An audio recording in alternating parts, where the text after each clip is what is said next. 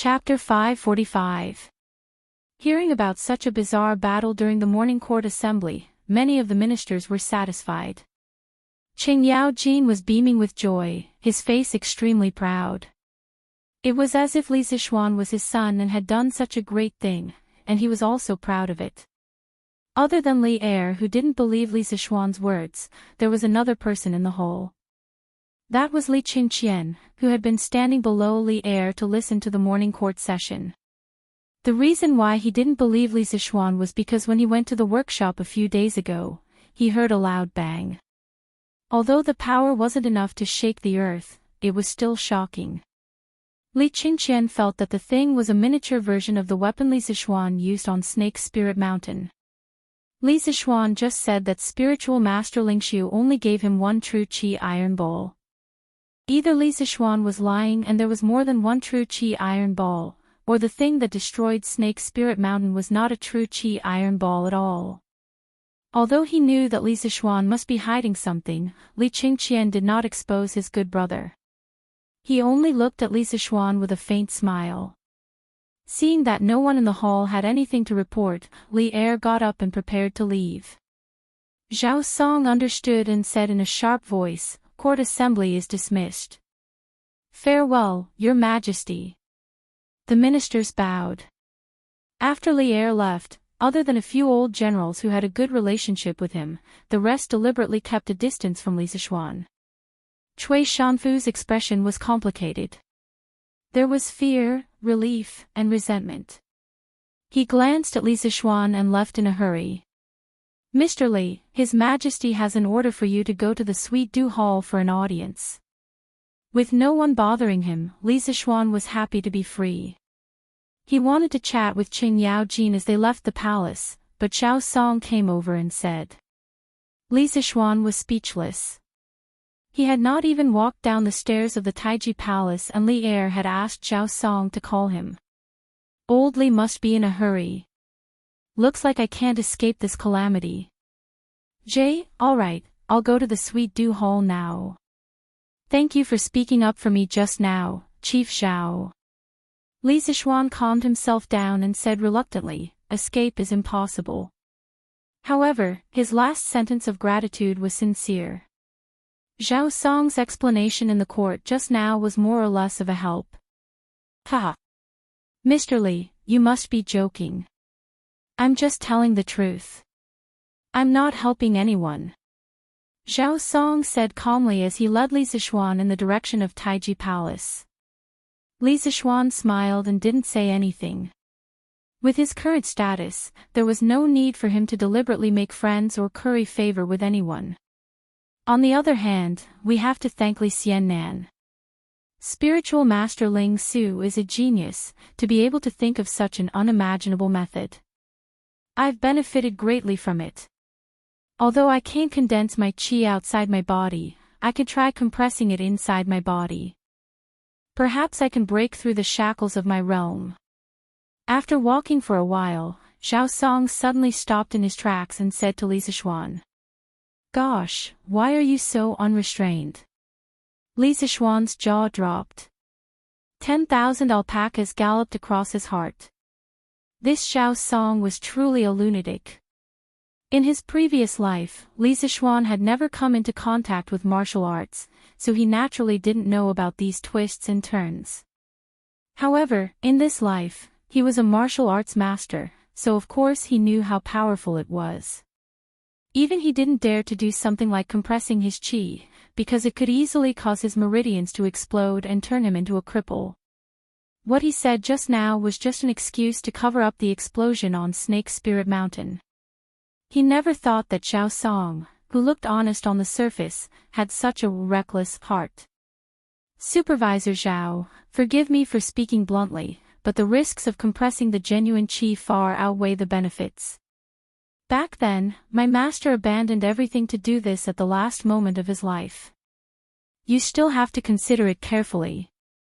Zhao Song had more or less helped him. Li Zixuan didn't want Zhao Song, a great master, to become a cripple because of his nonsense. If Li Er knew, he would probably mess with him. Ha! On the path of martial arts, I definitely can't go as far as spiritual master Ling Su.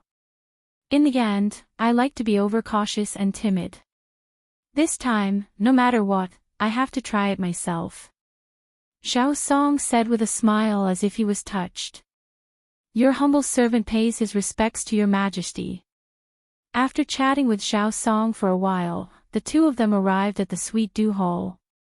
Li Zixuan bowed to Li Er as he prayed in his heart that the stubborn old man Zhao Song wouldn't explode in the future. Ha! You sure run fast. Did you forget the promise you made in the imperial court? Li Er waved his hand and said in a bad mood. His hands were itching now, mainly because Li Zixuan was asking for a beating.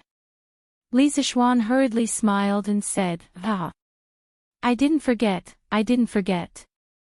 How would I dare to forget? Here, your majesty, this is the tool I used to fly up the Snake Spirit Mountain last night. The blueprints are all here." As Li Zixuan spoke, he took out a stack of blueprints from his sleeve. These were the blueprints he had drawn in the workshop for the past 3 days. Li Er didn't put on airs and personally went forward to take them. He casually flipped through them and looked at Li Zixuan and asked, "This mushroom-like thing can fly up to a height of 1,000 feet. Li Zixuan smiled and said, "Of course. If your majesty doesn't believe me, you can go to my house to take a look in the future. That thing is still in my courtyard." Li Er was furious when he heard that. Bastard! Why didn't you keep such a national treasure well and leave it in your courtyard? If it was stolen by thieves and fell into the hands of other countries, how many of our Tang Empire's soldiers would die in vain? When you go back, immediately send that thing to the palace. Since you can't keep it well, I'll keep it for you. Openly robbing, and it was a righteous robbery. How could Li Zixuan, who had dealt with Li Er so many times, not know that the latter half of Li Er's sentence was the main point? He hurriedly said, Don't. Your Majesty, I will definitely keep that thing well in the future. If you really want that thing, can't you ask the craftsman to make another one according to the blueprints? Oh, right, if the craftsman can't understand this blueprint, you can ask Qin Ke to teach them. Qin Ke knows this. Get lost. At the mention of Li Tai, Li Er was even more furious. He pointed at Li Zixuan and scolded, "You brat, you still have the nerve to mention Qin Quebec. I originally wanted him to learn from you, but now he has been bewitched by you to build a house in the Cloud Mountain. My son is actually building a house for you. You're getting bolder and bolder." Chapter 546. Inside the Sweet Nectar Hall. Seeing Li Er's furious appearance, the palace maids and eunuchs at the side hurriedly lowered their heads. Previously, they had only seen Wei Jing who could make Li Er lose his composure. They didn't expect that today there would be another Li Zixuan. Sure enough, heroes came from the youth. Cough. Your Majesty, please calm down. Building a house is also a kind of learning. There is a saying in Taoism called entering the world to cultivate. If Prince Wei stays in the palace for a long time, it won't be good for his character growth. I believe your Majesty understands this point. Otherwise, you wouldn't have allowed Qin Ke to go to Cloud Mountain. Ha! Li Er laughed. He didn't agree or disagree. He thought for a while and then said meaningfully, "Let's not talk about this for now. Is there something you forgot to tell me?" Li Zixuan was stunned. Then, he suddenly thought of something and immediately put on a fawning expression. Yeah. Your Majesty, you are too polite. This humble subject only presented a few blueprints, and you want to reward this humble subject heavily. In fact, this humble subject will be grateful if you reward me with something else. Why do you want this humble subject to personally choose the reward? As the saying goes, thunder and rain are the grace of the emperor. This humble subject. Shut up. Li Er couldn't listen to him anymore. His expression was as if he was a dog. He said angrily, "When did this humble subject mention a reward to you? This humble subject is asking you to truthfully tell me the method you used to destroy the 7 cultivators of true virtue." He didn't expect that there would be such a shameless and daring person in this world. He was both angry and amused. "Ah! So it's not a reward." Li Zixuan was stunned. He muttered, touched his nose, and said embarrassedly, "Cough, cough." The method to destroy the 7 cultivators of true virtue was an iron ball of true qi. Didn't this humble subject just say it in the imperial court? Li Er glared at him and said angrily, "Humph. You can fool others with that nonsense, but don't think you can fool me. Quickly tell me the truth. You brat, you're getting bolder and bolder. You even dare to lie to me." If someone else dared to be so naughty in front of Li Er would have long ordered people to drag him out and behead him. However, this person was Li Zixuan. Therefore, Li Er felt helpless. Li Zixuan was so capable that any monarch who had slightly opened his burning point would choose to put him in an important position. Of course, Li Er was no exception. Feeling Li Zixuan's aggressive gaze, Li Zixuan shrunk his neck and said hesitantly, "Actually, the thing that I used to bomb the 7 cultivators of true virtue that night was a type of strong gunpowder. The general principle behind it is similar to that iron ball made of true qi. The only difference is that it wasn't made by my master, but by me." Hearing this, Li Er's breathing suddenly quickened. As expected. As expected. I've long guessed that it's impossible for there to be only one of these things. You can definitely make more. However, what is a strong gunpowder? At this time, the term gunpowder had yet to appear. The person who truly defined gunpowder was Song Yingxing of the Ming dynasty. He wrote in the heavenly works of creation, "Gunpowder is mainly made of saltpeter and sulfur, supplemented by plant ash. Saltpeter is of the extreme yin nature, while sulfur is of the extreme yang nature. When these 2 divine objects meet, there is no gap between them. When they appear, people will be shocked and their souls will scatter." However, the appearance of gunpowder could be traced back to the spring and autumn period. According to the Fanzi Yeren, gunpowder was already used in China during the spring and autumn period. According to Fanzi Yeren, gunpowder was already used in the common people's livelihood. Of course, gunpowder at that time only referred to saltpeter. This was because saltpeter could directly ignite or explode when it collided with organic matter. When it came to gunpowder that was slightly more powerful, it had to be refined into a pill alchemist. This was because the original use of gunpowder in China was to be used in the fire process of refining pills. In ancient times, when it came to poisonous metals such as sulfur and arsenic, they would often burn them before using them. The word burn meant to subdue them. To make the toxicity lose or reduce, this procedure was called fire suppression. After Li Zixuan heard Li Er's words, he choked for a moment. What did he mean by, "I already guessed that there was more than one"? After all this time, he was tricked. "Your Majesty, gunpowder is a medicine that can be ignited by sparks, flames, and so on. When these things burn fiercely in a very narrow space, it will cause an explosion. This can actually be used as the ignition agent in the fire suppression procedure of Taoist alchemy." After cursing Li Zixuan several times in his heart for having little gg, Li Zixuan gloomily explained. When Li Er heard the word alchemy, his eyes suddenly lit up. He asked, "You also know alchemy?" Li Zixuan looked at Li Er's expression and knew what he was thinking. He hurriedly said, "Of course I don't know this. My master once said that the art of alchemy is the biggest scam of Taoism. Back then, ever since the first emperor recruited alchemists to refine the elixir of immortality, the world has been changing dynasties for nearly 800 years, but there has never been anyone who can live forever. This is just a scam to confuse people." After saying so much, Li Zixuan still didn't want Li Er to go astray. Li Er couldn't help but blush when his thoughts were seen through. After he calmed down, he said with a straight face again, I also understand that the art of alchemy is just a small matter, but this gunpowder is so important to my Tang Empire. Why didn't you tell the truth in the imperial court just now? Li Er stared sharply at Li Zishuan's face and asked word by word. Li Zishuan's heart tightened. He knew that the most important test was coming. He hurriedly stopped smiling and said seriously, Your Majesty, the power of this gunpowder is enough to destroy the world. It is precisely because it is so important to the country that this humble subject doesn't dare to reveal it in front of others. There is no such thing as an impenetrable wall in this world.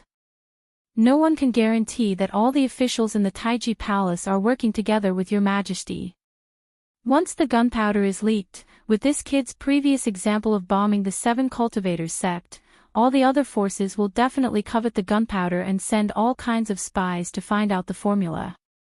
Once they find out the formula, it will definitely be a disaster for the Tang Empire's army. After all, gunpowder is a double-edged sword. It can hurt others and also hurt oneself. This is a serious matter, so I have to be careful. That's why I lied in the imperial court just now. I hope Your Majesty can forgive me. Li Er's expression turned cold. When Li Zishuan said this, he instantly thought of many bad things. At present, the Tang Empire had just been established, and Li Er had only been in power for less than a year. His control of the Tang Empire had not reached the point where he could sit back and relax. Aristocratic families, external enemies, internal troubles, external troubles, these were all unstable factors hidden in the dark. If he was careless, he might lose the whole game. Not bad. I'm very pleased that you can think of these things. Li Zishuan, you didn't disappoint me.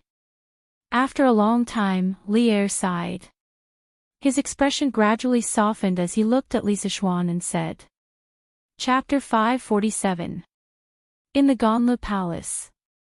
It was rare for Li Zishuan to hear Li Er speak human language. He couldn't help but feel a little better.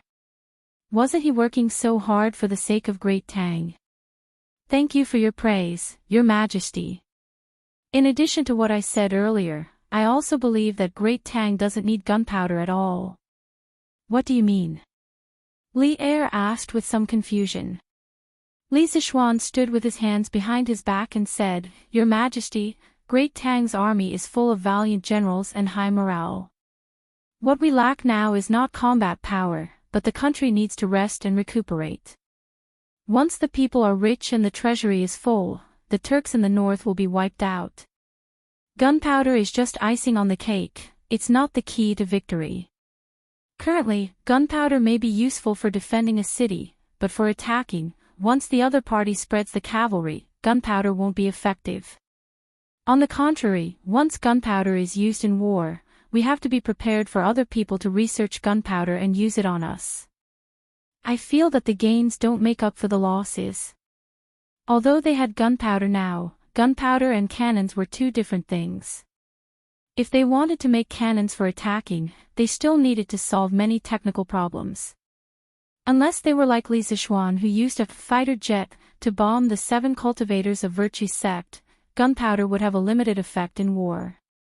Moreover, if someone secretly learned the gunpowder formula, it would be really troublesome. Li Er shook his head and said, Although what you said is reasonable, how can I give up eating for fear of choking? The power of gunpowder is beyond doubt. I believe that as long as we keep it a secret, there won't be a problem. As for how to use gunpowder for attacking, didn't you already do it yesterday? It seems that Li Er also wants to use yesterday's bombing of the 7 cultivators of virtue. Li Zishuan quickly shook his head and said, Your Majesty, this is not the same. For the time being, this subject will call the mountaineering tool the celestial lamp. Although the celestial lamp can fly hundreds of feet high in the sky, its flying direction is completely dependent on the direction of the wind. Wherever the wind blows, it will follow, just like a sailboat on the sea. The situation on the battlefield changes rapidly. How can we pin our hopes on the unreliable direction of the wind? Li Er asked doubtfully, Then how did you do it last night? I remember that it wasn't a southwest wind last night. Ugh. Li Zishuan said awkwardly, Your Majesty, I used my true qi to forcefully change the direction of the celestial lamp last night. I'm afraid it's very difficult for people below the guru level to achieve this. Li Er was speechless. Ha! The 7 cultivators of true virtue is truly unlucky to have provoked you, brat. Li Zishuan awkwardly smiled and stood there without saying anything. A man can't be a man if he doesn't take revenge. If there was someone to blame, then blame the people from the 7 cultivators of true virtue for provoking him. Li Er clasped his hands behind his back and walked 2 steps. Suddenly, he asked meaningfully, There must be other reasons besides the ones you just mentioned, right? With that, he stared into Li Zishuan's eyes with a faint smile, waiting for an answer. A few drops of sweat suddenly appeared on Li Zishuan's forehead. It was said that the emperor was very suspicious, and Li Zishuan was no exception. How should he explain this? Brat. Even if you don't say it, I already know. You didn't dare to tell the truth in the imperial court because you were afraid that I would feel that you were too big of a threat and suspect you, right? Li Er saw Li Zishuan struggling and unable to say anything. He laughed loudly and walked over. Sizing up Li Zishuan, he said, You don't need to quibble. That's what you were thinking at the time. Ha! I remember telling you before that under my command, you can use as many talents as you want. Although the situation with the gunpowder is very special, I still know what kind of temperament you have, brat. Otherwise, I wouldn't have let you live until today because of what you did. Li Er's face turned slightly cold as he finished speaking. Li Zishuan was silent. He secretly thought that Li Er had his reasons for becoming an eternal emperor. His vision and breadth of mind were things that many emperors didn't have. After a long while, Li Zishuan faintly sighed and cupped his hands. Thank you for your trust, Your Majesty. I don't have any great ambitions in this life. I just want to lie at home and live a leisurely life with my wife and parents. I don't want to participate in these disputes. Of course, I also hope that Tang Empire is infinitely powerful. It's best if it's so powerful that no one dares to provoke us. Then, I can peacefully enjoy my life at home. Li Er glanced at him and snorted. Useless. Wait until you help me develop Tang Empire to a point where no one dares to provoke us, then we can talk about enjoying your life. Li Zishuan smiled and said, Your Majesty. Contentment brings joy. What is being successful and not being successful? Anyway, I'm very satisfied with my current life. Don't I still have Your Majesty to worry about other things? Li Zishuan's words were sincere. He wouldn't exchange his current lifestyle even if he was given the title of emperor. Didn't you see how Li Er, the emperor, was so busy every day that his feet didn't touch the ground and was even criticized by the haters? It was really tough. How could it be as comfortable as him hugging his wife? Humph. Brat, according to what you said, you don't even care about my throne now. Li Er said with some dissatisfaction. If it were anyone else who heard this, they would definitely be scared half to death. However, after having a heart-to-heart talk with Li Er today, Li Zishuan had a better understanding of old Li's personality. He wasn't afraid and just said casually, I didn't say that. I don't care about my position, I don't care about politics. I just want to be a good son and a good husband. I don't care about other things. Ha! You brat. Li Er pointed at Li Zishuan and then walked back to the table and sat down. Li Zishuan felt that today's conversation was about done. He felt around his chest and took out a small piece of paper. He stepped forward and handed it to Li Er. Your Majesty, this is the formula for gunpowder. Forgive me for speaking out of turn, but this formula must be kept a secret. Moreover, if Your Majesty really wants to make gunpowder, you must not do it in the bustling areas of Chang'an. Once an accident occurs, Not only will it alarm those with ill intentions, it will also cause a large number of innocent casualties. Li Er stared at the small piece of paper and his face slightly flushed. He didn't take it and instead asked, "You handed over such an important thing so easily?" Li Zishuan said seriously, "Your Majesty, as I said before, I don't have any great ambitions. If it wasn't for the 7 cultivators sect forcing me into a corner, I wouldn't have used gunpowder. Now that I've made gunpowder, this national treasure should be handed over to Your Majesty for safekeeping. I can't think of any use for it." "Good. Immortal lamp, gunpowder. Don't worry, since you took the initiative to offer these 2 things, I won't treat you unfairly." Li Er took the small piece of paper and said in a deep voice. Li Zishuan cupped his hands and said, "Thank you, Your Majesty. If there's nothing else, I'll take my leave." Go. Chapter 548. More than an hour ago, in a private room of the Junue restaurant. Inside, there were 5 young masters who were dressed luxuriously and had extraordinary appearances. Their nobility and elegance were clearly not something that could be nurtured by a poor family. The 5 of them sat opposite each other and did not deliberately maintain the order of the seats. Among them, the young man named Xian Ji said, Li Zishuan first flattened the price of books, and then he launched the dictionary of the Tang dynasty. Such actions are tantamount to digging at the foundation of the Shandong landowning clans. I believe that all the brothers present can see this. Xian Ji is right. Since the establishment of the Li Tang dynasty, the Shandong gentry have been suppressed repeatedly and have long lost their former glory. Now we have to pay attention to the actions of this Li Xianji. He is shaking the prestige of our families in the scholarly circle. A slightly older man sitting next to Xianji took over the conversation. How can a small dictionary shake the foundation of the Shandong gentry? Cui Xuanji, Cui Xin, when have the people of the Cui family of Qinghe and the Cui family of Bowling been so timid? Hearing these 2 people talking, the handsome young man sitting on the outside sneered discontentedly.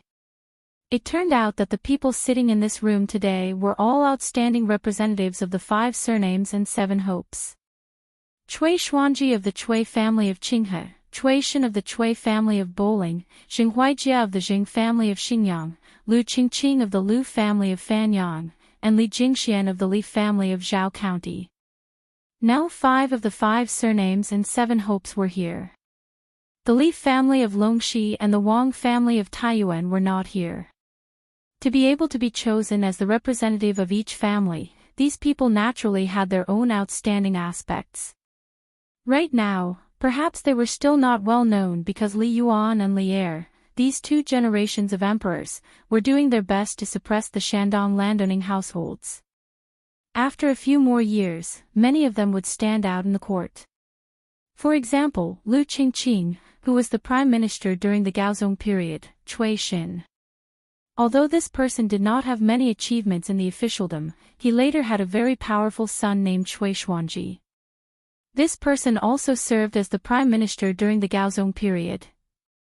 During the Wuzhou period, in order to support the crown prince, Li Xian, to ascend the throne, he launched a coup and was conferred the title of prince. Xing Huijia. Today is different from the past. You and I have both seen the plight of the aristocratic families. The emperor's ambition is also clear as day. At this time, you still have high standards but little ability. Could it be that you will only wake up when we are all reduced to ordinary families? Cui Xuanji said with an ugly expression. Ha! You really have groundless fears. In any case, the Cui family was a rich and powerful family that had lasted for thousands of years. Even if the current emperor intended to weaken the aristocratic families, could he really do anything to the Cui family? It's true that our families are being suppressed now, but I think it's just because Li Tangchu and the Li family of Longxi want to raise the status of the Guanlong nobles. At this moment, we only need to lie low. When the crown prince takes the throne, we will definitely have more opportunities. Zheng Huijie retorted somewhat disapprovingly. It had to be said that although this guy was a little arrogant, he had a good grasp of the overall situation. In China's history, aristocratic politics sprouted in the Eastern Han Dynasty and died at the end of the Tang Dynasty.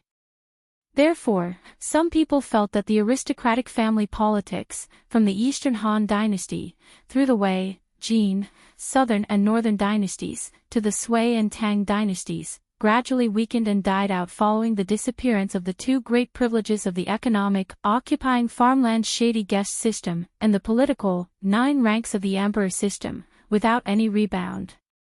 In fact, this was a great misunderstanding. Because in terms of historical facts, in China's aristocratic politics era, there were 2 most glorious periods. One was the Wei Jin Northern and Southern dynasties, and the other was the Tang dynasty. In the Tang dynasty, especially in the Middle and Late Tang dynasty, aristocratic politics didn't dim. On the contrary, it strangely became glorious again.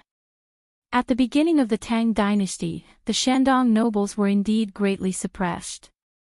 First, the Guanlong military group still had a lot of power at that time. Second, the emperor deliberately suppressed them.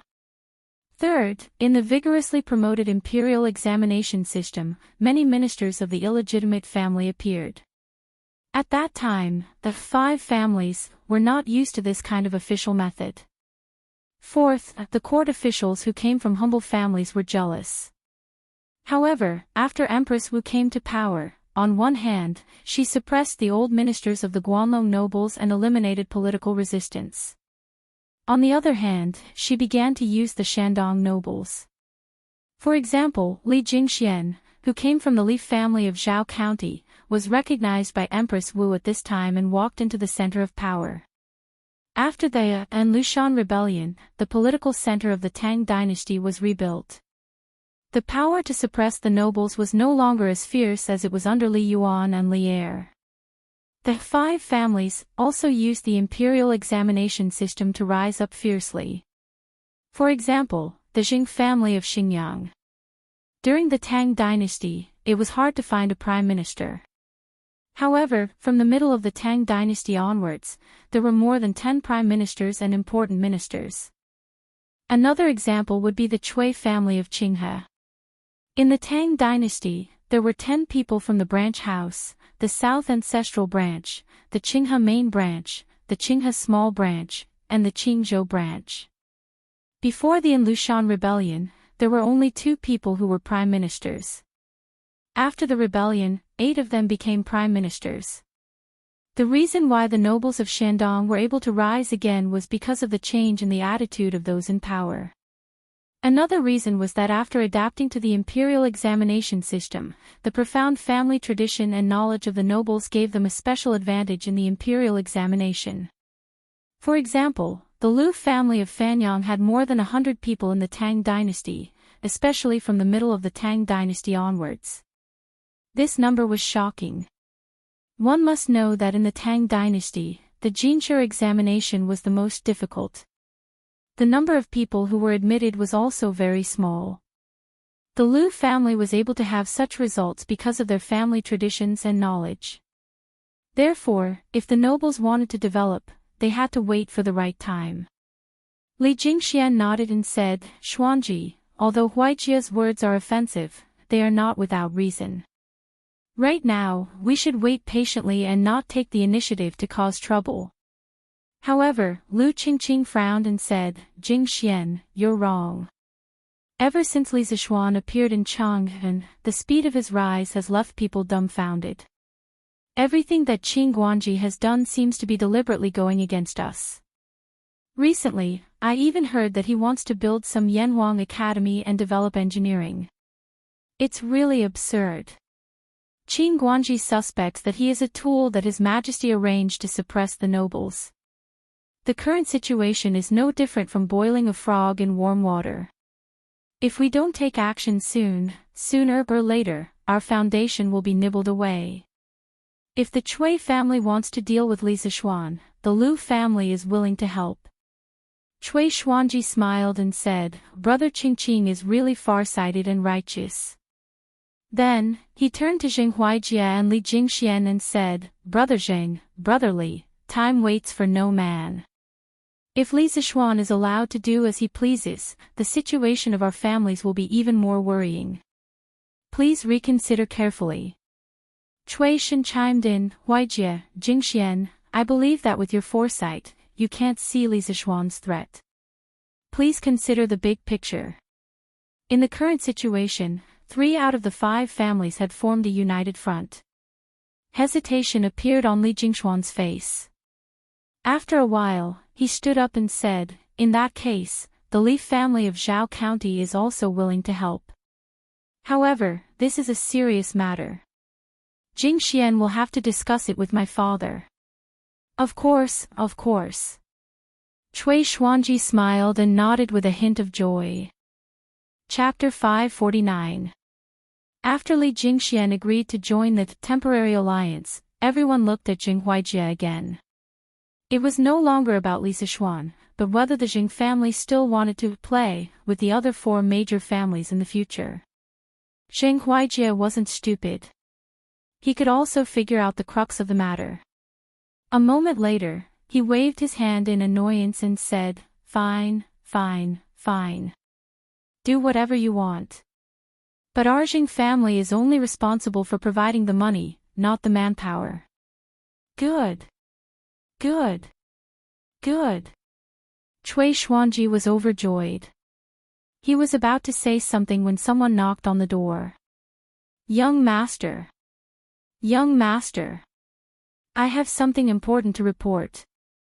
The atmosphere in the room was stifling. Logically speaking, no servant would come and disturb such an important meeting. Apart from Li Jingxian, the other 4 people all had anger on their faces. Li Jingxian hurriedly said, Please don't blame him. I'll go out and teach him a lesson right now. It's okay. It's okay.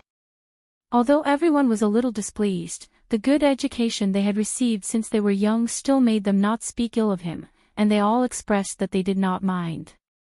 Li Jingxian cupped his hands, opened the door, and walked out. After half an hour, Li Jingxian returned to the room, but he looked a little upset. When everyone was about to ask him, Li Jingxian cupped his hands and said, Sorry, everyone. Everyone, I'm very sorry. Something urgent has cropped up in Jingshuan's family, so he can't stay here any longer.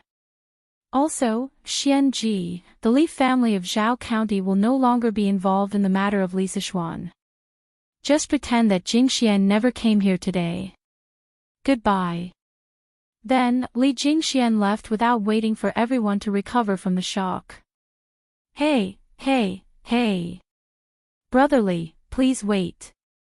What on earth happened? Cui Xuanji was stunned for a while, but Li Jingxian was nowhere to be seen. Xuanji, forget it. Since Jingxian is not willing, we can't force him. Cui Shen walked over and patted Cui Xuanji's shoulder. That's the only way. But fortunately, there are still 4 of us. This time, we will definitely ruin Li Zishuan's reputation. Cui Xuanji sighed regretfully. Just as he finished speaking, there was an urgent knock on the door. Young master. Young master. Bad news. I have something important to report. It was almost the same tone and the same words. Everyone couldn't help but feel their hearts skip a beat. I'm sorry. I'll be right back. Zheng Huijie stood up, cupped his hands and apologized. Then, he hurried out of the door. After a while, Zheng Huijie walked in with an embarrassed face and said quickly, I'm sorry, everyone. I have something urgent to deal with at home. The Zheng family of Xingyang won't be involved in the fight against Li Zishuan. Goodbye. The 3 people in the room were stunned. In less than a quarter of an hour, 2 out of the 5 alliances had withdrawn. Such a fragile alliance was ironic. Cui Xuanji's face alternated between green and white. He was the one who hosted today's meeting. Now that things had turned out this way, it was a slap to his face, a slap to the Chui family's face. However, Li Jingxian and Jing Huaijie had left in a hurry, and Chui Xuanji had nowhere to vent his anger. He was both frustrated and confused. Bam! Bam! Bam! Young master. Bad news. Bad news. I have something important to report. As soon as Jing Huaijie left, there was a series of hurried knocks on the door. Lu Qingqing looked at Chui Xuanji and Chui Shen helplessly and walked out without saying anything. Half an hour later, Lu Qingqing walked in with a solemn face. Just as he was about to speak, Chui Xuanji interrupted him. Brother Lu, is the Jing family of Xingyang also withdrawing? What exactly happened? Can you tell me first? Lu Qingqing said awkwardly, ahem. Xuanji, something big has happened. You should receive the news soon. I'll take my leave first. The Lu family will also not be involved in the fight against Li Zixuan. After that, he ignored Chui Xuanji's dissuasion and left. Chui Xuanji looked at Chui Shen anxiously and said, Cousin, what should we do now? Why did they go back on their words in the blink of an eye? During the Western Zhou dynasty, the son of Duke Ding of Qi, Jizi, gave the country to Shui while he himself took advantage of Cui Yi. After Jizi gave the country away, he was conferred the title of Chui Minister and took Cui Yi as his surname. Ever since Jizi was conferred the title of Cui Yi, the Chui family began its own development process. After entering the Sui and Tang dynasties, according to the new Tang dynasty, the Chui family had 10 houses. The first was Zhengzhou, the second was Yunling, the third was Nanzhu, the fourth was Qinghe Big House, the fifth was Qinghe Small House, the sixth was Qinghe Qingzhou House, the seventh was Bowling and Bungalow, the eighth was Bowling Big House, the ninth was Bowling Second House, and the 10th was Bowling Third House. The first 6 houses belonged to the Qinghe Chui family, and the last 4 houses belonged to the Bowling Chui family. The 2 Chui families came from the same family and had always maintained a close relationship. That was why Chui Xuanji called Chui Shen his cousin. Chui Shen frowned and said, Xuanji, there must be something we don't know about. Send someone out to find out if something big has happened. Chui Xuanji nodded and said, yes, cousin. Bam, bam, bam. Bad news, young master. Come in. At this time, a series of equally urgent knocks came from outside the house. Chui Xuanji's expression changed, and he shouted before the servant outside the house could finish speaking. Squeak, a young servant in green clothes and a green hat came in from outside the room. He looked strong and powerful. Wu Jia, hurry up and tell me what happened. Chui Xuanji walked quickly to the servant and asked in a deep voice. Huff. Young master, Wu Jia was about to speak when he saw Chui Shen next to him. He hesitated and didn't know if he should continue. Tell me. Chui Xuanji frowned and shouted. Yes, yes, yes, young master. I just received news that Li Zixuan, who disappeared for 3 days, has returned. Last night, the 7 cultivators of true virtue sect was razed to the ground and wiped out. That 7-headed snake was also killed by Li Zixuan, and its corpse is hanging in front of the Li family's door for public display. Wu Jia no longer hesitated and told him everything he had found out. Boom! Chui Xuanji's mind went blank. He staggered 2 steps back and murmured, impossible. Impossible. I've never heard of the Imperial Army launching an attack on the 7 cultivators of true virtue sect recently. Even if they did, it's impossible to take them down in such a short time.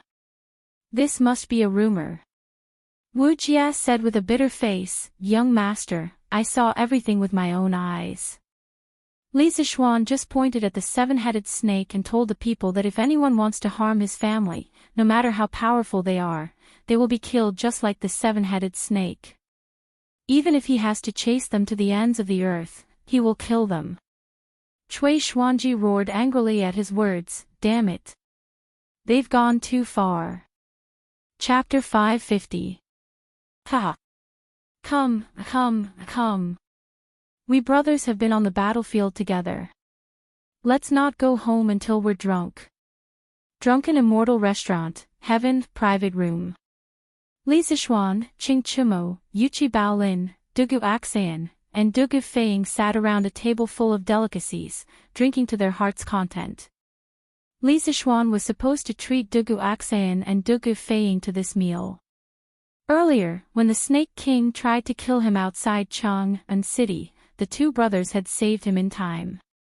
A few days ago, when they attacked Snake Spirit Mountain for the first time, Dugu Axayan and Dugu Feiying had also helped him a lot. If not for their extraordinary performance, he would not have been able to defeat Batian alone, and the Imperial army would have suffered more casualties that day.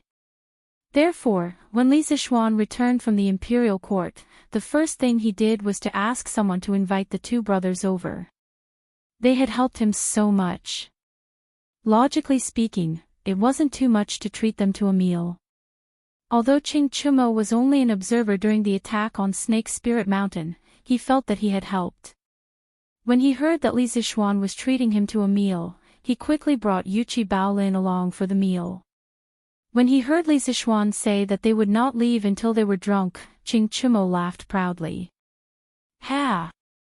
Who's afraid of you?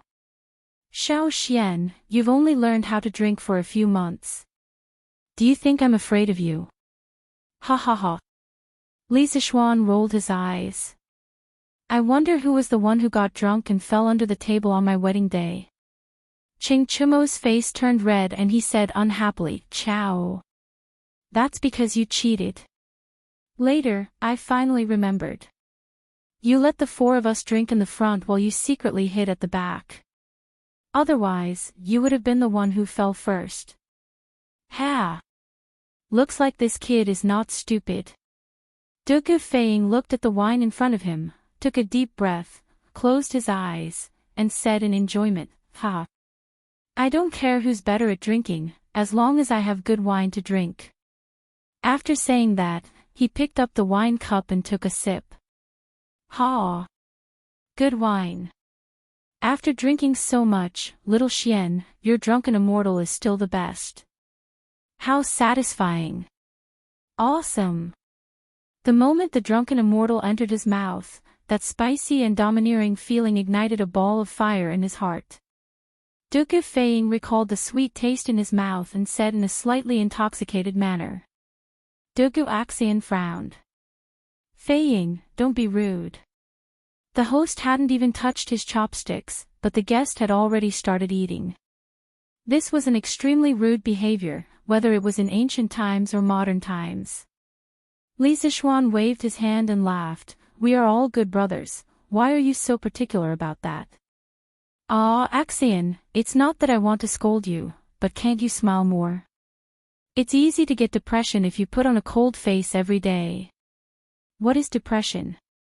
Dugu Axayan was taken aback as he asked. Ugh. Li Zixuan scratched his head and said, depression. Depression is a prolonged period of depression. The patient's depression can range from melancholy to grief, inferiority complex, pessimistic, and even suicidal attempts or behaviors.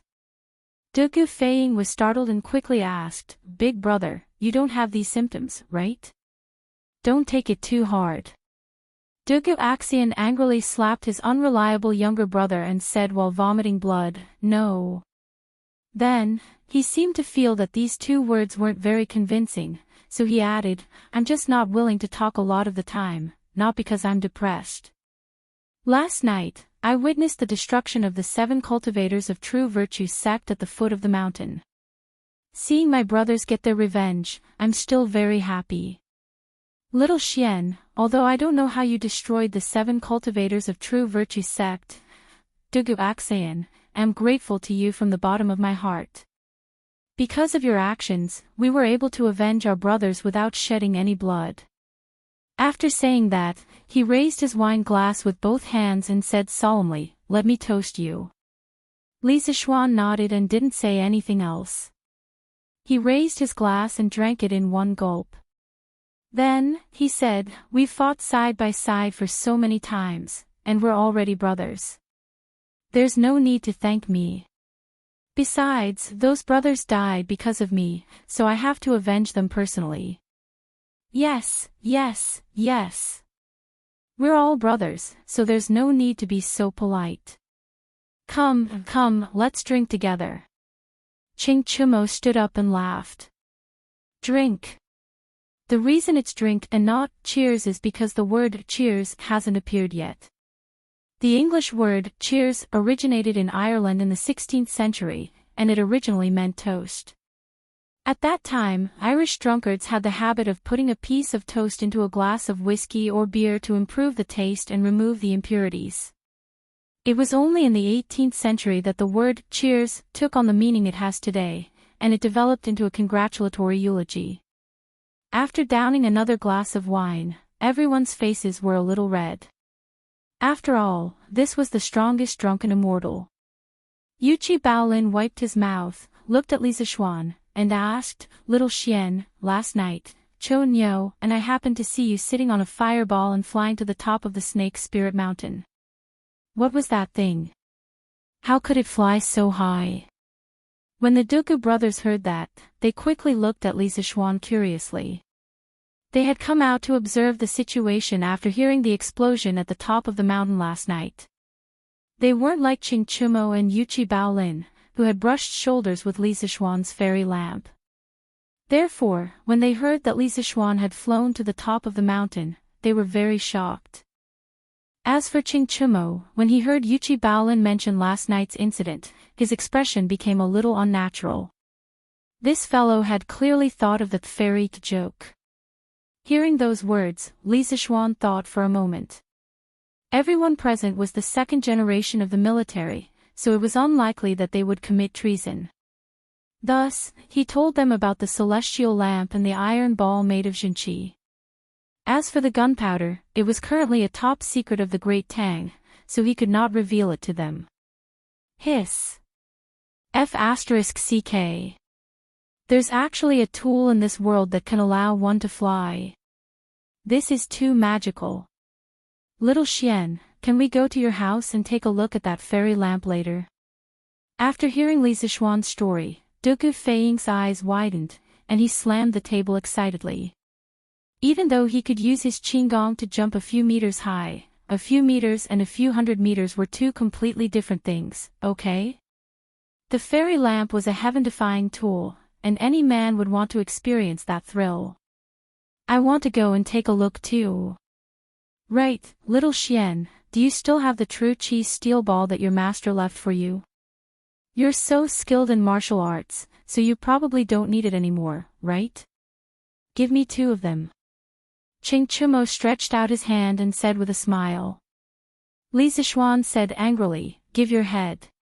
It's gone. Ah. Why is it gone? Chapter 551. Oh. That's right. Feiying, Oaxayan, did you too improve your martial arts in the previous battle? Li Zishuan suddenly asked after drinking for a while. He clearly remembered that when they first attacked the Snake Spirit Mountain, the 3 of them joined forces to deal with Yin Badian, who was at the peak of Grand Master. Due to the gap in their realms, they were at a disadvantage at first, and Dugu Feiying was almost killed several times. However, he took advantage of the opportunity created by Li Zishuan and Dugu Axayan to injure Yin Badian with 3 throwing knives, which really blinded everyone. Later, Yin Badian risked everything to kill Dugu Feiying first, and he used the first 6 swords of the Taishian 9 swords to save him. Dugu Axayan also used a series of complicated swordsmanship to save Dugu Feiying, and his speed was only a little slower than his own. In the end, the 2 of them stabbed Yin Badian one after another, severely injuring him. Such a battle record and such strength would definitely not appear in the battle against the Snake King in the eastern suburbs, which was why Li Zishuan asked. Dugu Feiying said excitedly, "Yes. That was the first time I fought a Grand Master outside the city. After I went back, I learned a lot, and the last time I was at the Snake Spirit Mountain, I learned something again, and that's how I injured Badian. Hey! I feel that my Xuanya throwing knives is about to reach the small success level. Am I right? Big brother. Dugu Axian nodded and said, yes. You've improved a lot. Although it's a narrow escape from death, it's also the fastest way to improve one's strength. Only between life and death can one achieve great things.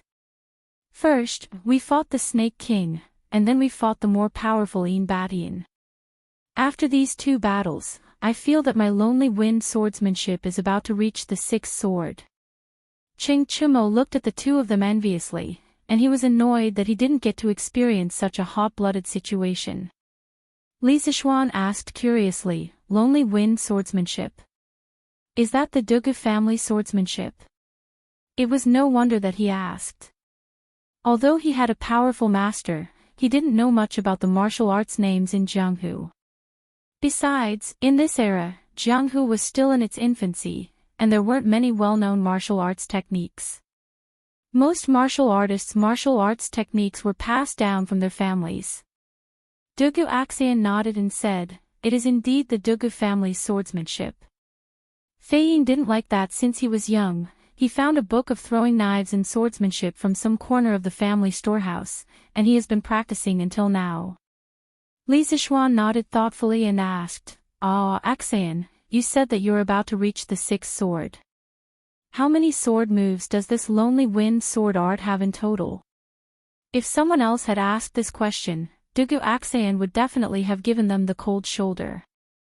After all, this sword technique was unique to the Dugu family and was not taught to outsiders. However, the person who asked this question was Li Zishuan. He thought for a moment and answered, there are a total of 9 sword moves. I can only use the first 5 moves now, but I feel that I have already touched the threshold of the 6th move. 9 swordsmanship moves. Li Zishuan was startled when he heard this, and his expression suddenly became strange. Dugu Fei Ying didn't understand and asked curiously, what's with your expression, Xiao Xian? My brother is already very powerful to be able to practice the 5th sword, okay? My dad is only at the 6th sword. Li Zishuan knew that this guy misunderstood. He quickly waved his hand and said, I don't mean anything else. I just thought of another swordsmanship. It also has 9 sword moves. Dugu Fei Ying snorted and said, there are many swordsmanship with 9 sword moves in this world. What's so strange about that? Yeah. Xiao Xian, doesn't your Tai Xian 9 swords also have 9 sword moves? Ching Chumo, who had been with Li Zishuan for the longest time, knew the most about the situation. He also interrupted.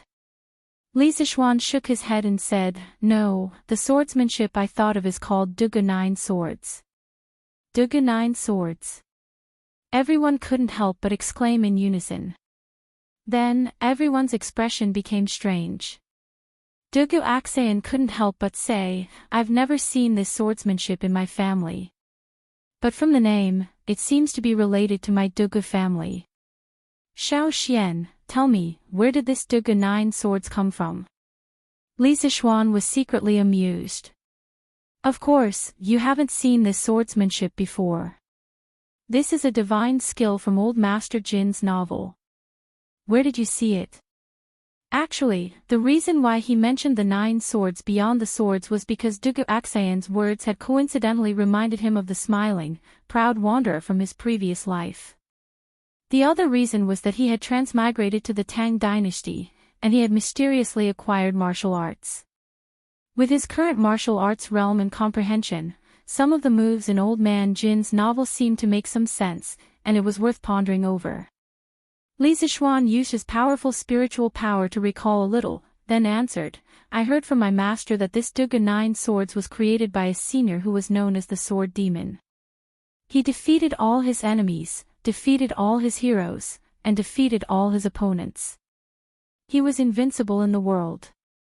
The sword demon wanted an opponent who could make him defend himself with one move, but he couldn't get it. In the end, he buried his sword in an empty valley and died. He also had another name, Duguchobai. When the other four heard this, their eyes widened in shock. Dugu Feiying exclaimed, Duguchobai. That name is so domineering. There's actually such a strange person in the world. Then this Dugu 9 swords must be very powerful, right? Li Zishuan smiled and said, of course. Dugu 9 swords has a total of 9 moves: ultimate move, breaking sword move, breaking knife move, breaking spear move, breaking whip move, breaking rope move, breaking palm move, breaking arrow move, and breaking chi move.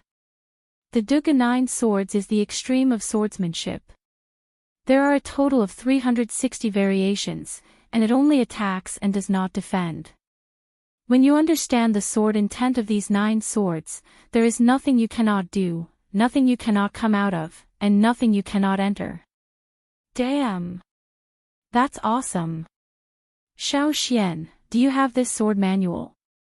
If you do, I'll practice this instead of the horse lance in the future. Qing Chumo said with a hopeful face, drooling. Dugu Axayan stood up and cupped his fists solemnly. Xiao Xian, this Dugu 9 swords is very similar to our Dugu family's solitary wind swordsmanship. If you have this sword manual, our Dugu family is willing to pay any price to exchange it. Please help us. Seeing Dugu Axayan's solemn face, Dugu Feiying also stood up and cupped his fists.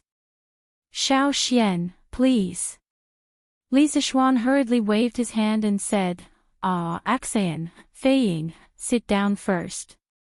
Sit down, sit down. But, sit down first. Otherwise, I won't say anything. All right.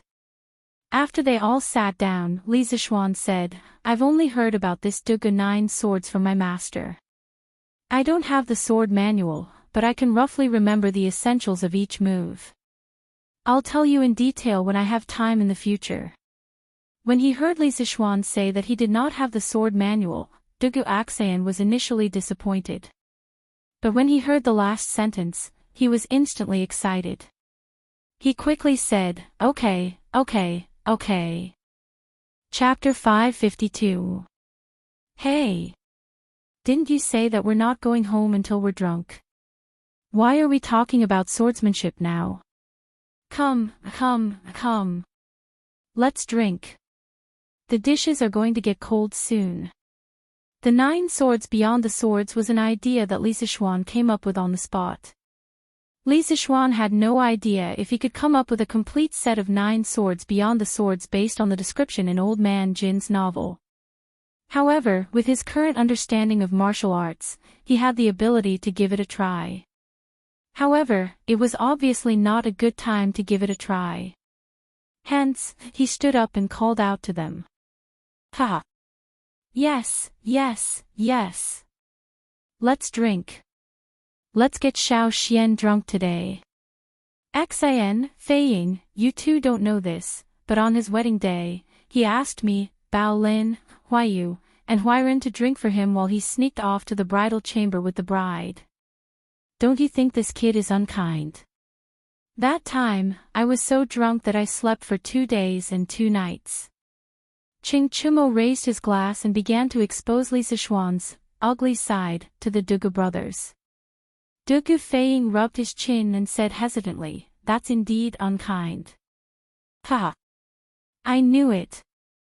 We're all reasonable people. Feiying, let's take turns getting him drunk today and let him have a taste of his own medicine. Qing Chumo laughed excitedly as if he had met a soulmate. Dugu Feiying turned his gaze to Dugu Axayan. Dugu Axayan frowned and said, Chonyo, marriage is something that happens only a few times in a person's life. Xiao Xian must have placed too much importance on it, that's why he asked the few of you to drink for him. I don't think it's too much to ask for a little understanding. Not too much to ask. Qing Chumo almost vomited blood when he heard this. He had never imagined that Dugu Axayan, who had always been cold and indifferent, would say such shameless words that went against his conscience? What the F asterisk K was going to happen? What the F asterisk CK? Aw, Axion, how did you become such a person?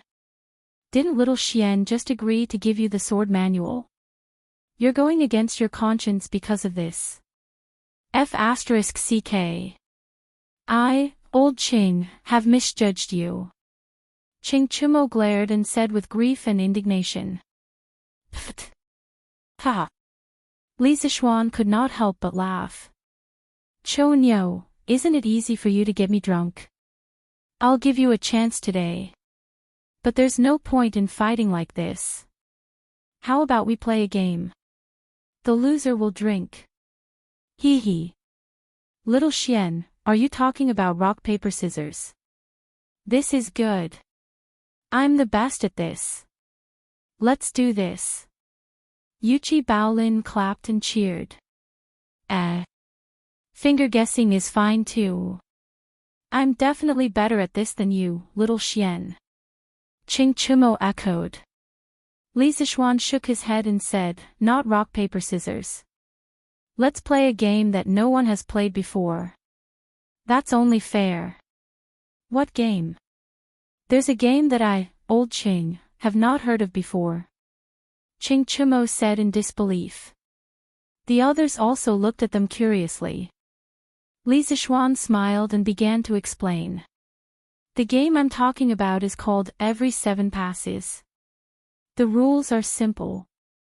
The 5 of us will pick one person and say any number. For example, if Chou Niu says 8, Baolin, you have to say a 9, Axian, you have to say 10, and so on. But there's one thing to take note of. Whenever there's a number that's a multiple of 7 or contains 7, that person can't say it out loud. He has to say a pass. Those who don't say a pass or those who hesitate for more than 2 breaths will all fail. The loser will be punished by drinking a glass of wine. Then, we'll start the next round from that person. How about it? This game is quite interesting. Why don't we play it? It was the first time Dugu Feiying had heard of such a novel game. He could not help but be interested. On the other hand, Qing Chumo was smart. He thought about it and shook his head. No. Xiao Xian, you're scamming us again. At the end of the day, this game is still testing one's ability to calculate. In this aspect, if you dare to say that you're second, who would dare to say that they're first?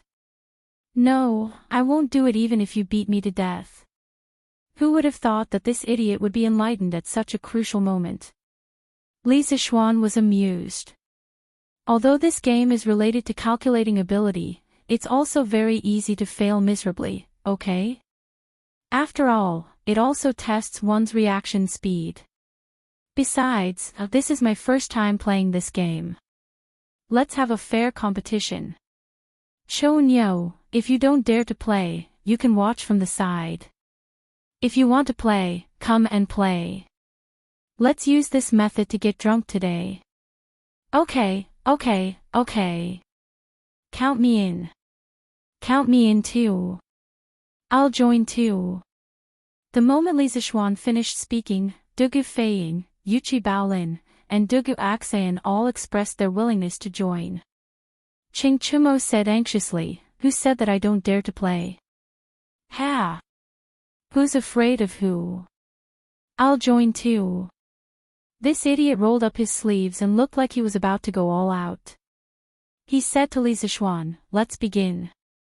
Li Zishuan smiled. Okay. Then the first round will start with me. 6. Qing Chumo was stunned for a moment before he quickly said, pass. He was secretly pleased with himself. You want to scam me so soon? No way. After all, this idiot had spent so much time in the mathematics school where experts gathered. He had learned quite a lot. The ones who were at the losing end were probably the 2 brothers, Dugu Axian and Dugu Feiying. Yuchi Baolin, 8. Dugu Axian, 9. Dugu Feiying, 10. Li Zixuan, 11.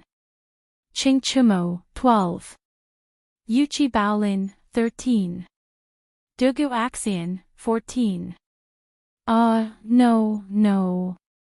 When it was Dugu Axian's turn, this honest kid's brain had not yet processed the situation and subconsciously blurted out the answer.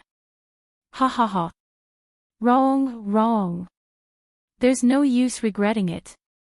Drink up. Qing Chumo immediately stood up and shouted. At this moment, he felt that this little game was quite interesting. Dugu Axian knew that he had answered wrongly as soon as he said it. Seeing Qing Chumo's heckling, he did not say anything else and directly raised his head to drink the drunken immortal in one gulp. Then, he shouted, "Continue, I say 20. With the help of the game, their banquet lasted all the way until the sun set in the west. The bustling sounds in their private room could be heard throughout the entire drunken immortal restaurant. As for the final battle, Dugu Axian and Dugu Feiying drank the most and had to be carried back. It was very easy for the game to fall into a vicious cycle. Those who drank too much would naturally become more and more muddle-headed towards the end, and the number of times they answered wrong would naturally increase. Li Zixuan did not drink that much. This was his first time playing this game in Tang Dynasty, but he had played it many times in his previous life. Naturally, he would not lose to the natives of Tang Dynasty. Chapter 553. While Li Zixuan was having a drink with his friends at the Drunken Immortal restaurant, a storm was raging outside because of him. Cui Xuanji thought that Li Zixuan was just bragging when he said that he would destroy the 7 cultivators of true virtue by himself. Therefore, he arranged for people to spread the news and make everyone think that Li Zixuan was just a braggart. Who would have thought that the corpse of the 7 cultivators of true virtue serpent would be hung in front of the Li residence, proving that Li Zixuan was not just bragging and that he had the strength to destroy the 7 cultivators of true virtue. But when Cui Xuanji learned that Li Zixuan had destroyed the 7 cultivators of true virtue, the people he sent to spread the news had already spread it out. It was too late to regret. Oh. So that Li Xiannan had made a military order in front of His Majesty to destroy the 7 cultivators of true virtue by himself. He is truly a young hero. Yes.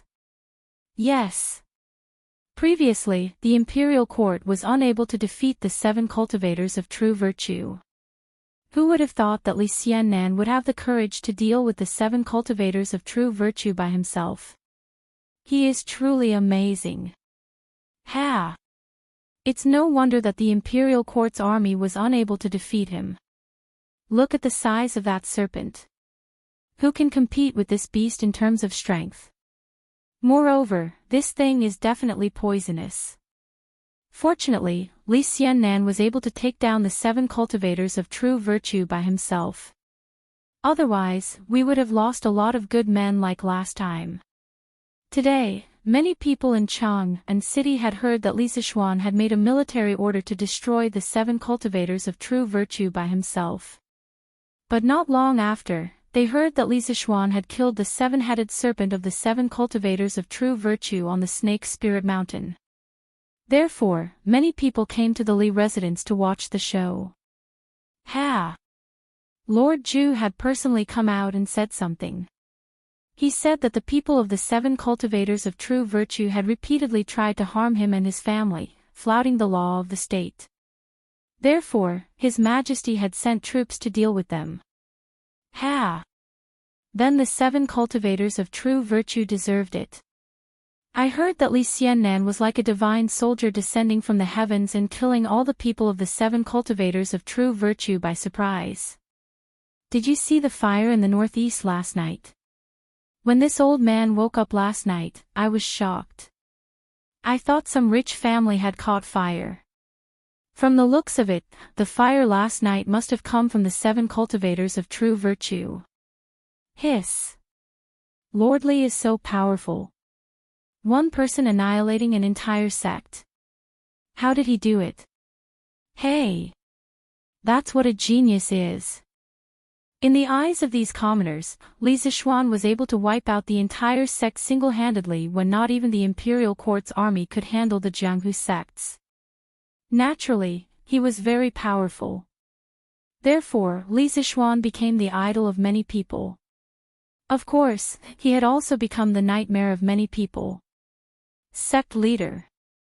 Why have you gathered everyone here? Mount Zhongnan, a certain second-rate sect in the pugilistic world. The sect leader was a middle-aged man in his 40s.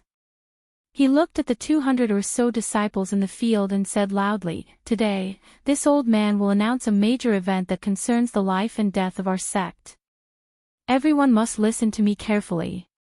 In the future, if anyone dares to violate this, they will be expelled from the sect. Do you understand?" Everyone was shocked. They wanted to ask what kind of matter could concern the life and death of their sect, but when they saw the sect leader's serious and fierce face, they could only reply in unison, "We understand." The sect leader nodded with satisfaction and continued, "In a while, each of you will come and get a portrait. You must remember the person in the portrait. If you meet him in Chang'an City in the future, you must remember that you must not provoke this person.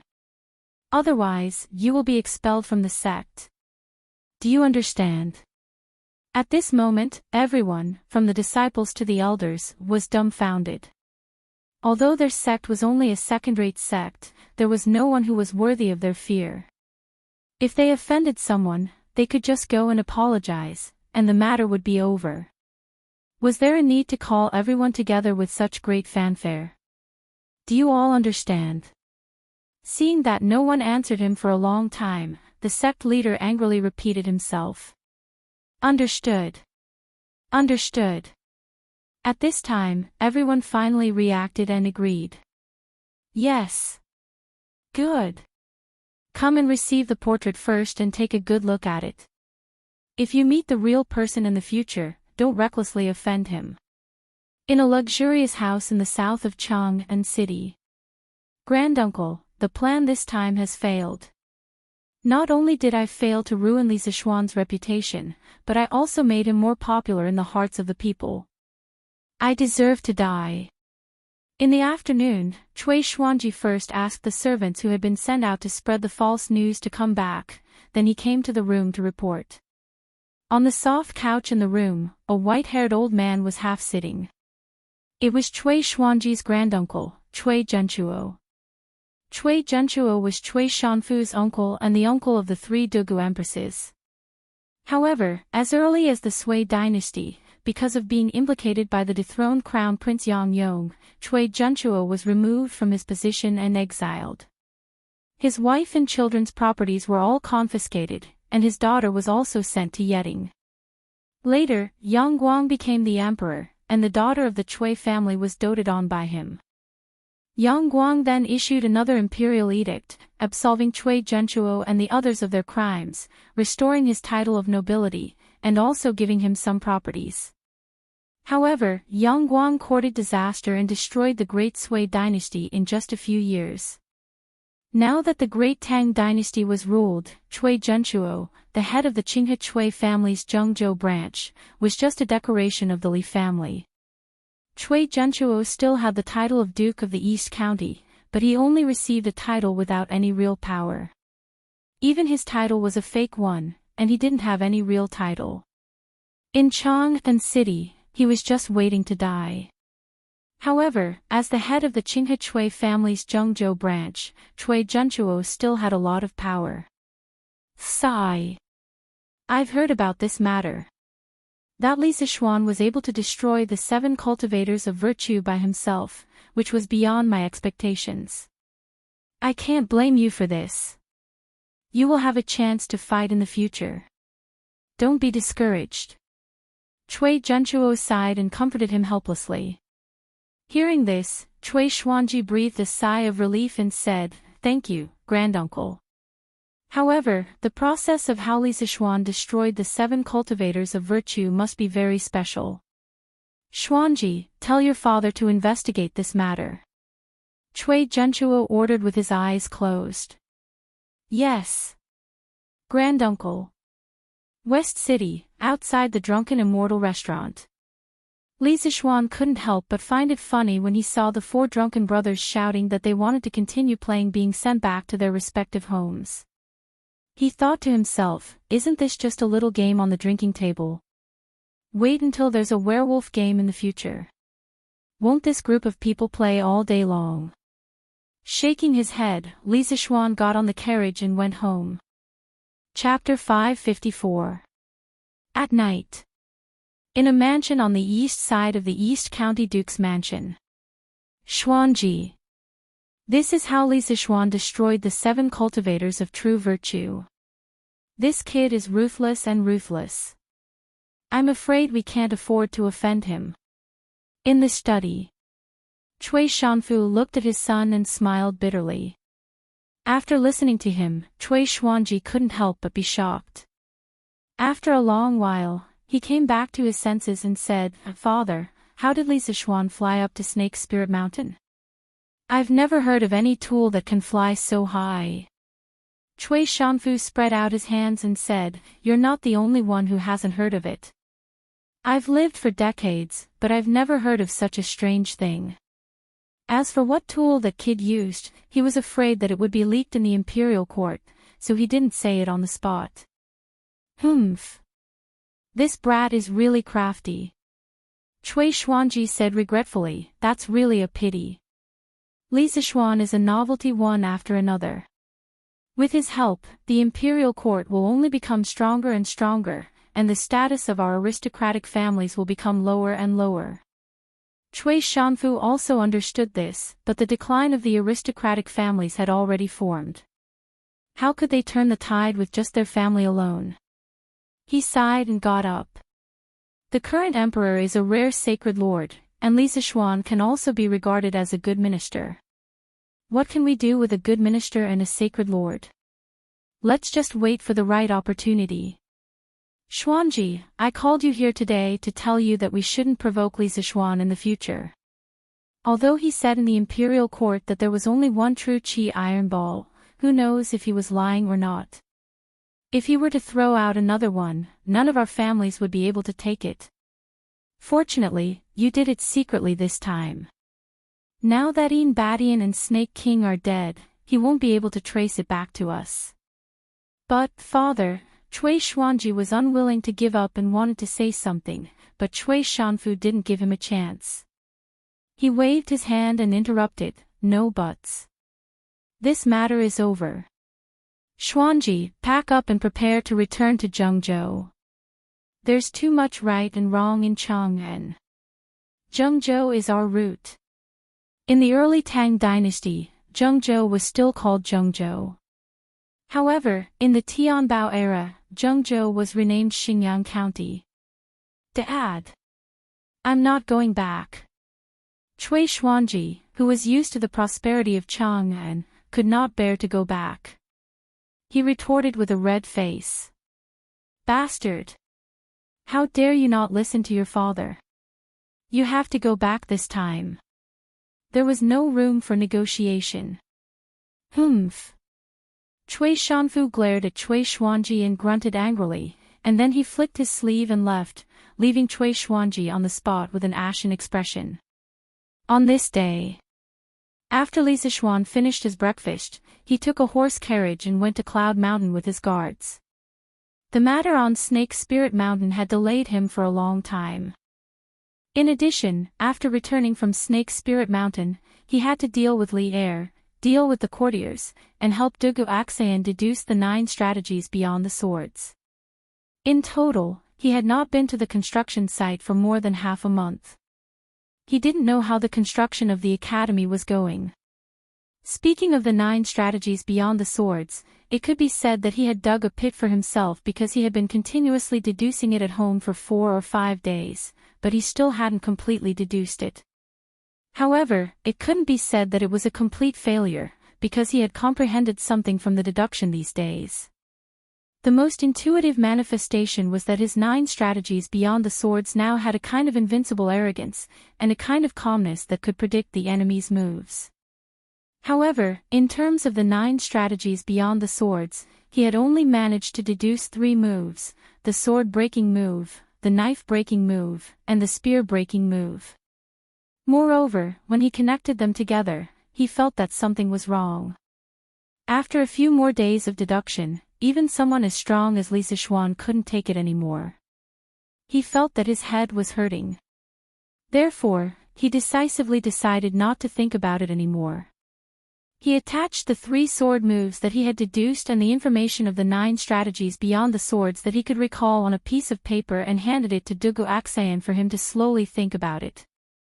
As the saying went, it was better to trick others than to trick oneself. Li Zixuan was very good at this kind of thing. However, this was going to be tough for Dugu Aksayan because in terms of martial arts realm, he was not as good as Li Zixuan. In terms of spiritual power, he was even weaker. Therefore, he had to use a hammer to deduce the sword moves. Wow! The progress is really fast.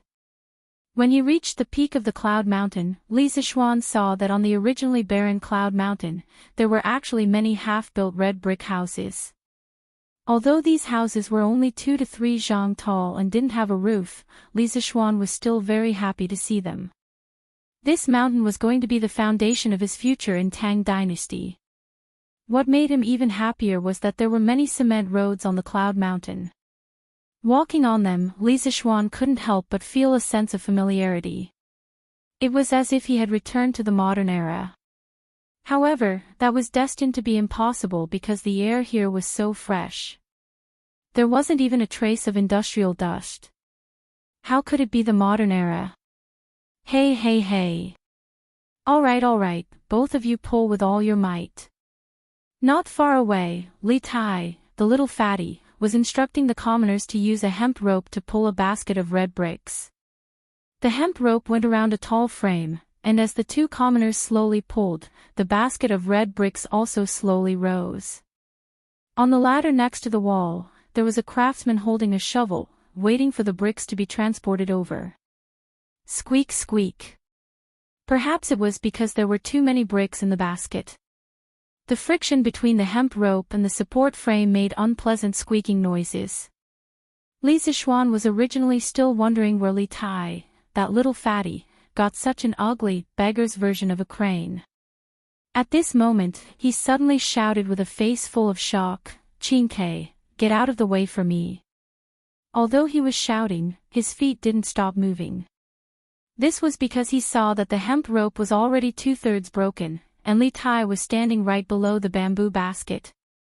If the bamboo basket fell from such a height, Li Tai's head would definitely be like a watermelon that fell to the ground. By then, the entire Tang Empire would be shaken. Thinking about it, if the great king of Wei died at the construction site of Li Zixuan Academy, not to mention how the courtiers would impeach him, Li Zixuan would probably even have the thought of killing Li Zixuan.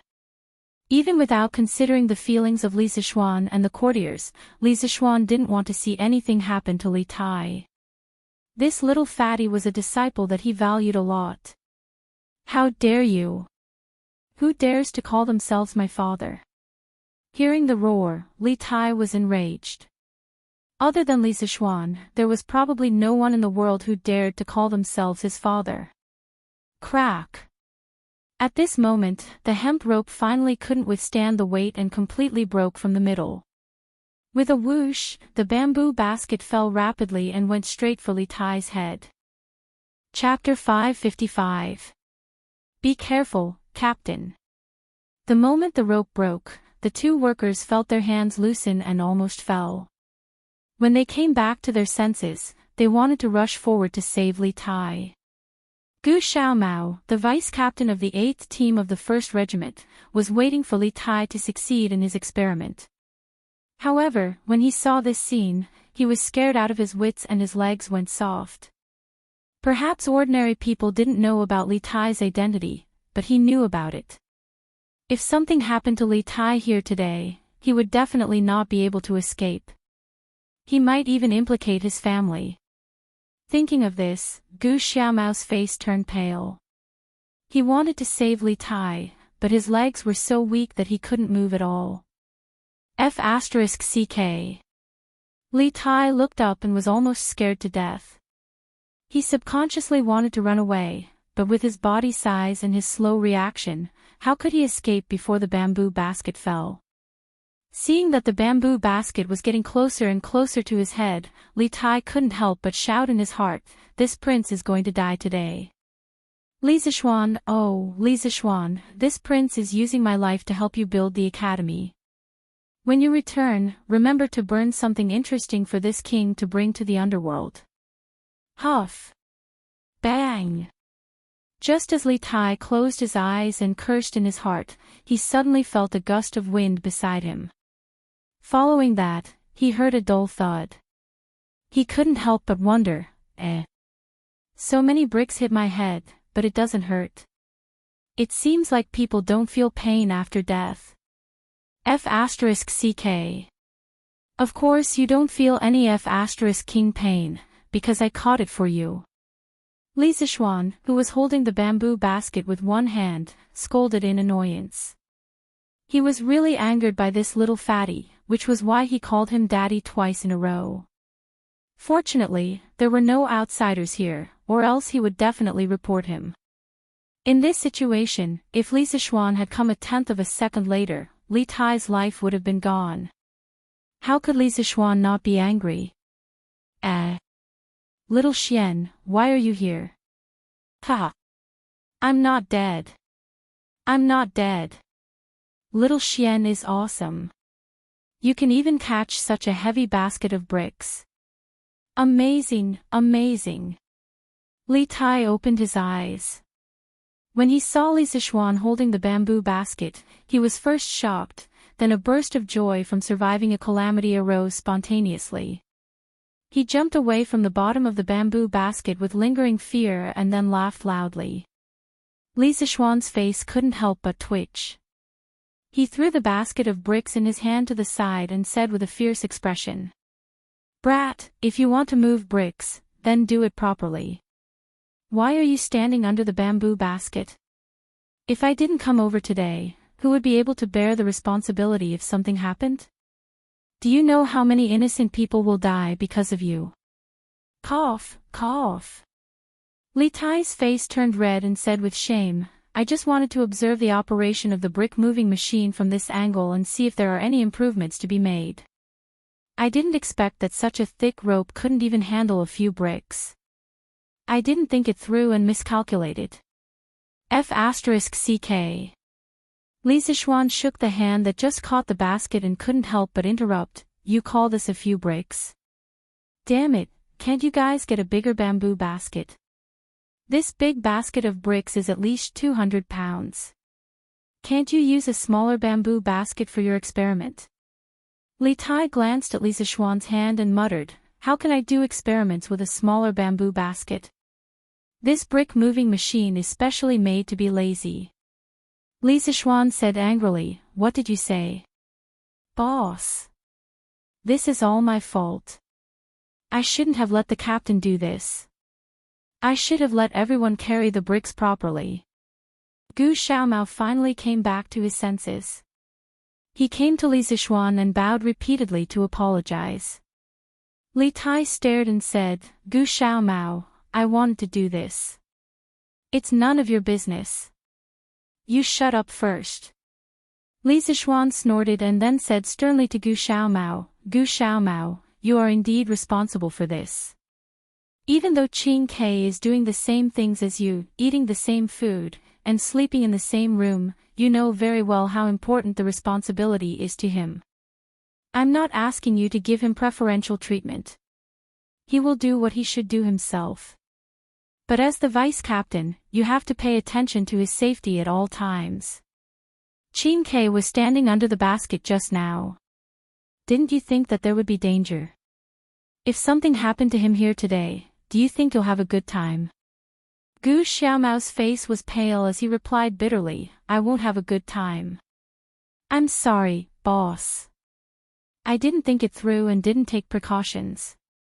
It's all my fault. No matter how you punish me, I won't have any complaints." Li Tai couldn't stand it and wanted to speak up for Gu Xiaomao. Li Zixuan glared at him and stared back at him. Li Zixuan waved his hand and said to Gu Xiaomao, "All right, you should reflect on yourself. What happened today can't happen a second time. Otherwise, you won't have a good time and I won't have a good time either. Do you understand?" Gu Xiaomao quickly bowed and said, "I understand, I understand." Li Zixuan nodded and turned to Li Tai and said fiercely, "Qing Te, come with me." After saying that, he walked to the house next door. The simple, temporary combat command room had now become a one-story brick house. "Oh." Li Tai shrunk his neck and replied sullenly. Today's Li Zixuan was too fierce. Even he was a little scared. "Say it. What the hell is that brick moving machine? Why do you want to make it?" In the room, seeing that Li Tai had followed him in, Li Zixuan asked expressionlessly. Speaking of the brick moving machine, Li Tai immediately became confident. He smiled proudly and said, "Hee hee. This is my, Li Tai's, exclusive invention." Previously, the craftsman said that if we were to build the academy according to the blueprint, we would have to use the method of filling in the ground. Otherwise, we wouldn't be able to continue building the walls. I thought that was too troublesome, so I thought of this idea of sending bricks up from below. Li Zixuan asked sullenly, "Filling in the ground? What's that?" Li Tai heard and immediately said with disdain, "Damn, you don't even know about the method of filling in the ground? I really have to give it to you. What's with the nonsense? I asked you, just answer." "Okay." After Li Tai's explanation, Li Zixuan finally understood that the method of filling in the ground was to use soil to bury the bottom part of the building. After the top part was covered, the soil was removed. This was also the method that the ancient people used to build high-rise buildings.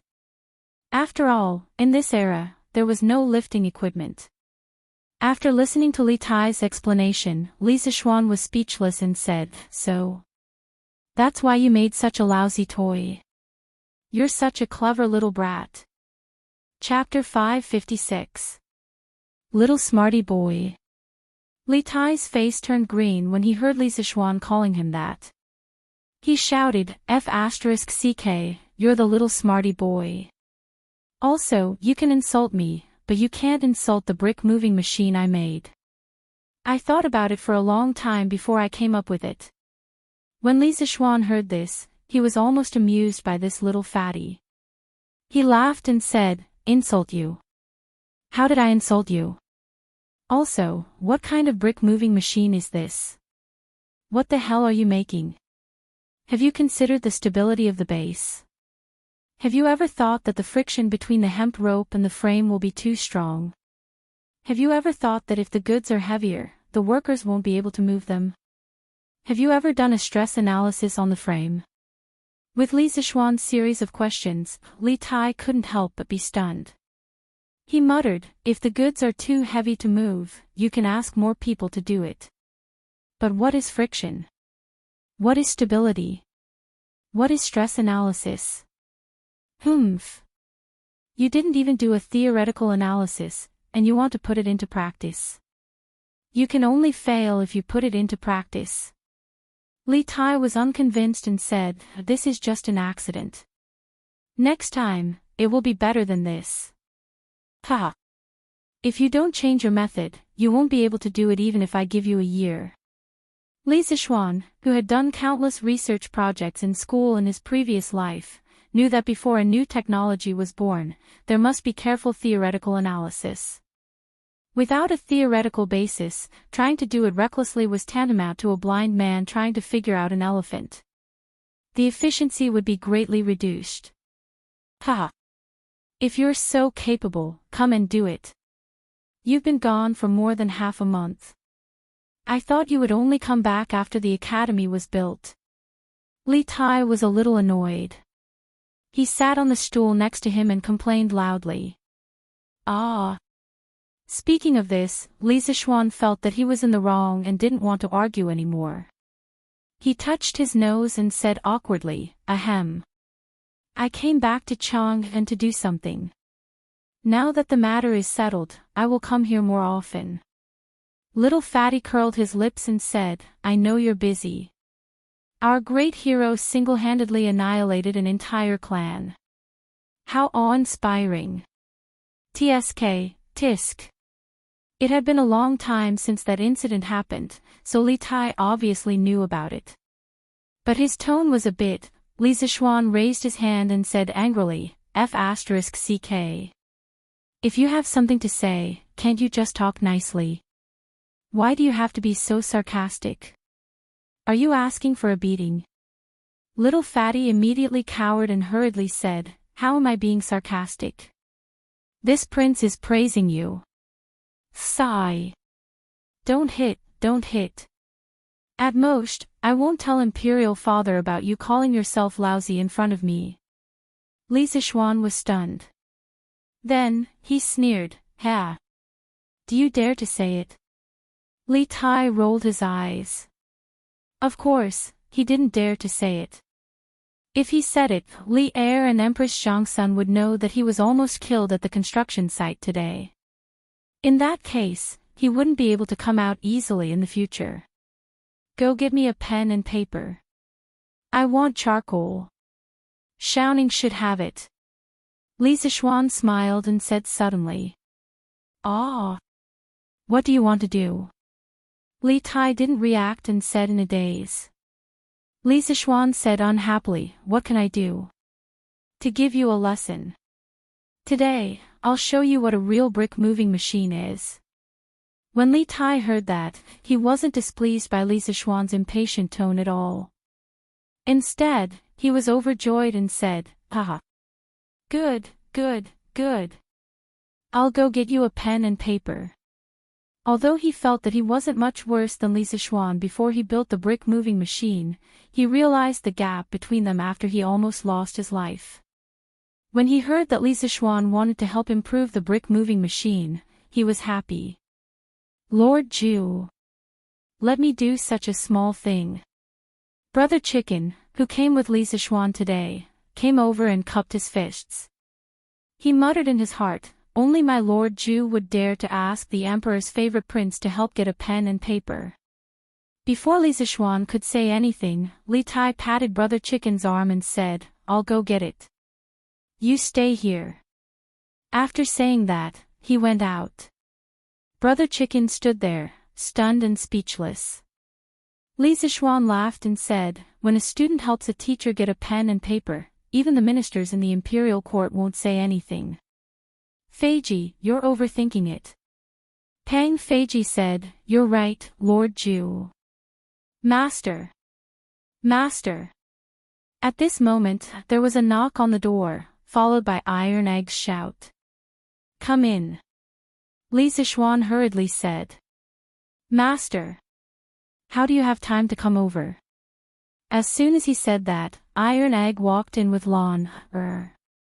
Iron Egg was the first to greet them with a smile.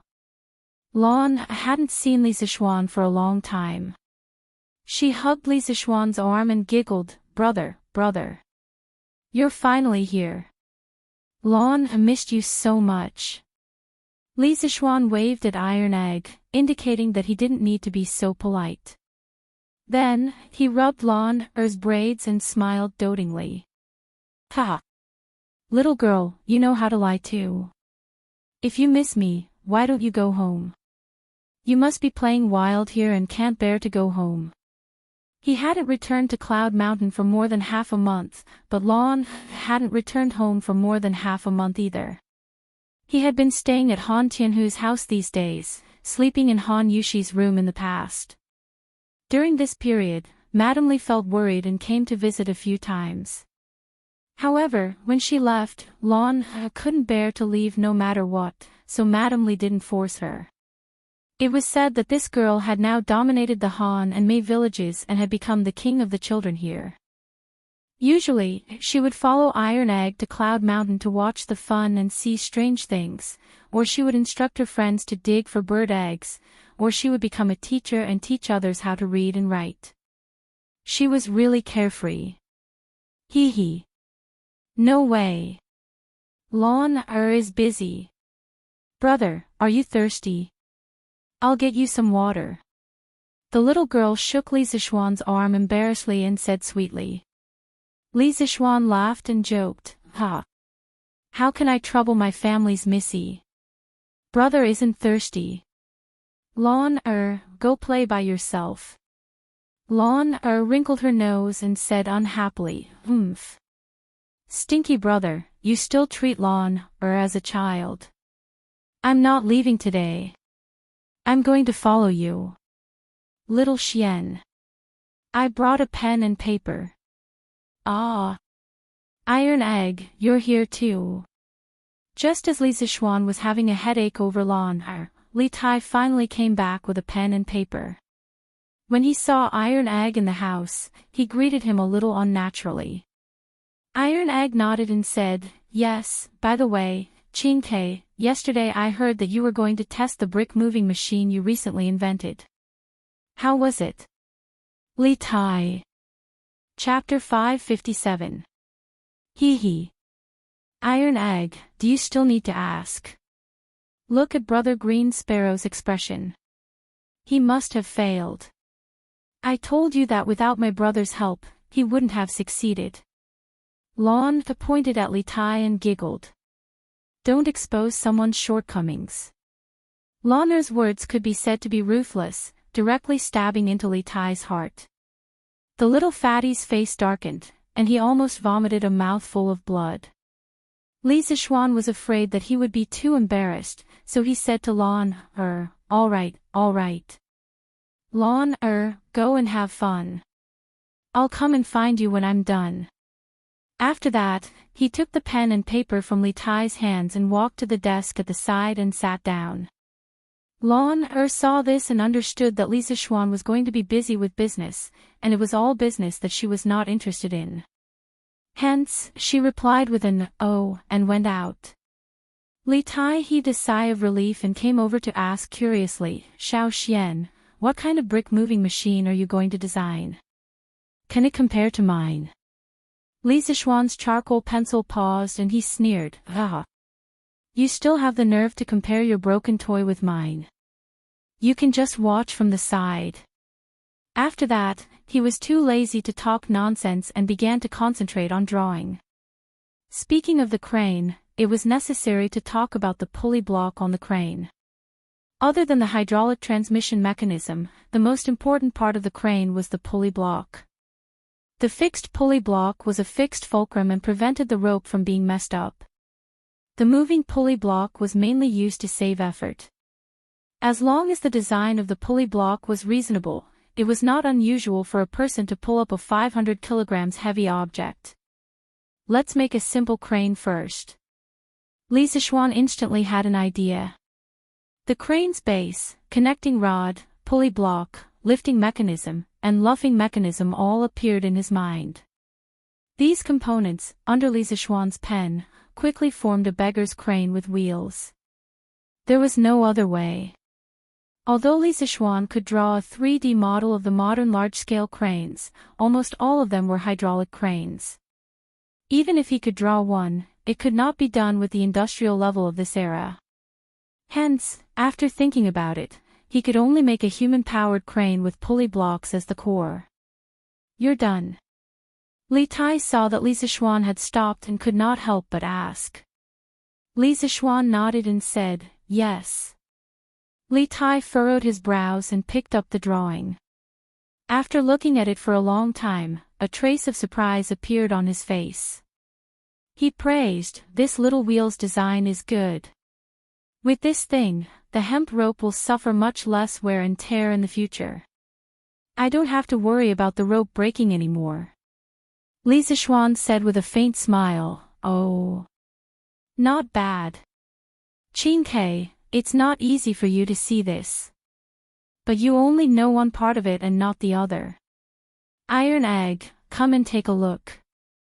What's the use of the wheel on the side of the connecting rod?" "Yes, master." Iron Egg walked over and began to look at the drawing seriously. After a while, he hesitated and said, "Master.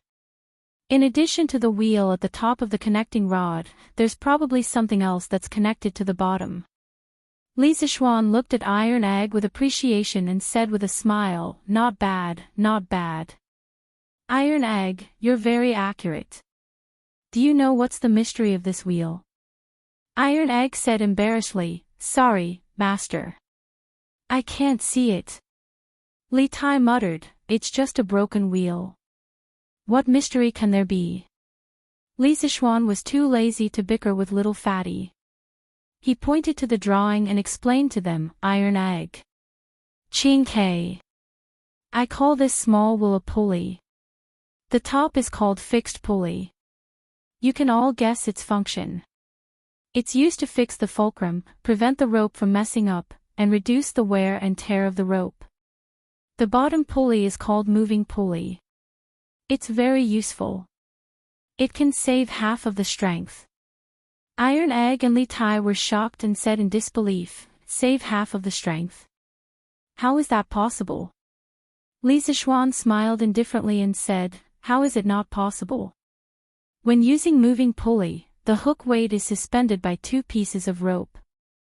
Each piece of rope only bears half of the weight of the hook weight. This way, the person pulling the rope only needs half of the strength to pull it. In the future, when you learn another course, physics, you will know a theorem that the power multiplied by the moving arm is equal to the resistance multiplied by the moving arm. The moving pulley's moving arm is twice as long as the moving arm, so the power is half of the resistance. At that time, you can use this theorem to analyze and you will find that the moving pulley is indeed labor-saving in principle." Although Li Zixuan's words contained many technical terms that Li Tai had never heard of before, little fatty still felt that Li Zixuan's words were very reasonable. He pinched his chin and fell into deep thought. Iron Egg nodded confusedly and asked doubtfully, "Master, if it's really like what you said, then if we use more moving pulleys, won't we be able to lift thousands of pounds of heavy objects with very little strength?" Li Zixuan nodded approvingly and said with a smile, "Iron Egg, your question is very good. That's right. In theory, it is indeed like this. Do you remember what I told you before? When engineering is developed to the extreme, ordinary people can lift thousands of pounds of boulders. Master didn't lie to you." Li Tai's eyes widened and he was shocked speechless. What Li Zixuan said was tantamount to a fantasy to him. It was not an exaggeration to say that it was the means of immortals. Iron Egg nodded excitedly and said, "Yes, yes. Master, I remember. I didn't expect to see such a wonderful scene so soon." Li Zixuan smiled and shook his head, but although in theory, the more moving pulleys, the more labor-saving it is, it involves the question of whether it is worth it. What's not worth it? Iron Egg asked in puzzlement. Li Zixuan said with a smile, "Although using a moving pulley saves energy, the distance it moves is twice as far as the distance it moves the hook. That is, it consumes a lot of distance, and that brings up the issue of efficiency. For example, using a wooden stick to pry open an ant and using a wooden stick to pry open an elephant. Do you think the wooden stick is labor-saving or labor-intensive? It's the same with pulleys. If you use pulleys that can lift thousands of pounds of boulders to lift a basket of bricks, the pulleys will probably be heavier than the bricks. It's definitely not worth it. So when deciding the number of pulleys, you must consider the actual situation. The size of the horse should match the size of the saddle. Don't do more useless work." There were not many technical terms in these words, so it was not difficult to understand. Iron Egg and Li Tai both seemed to understand something after listening and fell into deep thought. Iron Egg understands. Thank you for your teachings. After a long time, Iron Egg came back to his senses and solemnly clasped his hands. Li Tai also came back to his senses. He said seriously, after listening to Master's words, Tai has also benefited a lot. Thank you very much. At this time, he realized that Li Zixuan was right. The brick-moving machine he made was indeed a piece of junk. Chapter 558. Hee hee. All right. It's good that you guys understand. Feiji, get someone to send the blueprint to the workshop now. The structure of this thing is simple, so it shouldn't be too difficult to make. Get Faubert to arrange for someone to make one today to try it out. Li Zixuan put away the blueprint on the table, handed it to Pang Feiji, and instructed him. When he was explaining the principles of the pulley block to Iron Egg and Li Tai, he didn't deliberately ask Pang Feiji to avoid it. Therefore, Pang Feiji was very clear about the importance of this blueprint. He took the blueprint with both hands and said solemnly, "Lord Zhu, this thing is so important that I have to make a trip personally. Otherwise, if something goes wrong, I'll really die 1,000 times." Li Zixuan smiled and didn't refuse. Brother Chicken took the blueprint and went out. "Qing Ke, Iron Egg, let's go. Follow me for a walk." Li Zixuan watched Pang Feiji leave, and then said to the two people in the room. "Okay. Master. Master, look at these tall buildings. It hasn't even been a month since the start of construction, and so many have already been built. Iron Egg has never heard of this speed before." Iron Egg said emotionally as he walked on the cement road at the top of the mountain and looked at the rows of half-finished buildings beside him. Li Tai heard him and said with a smile, "What's so strange about this? Iron Egg, why don't you see how many craftsmen and commoners we've hired here? There's strength in numbers, so naturally, we can't use common sense to measure this. Just the cost of wages and food on this construction site every day isn't something that ordinary people can afford." Li Zixuan nodded and said, "There's strength in numbers. Hee hee, that's right. However, after the crane is made, the construction speed will definitely be faster." "Crane? What's a crane?" Li Tai was puzzled. Li Zixuan patted his head.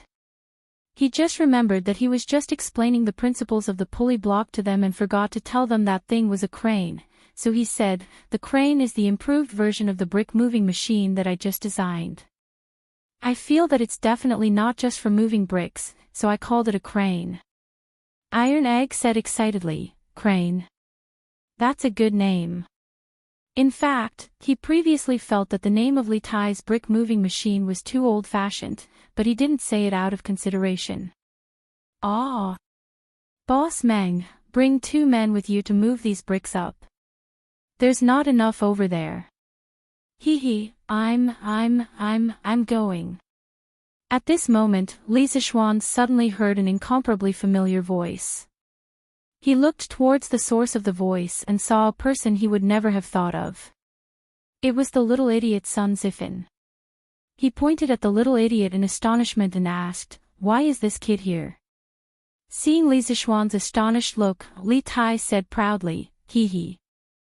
If this king can be here, why can't Sun Zifan be here?" Li Zixuan was stunned for a moment before he reacted and asked, "This kid was brought here by you, Qing Ke?" Li Tai nodded and smiled, "Of course. Not only him, Wang Meng, Lu Yan, Huairen, Huaiyu, Yu Dongkai, Kushi Qing, Xing Ziren, and the rest are all here. This king can't be sunbathing alone in the wilderness while they enjoy life at home, right? It's just that Cho Ok said that he could only come tomorrow. That's a bit of a scam.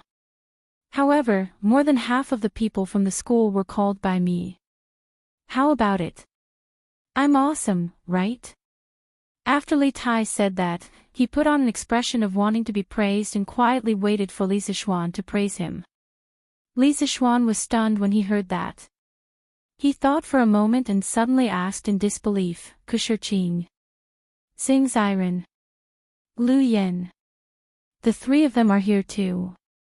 If he remembered correctly, when he decided to build his own college and leave the Imperial College, although half of the students from the school were willing to follow him to Yanhuang College, Kushi Qing, Xing Ziren, and Lu Yan, who were top-notch students but were not from official families, did not say that they wanted to come to Yanhuang College on the spot. Now, they were urged to come by Li Tai. It was a bit unbelievable. Li Tai understood what Li Zixuan was thinking and replied with a smile, Xiao Xian, are you trying to say that they didn't agree to come to Yanhuang College? Haha.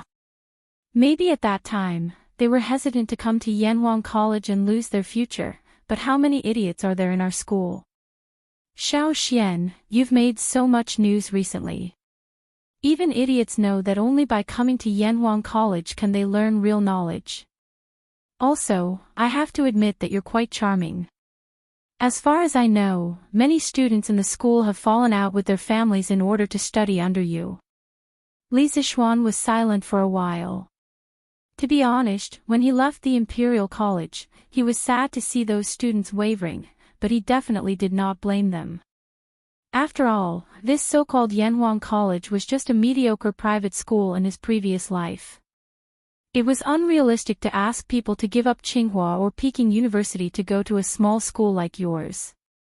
He just felt a sense of loss that the talents he had painstakingly nurtured were taken advantage of by others. He did not have any resentment, but he did not expect those students to put in so much effort during this period. After a while, Li Zixuan turned his head and asked, but most of them are spoiled since they were young. What can they do to help if they come here? Li Tai heard him and said angrily, F***ck. What are you talking about? They're spoiled since they were young. Aren't I the same? Why can't they do the things that I can do? Ah. Li Zixuan's face was full of black lines. He had almost forgotten about this. Qing Ke is right. Xiao Xian, not only can your students help, but they've also helped a lot. At this time, Yan Xiaoning appeared out of nowhere and walked to Li Zixuan's side and interrupted. Xiaoning. It's really been a long time. Haha. When Li Zixuan saw him, he gave him a brotherly bear hug without hesitation. Hey! Let go, let go. Yan Xiaoning was not used to such an intimate way of greeting. He quickly pushed Li Zixuan away and said angrily, F***ck, you still have the cheek to say that.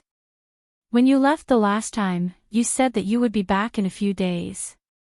In the end. This time, you left for more than half a month. I'm so F***king pissed. Cough, cough.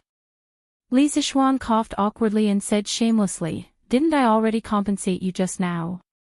Speaking of which, not many people in the Tang dynasty can enjoy my hug. Get lost. Yan Xiaoning roared angrily. Ugh. So disgusting. Li Tai covered his mouth, indicating that he could not stand this gay scene.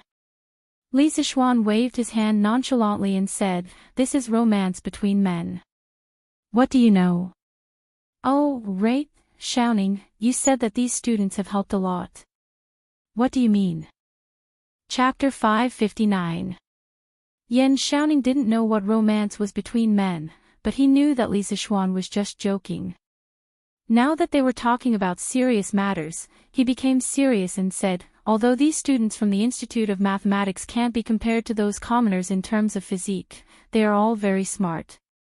Basically, each of them can lead a team of dozens of people.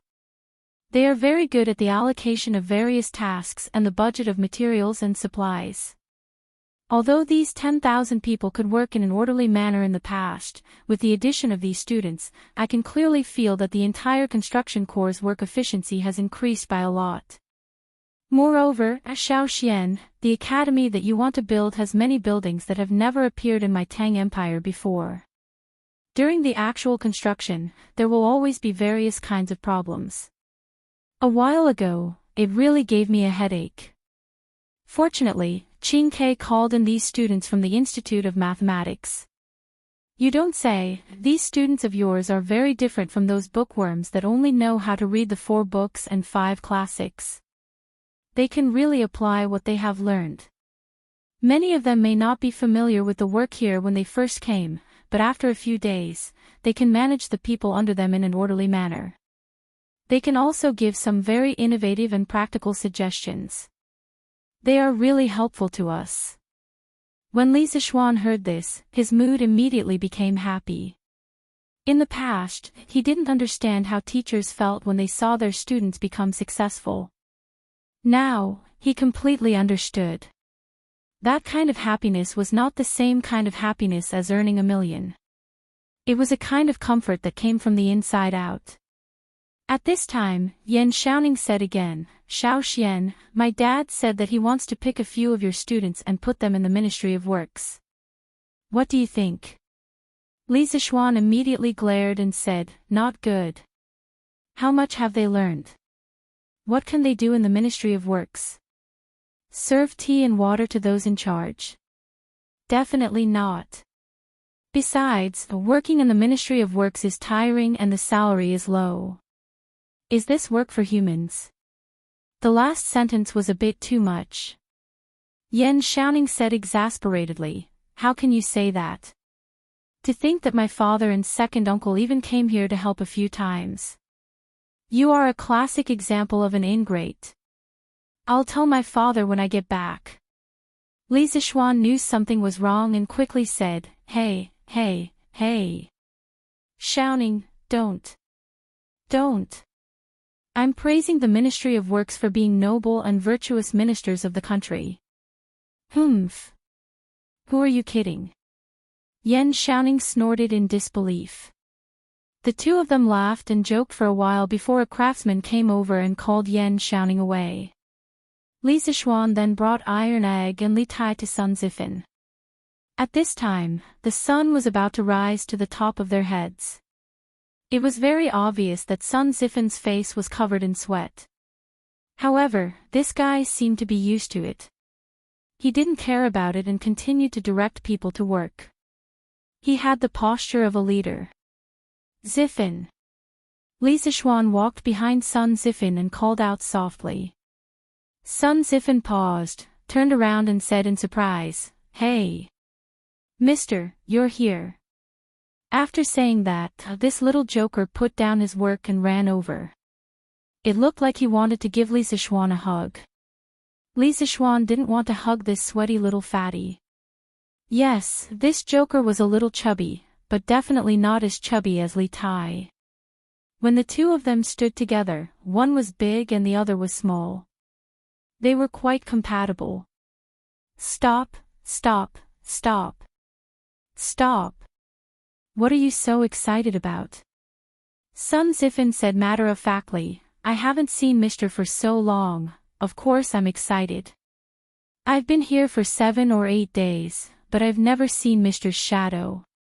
I thought you went missing." Li Zixuan originally wanted to ask this joker if he was used to living here, but now it seemed that there was no need to ask. A happy person could find happiness anywhere. He waved his hand and said, "I went back to Chang and to deal with some things, so I didn't come over. You've all worked hard. Okay, Zifan, go do your own things. I'll go check on the other students.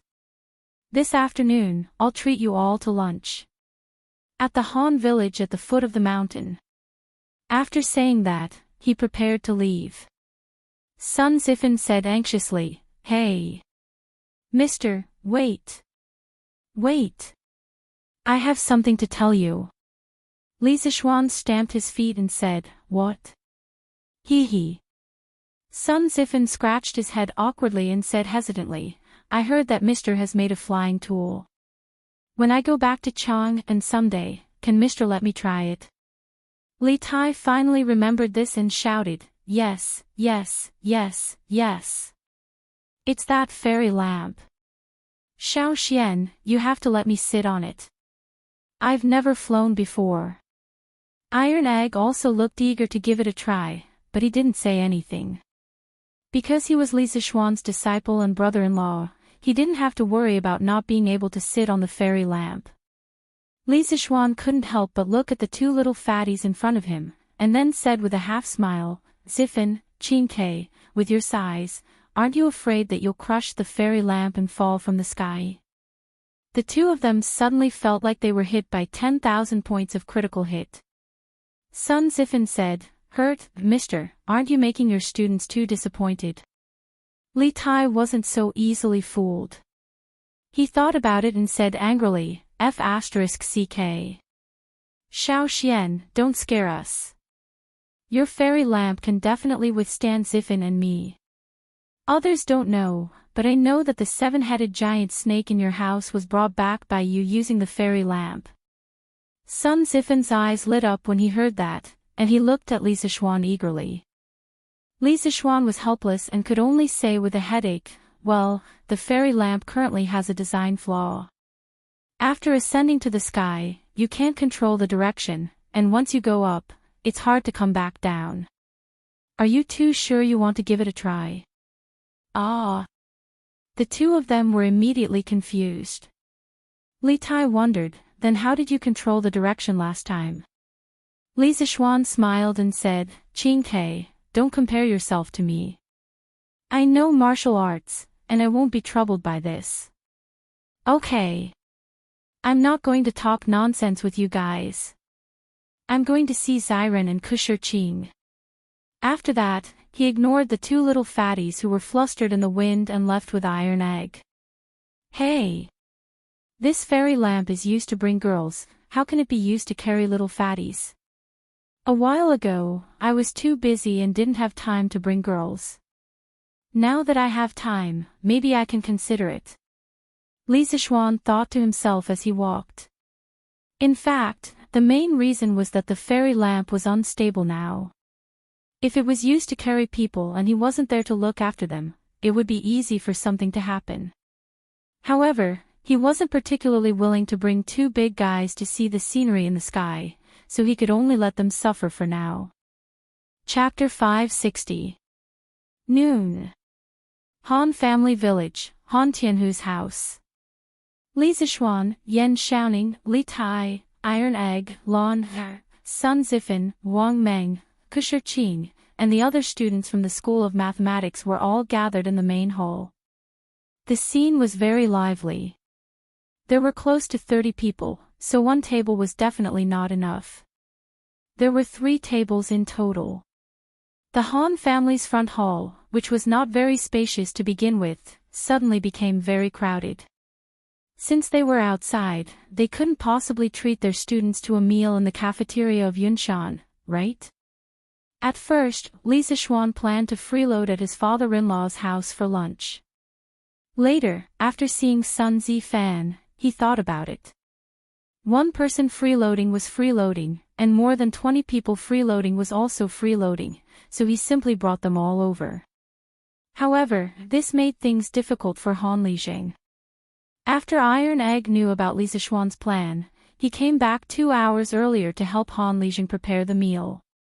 Now that the living standards of the entire Han family village had improved, Han Lizheng's family had a special relationship with the Li Zixuan. Naturally, they would not be short on ingredients. They had chicken, duck, and fish, but they lacked a chef. Han Lizheng didn't want to neglect the students that Li Zixuan brought over, so he specially invited Hu Hanyun's wife to cook. Lu Yuao went home after she finished cooking. Then, there were 3 sumptuous tables full of food and wine. Lord Taishan, come and take a seat. It's been hard on you today. Li Zixuan said apologetically. Actually, what he was thinking was to ask Han Yushi's opinion on whether he should find a second wife for Han Tianhu. It would be best if he could buy a few more maids and servants. Otherwise, it would be too hard for Han Tianhu to manage this huge house by himself. Ha! What's so hard about this? Xiao Xian, as long as you guys are happy eating. Han Tianhu wiped his sweat and said nonchalantly. He was really happy that Li Zixuan was able to bring his students over as guests. Now that Li Zixuan was his son-in-law, he was a junior. Seeing that his junior had made a name for himself and was loved by his students, he only felt gratified. Come, let's eat together. Yeah. Uncle Han, come and eat together. Li Zixuan and Yan Xiaoning quickly invited him. Han Tianhu nodded and sat beside Li Zixuan. Then, he raised his cup and said to Yan, Li Tai, and the others, this poor village can't be compared to the big restaurants in Chang and City, so please don't despise this simple meal. Since all of you are little Xian's friends and students, as an elder, let me toast to all of you. Yan Xiaoning quickly said, Uncle Han, what are you saying? The dishes on this table are comparable to those of the restaurants in Chang'an. We should be the ones toasting you, Uncle Han. Yes, yes, yes. To Uncle Han. However, this Han family village isn't a poor village. It's much richer than many other villages. Uncle Han, you've managed it well. Sun Zifan was someone who knew how to talk to people and ghosts. At this moment, he could be serious in front of his elders. He raised his cup and laughed. Immediately, a bunch of voices of agreement rang out from behind. Yes, yes, yes. Today's dishes are very sumptuous. Thank you for your hospitality, Uncle Han. Here's to Uncle Han. That's right. Otherwise, we would have to eat together on Yunshan Mountain. Ha! Han Lijing's face was flushed with excitement when he heard these words. He finished the wine in his cup and smiled. Great. Then, you guys eat and drink well.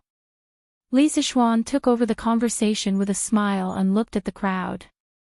He looked at the crowd and said, more than half of the people from our school of mathematics are here today, right? After more than a month, we're gathered together again.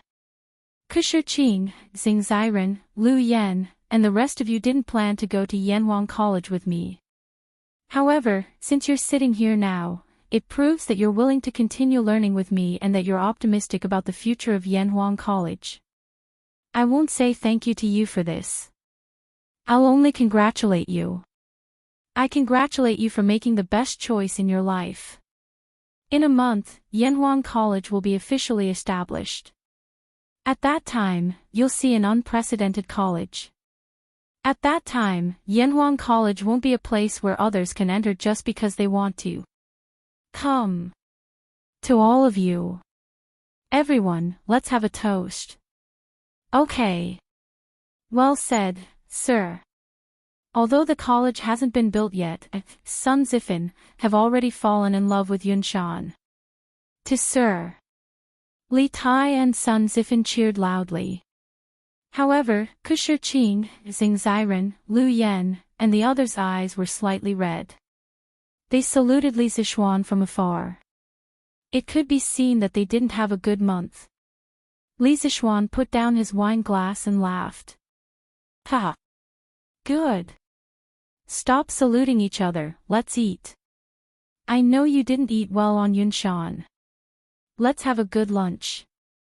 Of course, your efforts won't be in vain. In the future, the thousands of Yanhuang College students will remember your contributions to Yanhuang College.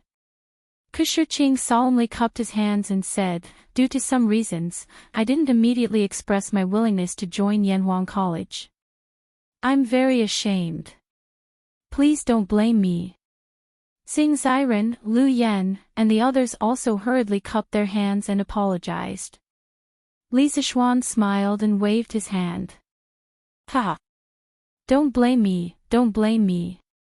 Sun Zifan, however, said mischievously, just because you don't blame me doesn't mean we don't blame you.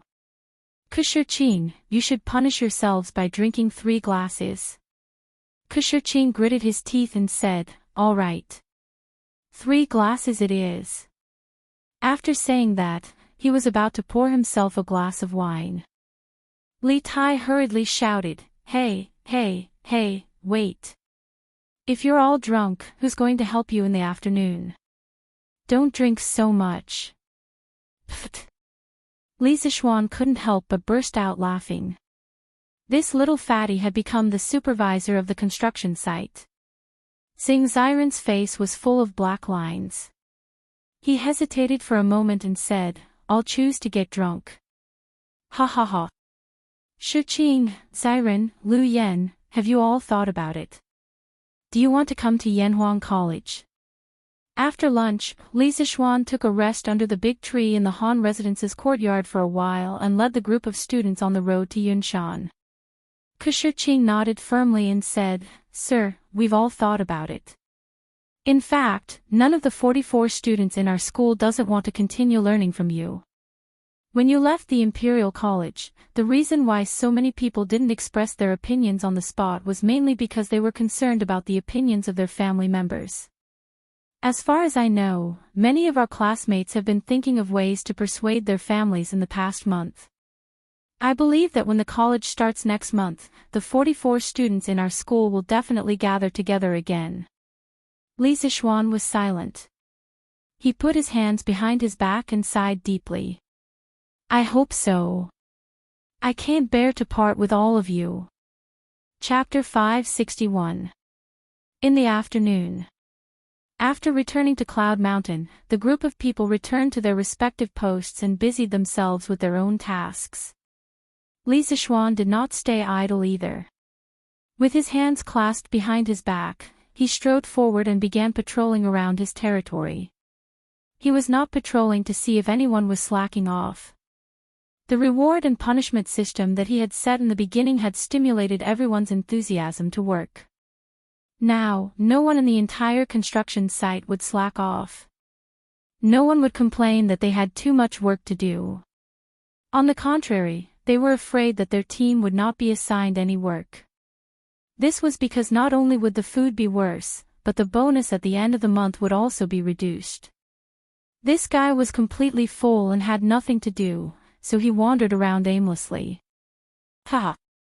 This entire mountain will belong to me, Li Zixuan, in the future. And there's a super big school on top of it, TSK. How comfortable. In his previous life, Li Zixuan was just a poor student. Even if he joined the workforce, his monthly salary would not be able to buy a 1 square meter house in Beijing. But now, he owned an entire school near Chang'an. A modern school that he wholly invested in. How could he not be satisfied? Oh! The student bathhouse has already been built.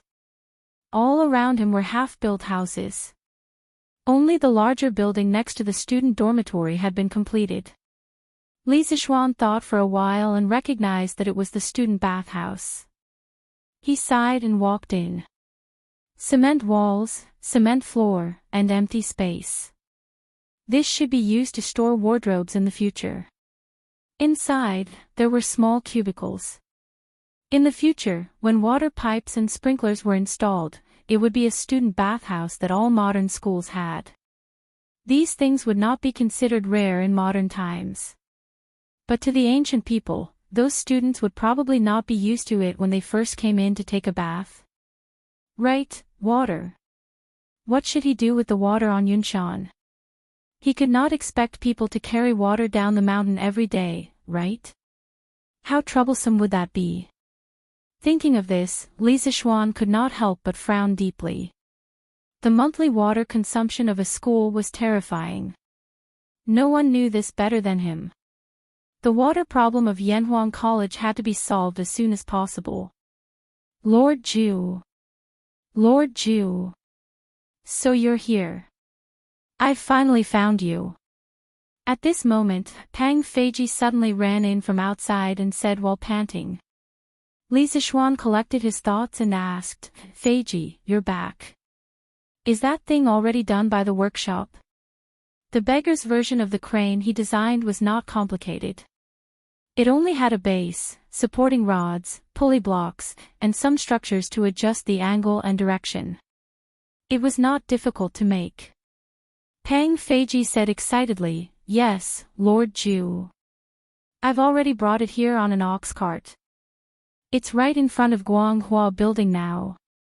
Li Zixuan nodded and said, Okay, let's go and have a look. Guanghua Building was the main teaching building of Yanhuang College. When it was designed, it was arranged to be at the front of all the buildings in the college.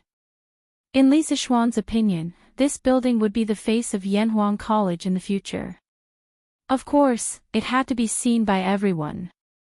When they passed by Yanhuang College's future library, the red building, Li Zixuan looked at the prototype of the classical building. Suddenly, he said to Pang Feiji, Feiji. You have to remember this building well. It has another name, it's called the Airplane Building. In Feng Yu's previous life, the red building looked like a huge airplane when viewed from above. Therefore, some people called it the airplane building. When Pang Feiji heard this, he suspected that he had heard wrongly. He dug his ears and said in disbelief, "Lord Ju, are you using this building to commemorate me, old Pang?" "Lord Ju's kindness, old Pang, I." As he spoke, he choked up. In his opinion, he was just a rough person. Yanhuang College was destined to be a holy land for scholars. Li Zixuan was willing to use his name to name a building in the college.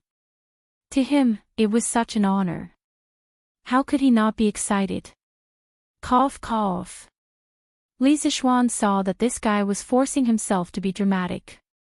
He couldn't help but cough and said, "That's not it. The reason why I called it the airplane building was because it looked like an airplane."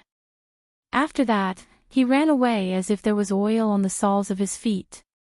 Brother Chicken, on the other hand, was stunned on the spot. He looked at the unfinished red house and muttered, "Like me. How does this building look like me?" "Hey! Sir, you're finally here." As soon as Li Zixuan arrived in front of Guanghua Building, he saw a group of people surrounding a tall frame with 4 wheels. They were basically the students of the School of Mathematics. When Sun Zifan saw Li Zixuan, he came over to greet him. Li Zixuan didn't ask how these students knew about it. He walked to the side of the crane and looked at it. Then, he smiled at Li Tai and said, "Qing Ke, it's rare for you to have the opportunity to be a strongman. Do you want to try this crane yourself?" Although Li Tai was not happy with the first half of the sentence, he still rubbed his hands excitedly and nodded. "Okay." After that, he ordered the people to hang a big basket of bricks on the hooks below the pulley block. He then began to turn the wheel and tried to pull the basket up. Damn! It's actually so easy. Li Tai originally used all of his strength and prepared to use all of his strength to turn the spinning wheel. In the end, because he used too much strength, he almost tripped and fell. And the bamboo basket filled with bricks, without any accident, rose up. Wow! Qing Ke, when did you become so strong? Yeah. This basket of stones is about 200 pounds. Tisk tsk. Not only is Qing Ke meaty, but she's also very strong. With such a sarcastic tone, he must be Sun Zifan, young hero's son. The surrounding students couldn't help but widen their eyes and gasp in amazement. If they hadn't seen the people put the bricks in the basket one by one with their own eyes, they would have suspected that Li Tai was cheating. Just like that, in a short while, the big basket of bricks was lifted up about 3 feet. The people waiting on top of the basket suppressed their surprise and carefully unloaded the bricks from the basket. Li Tai touched his nose and was speechless. He felt that the brick-moving machine he made earlier was really weak. Li Zixuan nodded with satisfaction and smiled at the students. Did you all see that? This is the power of engineering. It can make a powerless person full of strength. It can let you understand the world you're in now. Of course, it can also change the world. The knowledge that Yanhuang College will impart to you in the future will definitely be the most powerful knowledge in the world. Good. Sir, you're amazing. We want to learn the most powerful knowledge. Sir, you're mighty. Who hasn't been young and frivolous? When the students heard this, they were all elated and excited, except for Li Tai. He was very dissatisfied with Li Zixuan's words. It can make a powerless person full of strength. He felt that Li Zixuan was talking about him, so he moved to Li Zixuan's side and whispered, "Xiao Xian, I don't think your crane is good." What's not good? Li Zixuan asked subconsciously. Li Tai replied, "It's too troublesome. You single-handedly lifted up such a big basket of bricks in the morning. I think you're better than a crane. Why don't you use Qinggong to help us move the bricks in the future? Get lost." Li Zixuan was stunned and almost slapped his size 40 shoe on this little fatty's size 38 face as he shouted angrily. Chapter 562. Shouting, I'll leave this crane to you. With this thing, I believe the construction of the academy will be much faster. Please be sure to finish building the bishop, the canteen, and the dormitory within a month. It was the first time they saw such a novel thing, so naturally, the students of the school couldn't help but try it themselves. After an hour, their enthusiasm faded, and they returned to their posts. Then, Li Zixuan found Yan Xiaoning and said with a smile. Yan Xiaoning had also tried the crane himself. He nodded and said, yes, that's right. This crane is really helpful to us. No, Xiao Xian, are you going back to slack off again? Li Zixuan couldn't help but twitch the corner of his mouth. Why is this guy so sensitive now? He hurriedly said, no, I'll come here often when I'm free. You have to take care of the things here. If you have any problems, you can send someone to find me directly. Yan Xiaoning had an, as expected, expression and said gloomily, I knew you were going to slack off. You're not even as good as your students. Li Zixuan shook his head and said, you can't say that. I'm not going home to slack off. You guys are responsible for the construction of the academy. I still have a lot of things to deal with. For example, the water supply of the academy, the hiring of teachers, the recruitment of students, the writing of teaching materials, and so on. I need to deal with all these as soon as possible. Compared to those students, I'm the one who's really working hard, okay? Hearing this, Yan Xiaoning stopped complaining. He thought for a while and said, well, you're right. Go do your own things then. I'll take care of things here. Li Zixuan smiled and said, okay. Then I'll leave it to you. After that, he was ready to go home. What he said just now wasn't a perfunctory or an excuse. He was really short on time. He should have started doing these things a long time ago, but he was delayed by the matter of the 7 cultivators of virtue for a long time, so he really didn't have much time left. Yan Xiaoning suddenly thought of something and hurriedly said, by the way, Xiao Xian, there's one more thing I need to tell you. What's the matter? Recently, the autumn harvest is approaching. Many people want to ask for leave to go back to help with the harvest. However, the construction period here is getting more and more urgent. Moreover, if we recruit new people, the new people will definitely not be as skilled as them. Therefore, I did not allow them to go home for the time being. But this is definitely not a long-term solution. Do you have any good ideas? Li Zixuan frowned slightly. He had neglected this point. In ancient times, the spring planting and autumn harvest were important matters for the common people. Basically, the whole family counted on the grain in the fields to survive the year. He absolutely could not delay the autumn harvest of more than 10,000 families because of his own selfish interests. He pondered for a moment and said, let's go. More money. All the workers and craftsmen who are willing to stay will have their wages doubled this month. They can use this money to hire people to help with the autumn harvest. Besides, each of their families should have half-grown children, so it shouldn't be a big problem. Of course, if they don't want to stay, we won't force them.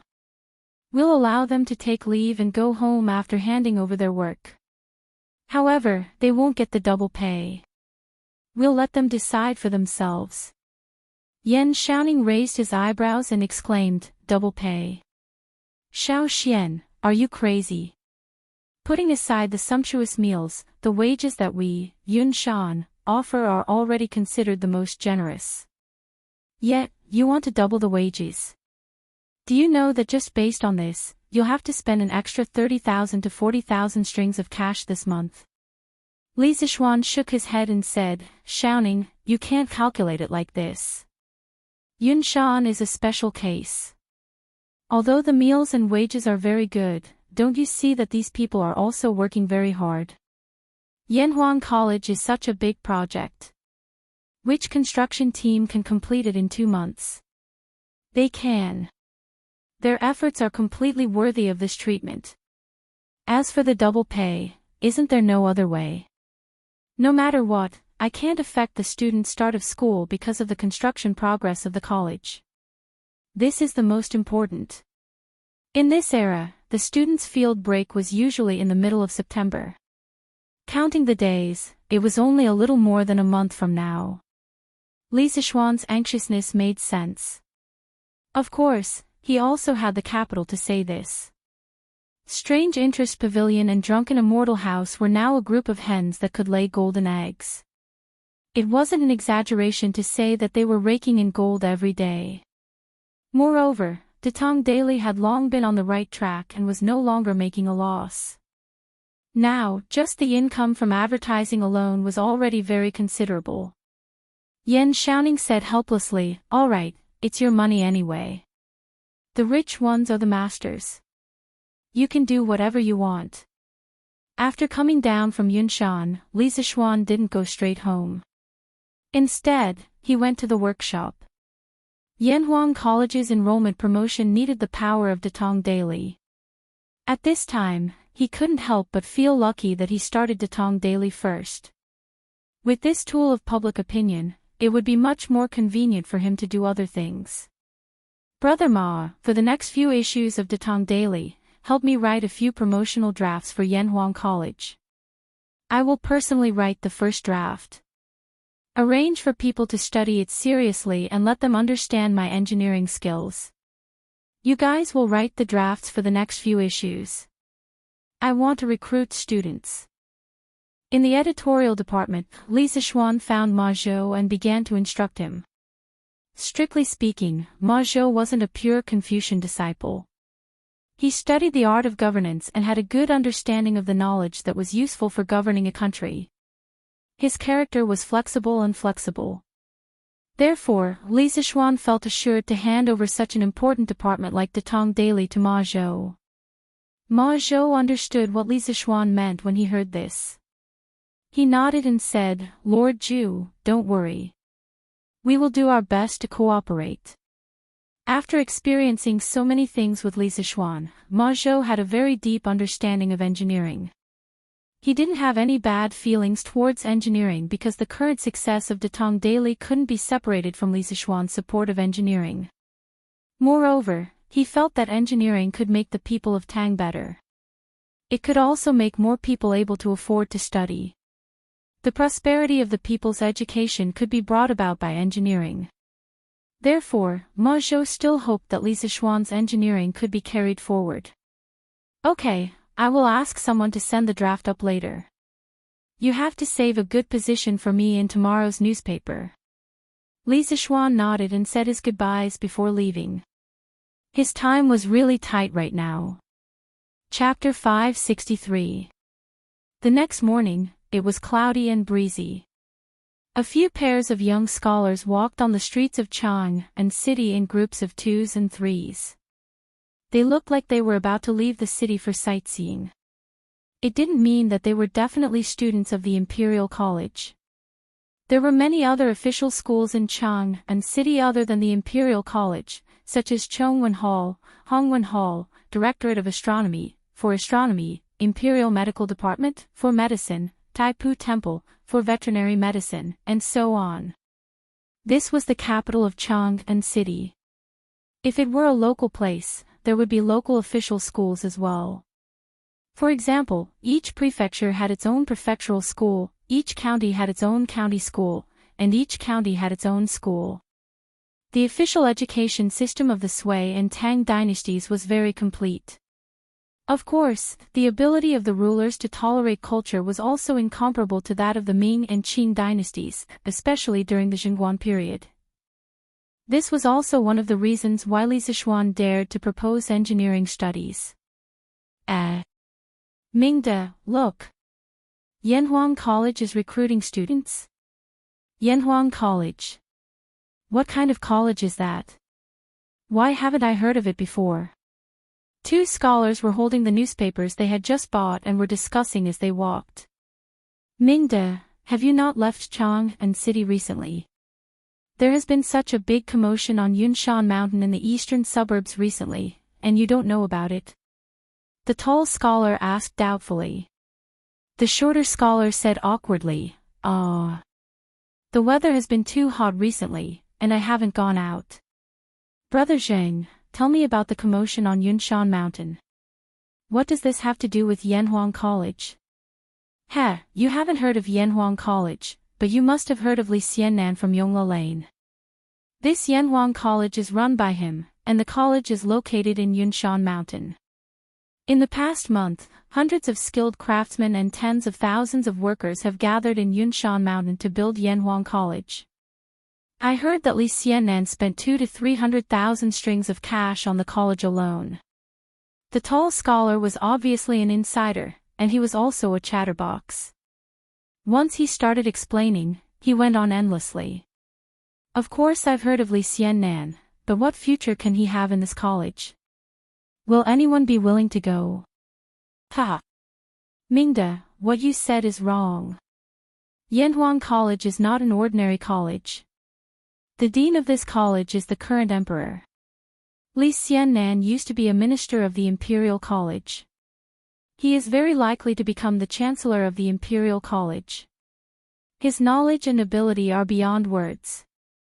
You don't know how many scholars in the world want to be his disciple. The slightly shorter scholar was obviously taken aback. He said in disbelief, "What? His Majesty is the dean of Yanhuang College.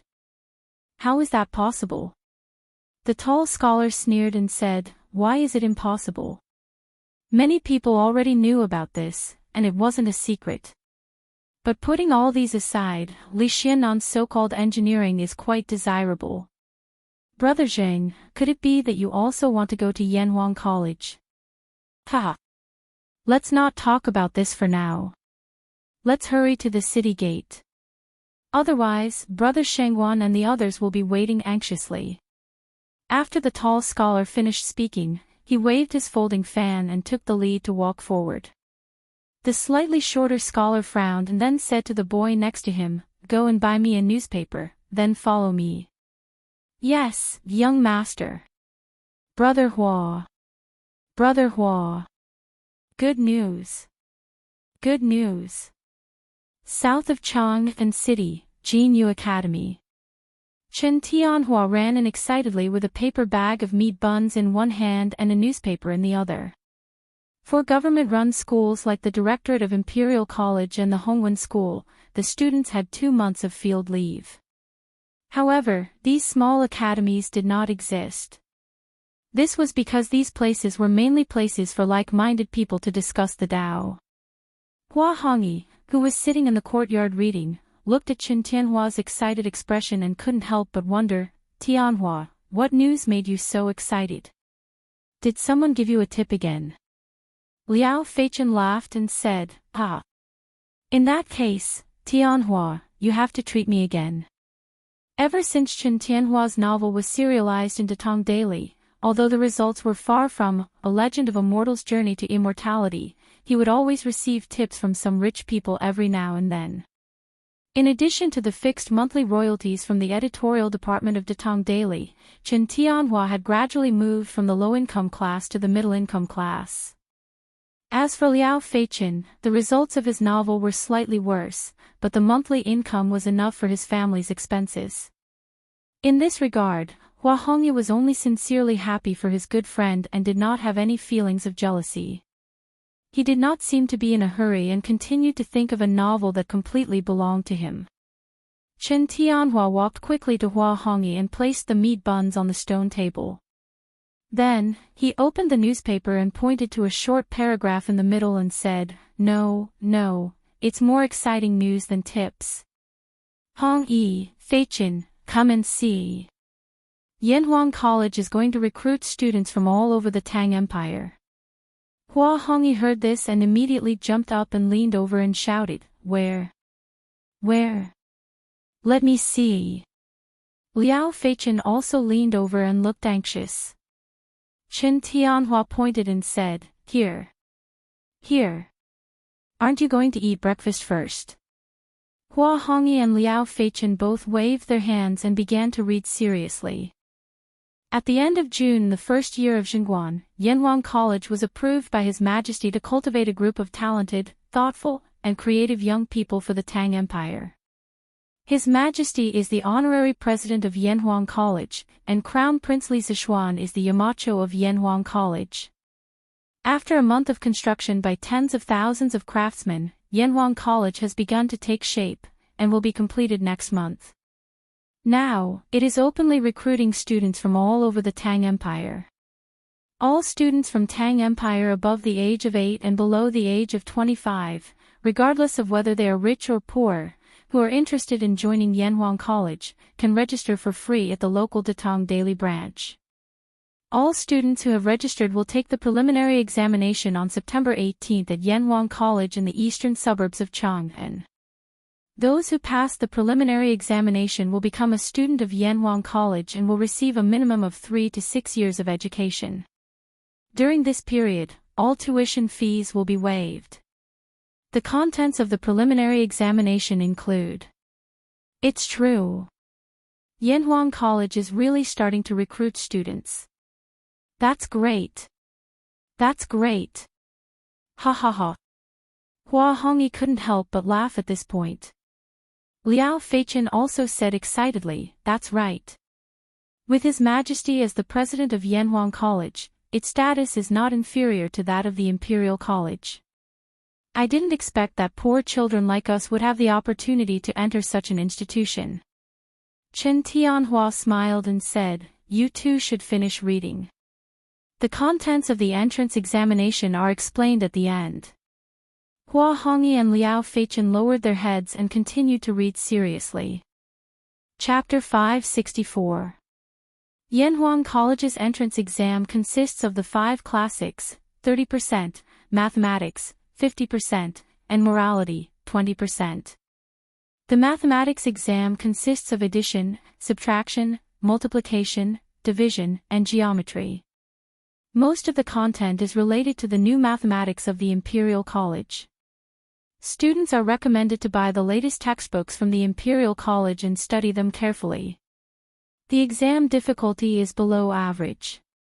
Students are encouraged to prepare for the exam. In Jinyu Academy, Hua Hongyi and Liao Feichen read the news carefully.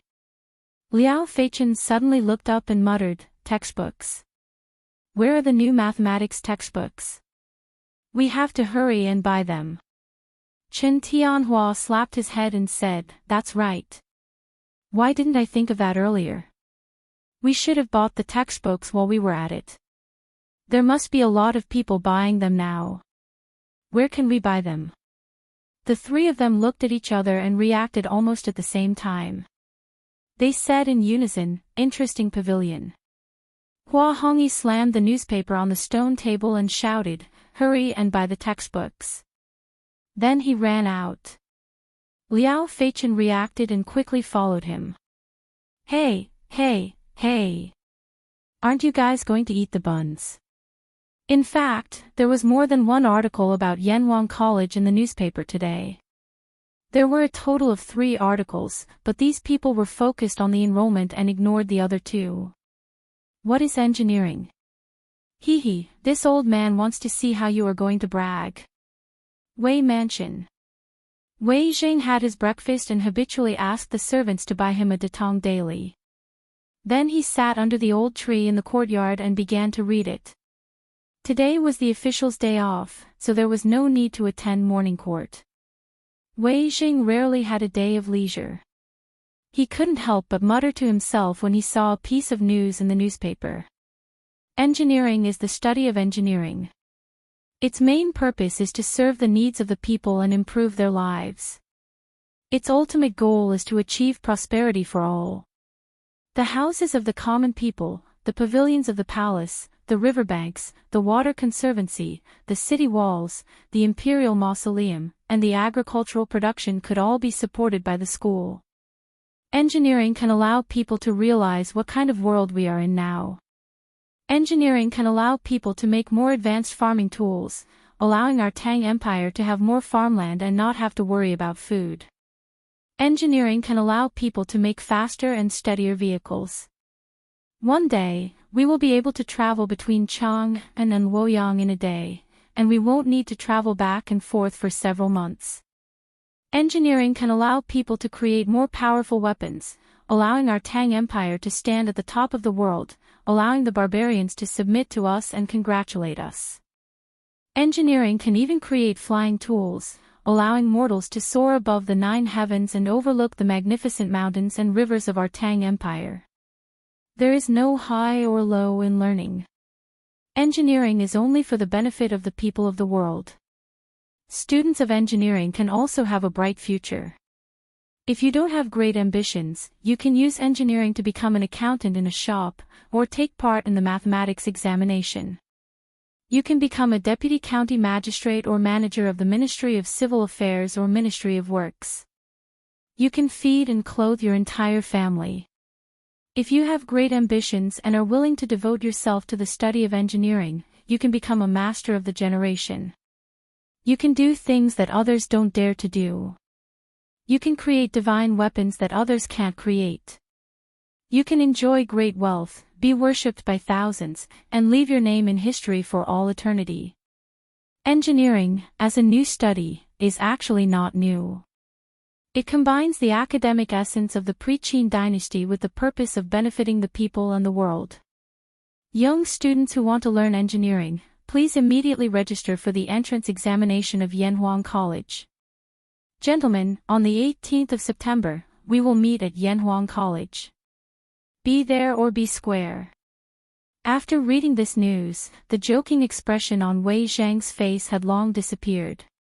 He stared at the newspaper in a daze and muttered to himself, "Engineering is only for the benefit of the people of the world." Previously, that kid from the Leaf family said that Confucianism cultivates the mind, while engineering benefits the world. So that's it. But if that's the case, won't the sky of my Tang dynasty be pierced by this kid? Benefits the world, benefits the world. Back then, the school of Mo was righteous. Mencius said that it was for the benefit of the world.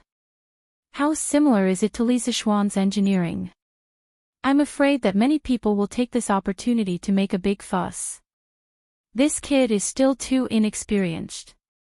Wei Zhang had long passed the hot-blooded age where he would roll up his sleeves and do things on impulse. He wasn't bewitched by Li Zixuan's rather provocative words. Instead, he found a trace of worry in them. However, the reason why he had hidden worry was that he was slightly biased towards Li Zixuan. Otherwise, what was there to be worried about? Wasn't the reason why he had stubbornly opposed Li Er his whole life? Wasn't it to let the people of the world have enough to eat and wear? Although the methods were different, Li Zixuan's and his ultimate goal was the same. That was enough. Let's look at this news. Wei Zhang sighed for a while and then looked at another piece of news. It read, Yanhuang College Employment Announcement. As the first engineering school in the Tang dynasty, Yanhuang College needs to spread the most advanced engineering knowledge. They are specially hiring teachers from the 358 provinces and 1,500 counties of the Tang dynasty. Among them, there are 10 teachers in the field of classics. They must be familiar with classics and history, have a good teaching style, and have a good reputation locally. There are 28 teachers in the field of engineering who are proficient in any of the following skills. They are eligible to apply, such as engineering, construction, mechanism, machinery, mathematics, astronomy, surveying, smelting, manufacturing, and so on. Yanhuang College's teachers can be divided into 4 ranks: assistant, lecturer, associate professor, and professor. Every year, all teachers will be tested on their teaching ability, and they will be promoted according to their ability. Assistant teachers will be paid 10 strings of coins per month, lecturer 20 strings of coins per month, associate professor 50 strings of coins per month, and professor 100 strings of coins per month. They will also be gifted a new mansion in Yanhuang College. We welcome all virtuous people from all over the Tang dynasty to apply for this position. Those who are interested, please come to Yanhuang College before the 15th of September for an interview. Li Zixuan, will be waiting for you. Why don't you come to Yanhuang College to teach a few students and watch them maneuver unhindered and leave a legacy for generations? After reading it, Wei Jing couldn't help but widen his eyes and exclaim, 100 strings of coins. Crazy. Did this kid lose his mind? Even a doctor in the top imperial college of the Great Tang would only earn less than 20 strings of coins a month. Li Zixuan's salary of 100 strings of coins a month and a luxurious mansion, how could these civil servants of the Great Tang live? To be honest, even Wei Jing was a little tempted. However, after thinking about it, he shook his head. Although Yanhuang College's salary was good, it wasn't his cup of tea. To put it bluntly, other than criticizing people, what else could he do? He didn't know anything about engineering, but he knew about classics. However, he couldn't give up his best skill, criticizing people, to teach classics, right? Chapter 565. Lu Yun, get the steward to send this issue of the newspaper to every county in Tang Dynasty as fast as possible. It has to be twice as fast as the previous one. Use fast horses. Azure Dragon Lane, the temporary residence of the Wang family in the capital. Wang Rinbiao had obviously just finished reading today's newspaper. He called his follower Lu Yun over and instructed seriously. Lu Yun didn't understand and said in shock, double the speed. Young master, wouldn't we have to pay a higher price this way? We'll lose money. In the past, when the Datong Daily came out, the people in and around Chang and city could see the news immediately due to their superior geographical location. However, the people in the counties far away from Chang and had a hard time. Depending on the distance, the time they received the latest issue of the newspaper would be delayed by 3 days to a month. This was because the Wang family's caravan was in charge of transporting the Datong Daily to other places. Now that Wang Rinbiao had made this request, they definitely couldn't use the caravan's route.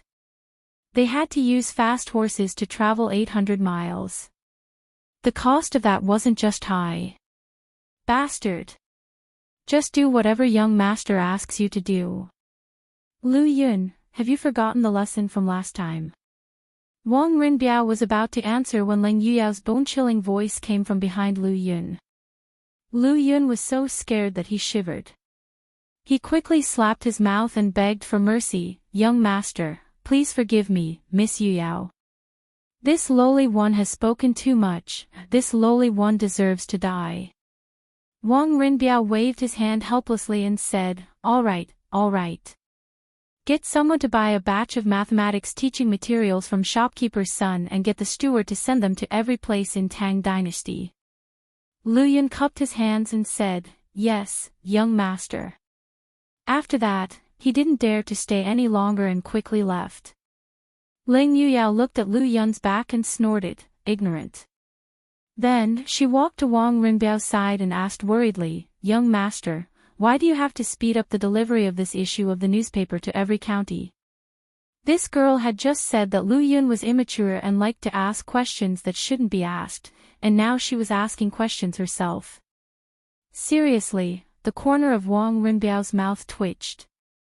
He looked at Leng Yuyao with a strange expression for a while before saying, Little Xian's Yanhuang College is going to start recruiting students and teachers. The relevant announcement will be published in this issue of Datong Daily. Yanhuang College will officially start school next month. Time is tight, so I have to help him. Leng Yuyao suddenly understood. She thought for a while and said, I've seen the Yanhuang College in Yunshan from afar. The architectural style there is completely different, and they actually used a building material that I've never seen before. The surface is extremely hard and smooth like stone. It's really strange. Moreover, the scale of that academy was comparable to that of the Imperial College. Thanks to Li Zixuan, the Li family has accumulated so much wealth in just half a year. How admirable! Wang Rinbiao laughed and said, Little Xian's ability was unquestionable. Otherwise, my father and I wouldn't have thought so highly of him. But Yuyao, you only saw the surface and didn't see the deeper layer of things. Ling Yuyao asked curiously, what is it? Wang Rinbiao pointed at the article, What is Engineering, on the newspaper and said with a deep look in his eyes, Little Xian's ambition is all in here. Engineering, he wants to use his own strength to fight against the 800 years of dominance of Confucianism. Whether he succeeds or not, he will become the founder of a new school of thought. His name will be known throughout the world, and his name will be immortalized for eternity. If he succeeds, the countless disciples under his school of engineering will become an invisible force. By then, his Li family will be an unshakable existence in Tang dynasty except for the royal family. Ling Yuyao's mouth was wide open in shock. No matter what, she would never have thought that Li Zixuan not only left his peers 800 miles behind in the path of martial arts, but also established his own school and stood proudly in the path of literature. Such a character already made her unable to have any jealousy, and all that was left was admiration and worship. Wang Rinbiao didn't stop after he finished speaking. Instead, he sighed and continued, Now, except for the royal family, the other 6 aristocratic families are all divided at heart. And because of my father, the other aristocratic families are showing signs of isolating the Wang family. Did they really think that I didn't know about the gathering of the 5 aristocratic families a few days ago? Humph. Naive. Our Wang family just doesn't want to be associated with them. The royal family is too powerful now, and the aristocratic families can only struggle at death's door. If they still can't see the reality, then they won't even have the right to struggle at death's door. And now, our Wang family has a good relationship with Li Zixuan, a promising new star of the empire. Even if the royal family declines one day, the other aristocratic families can't compare to our Wang family's status. So, this time, we have to do Li Zixuan a favor. Helping him is also helping ourselves. Even if my father is here, he will also make the same decision. Ling Yuyao sighed and said, Gongzi is wise. If you don't have great ambitions, you can use engineering to become an accountant in a shop, or take part in the mathematics examination, and become a deputy of a county or a manager of the Ministry of Civil Affairs or the Ministry of Works. That way, your whole family will have enough food and clothing. If you have great ambitions and are willing to devote yourself to engineering, you can become a master of the generation. You can do things that others don't dare to do. You can create treasures that others can't create. You can enjoy great wealth, be worshipped by thousands, and leave your name in history for eternity. Chongren Lane, in a house with 3 courtyards. A young boy with acne was holding a newspaper and reading today's Datong Daily's news. He was in a daze. After a while, he suddenly jumped up and ran to the backyard, shouting excitedly as he ran, Dad! Mom! I don't want to stay in the Imperial College. I want to follow Mr. Li to Yanhuang College to study engineering. This young boy was a student from the mathematics school. His name was Jiang Qingyu. It could be seen that he was also a poor child who was forced by his parents to stay in the Imperial College. Because not long after, angry scolding sounded from the backyard. Bastard! What's so good about Yanhuang College? What kind of future can you have there? If you dare to be disobedient again, I will break your legs and make sure you can't go anywhere. Humph! Who said that going to Yanhuang College is useless?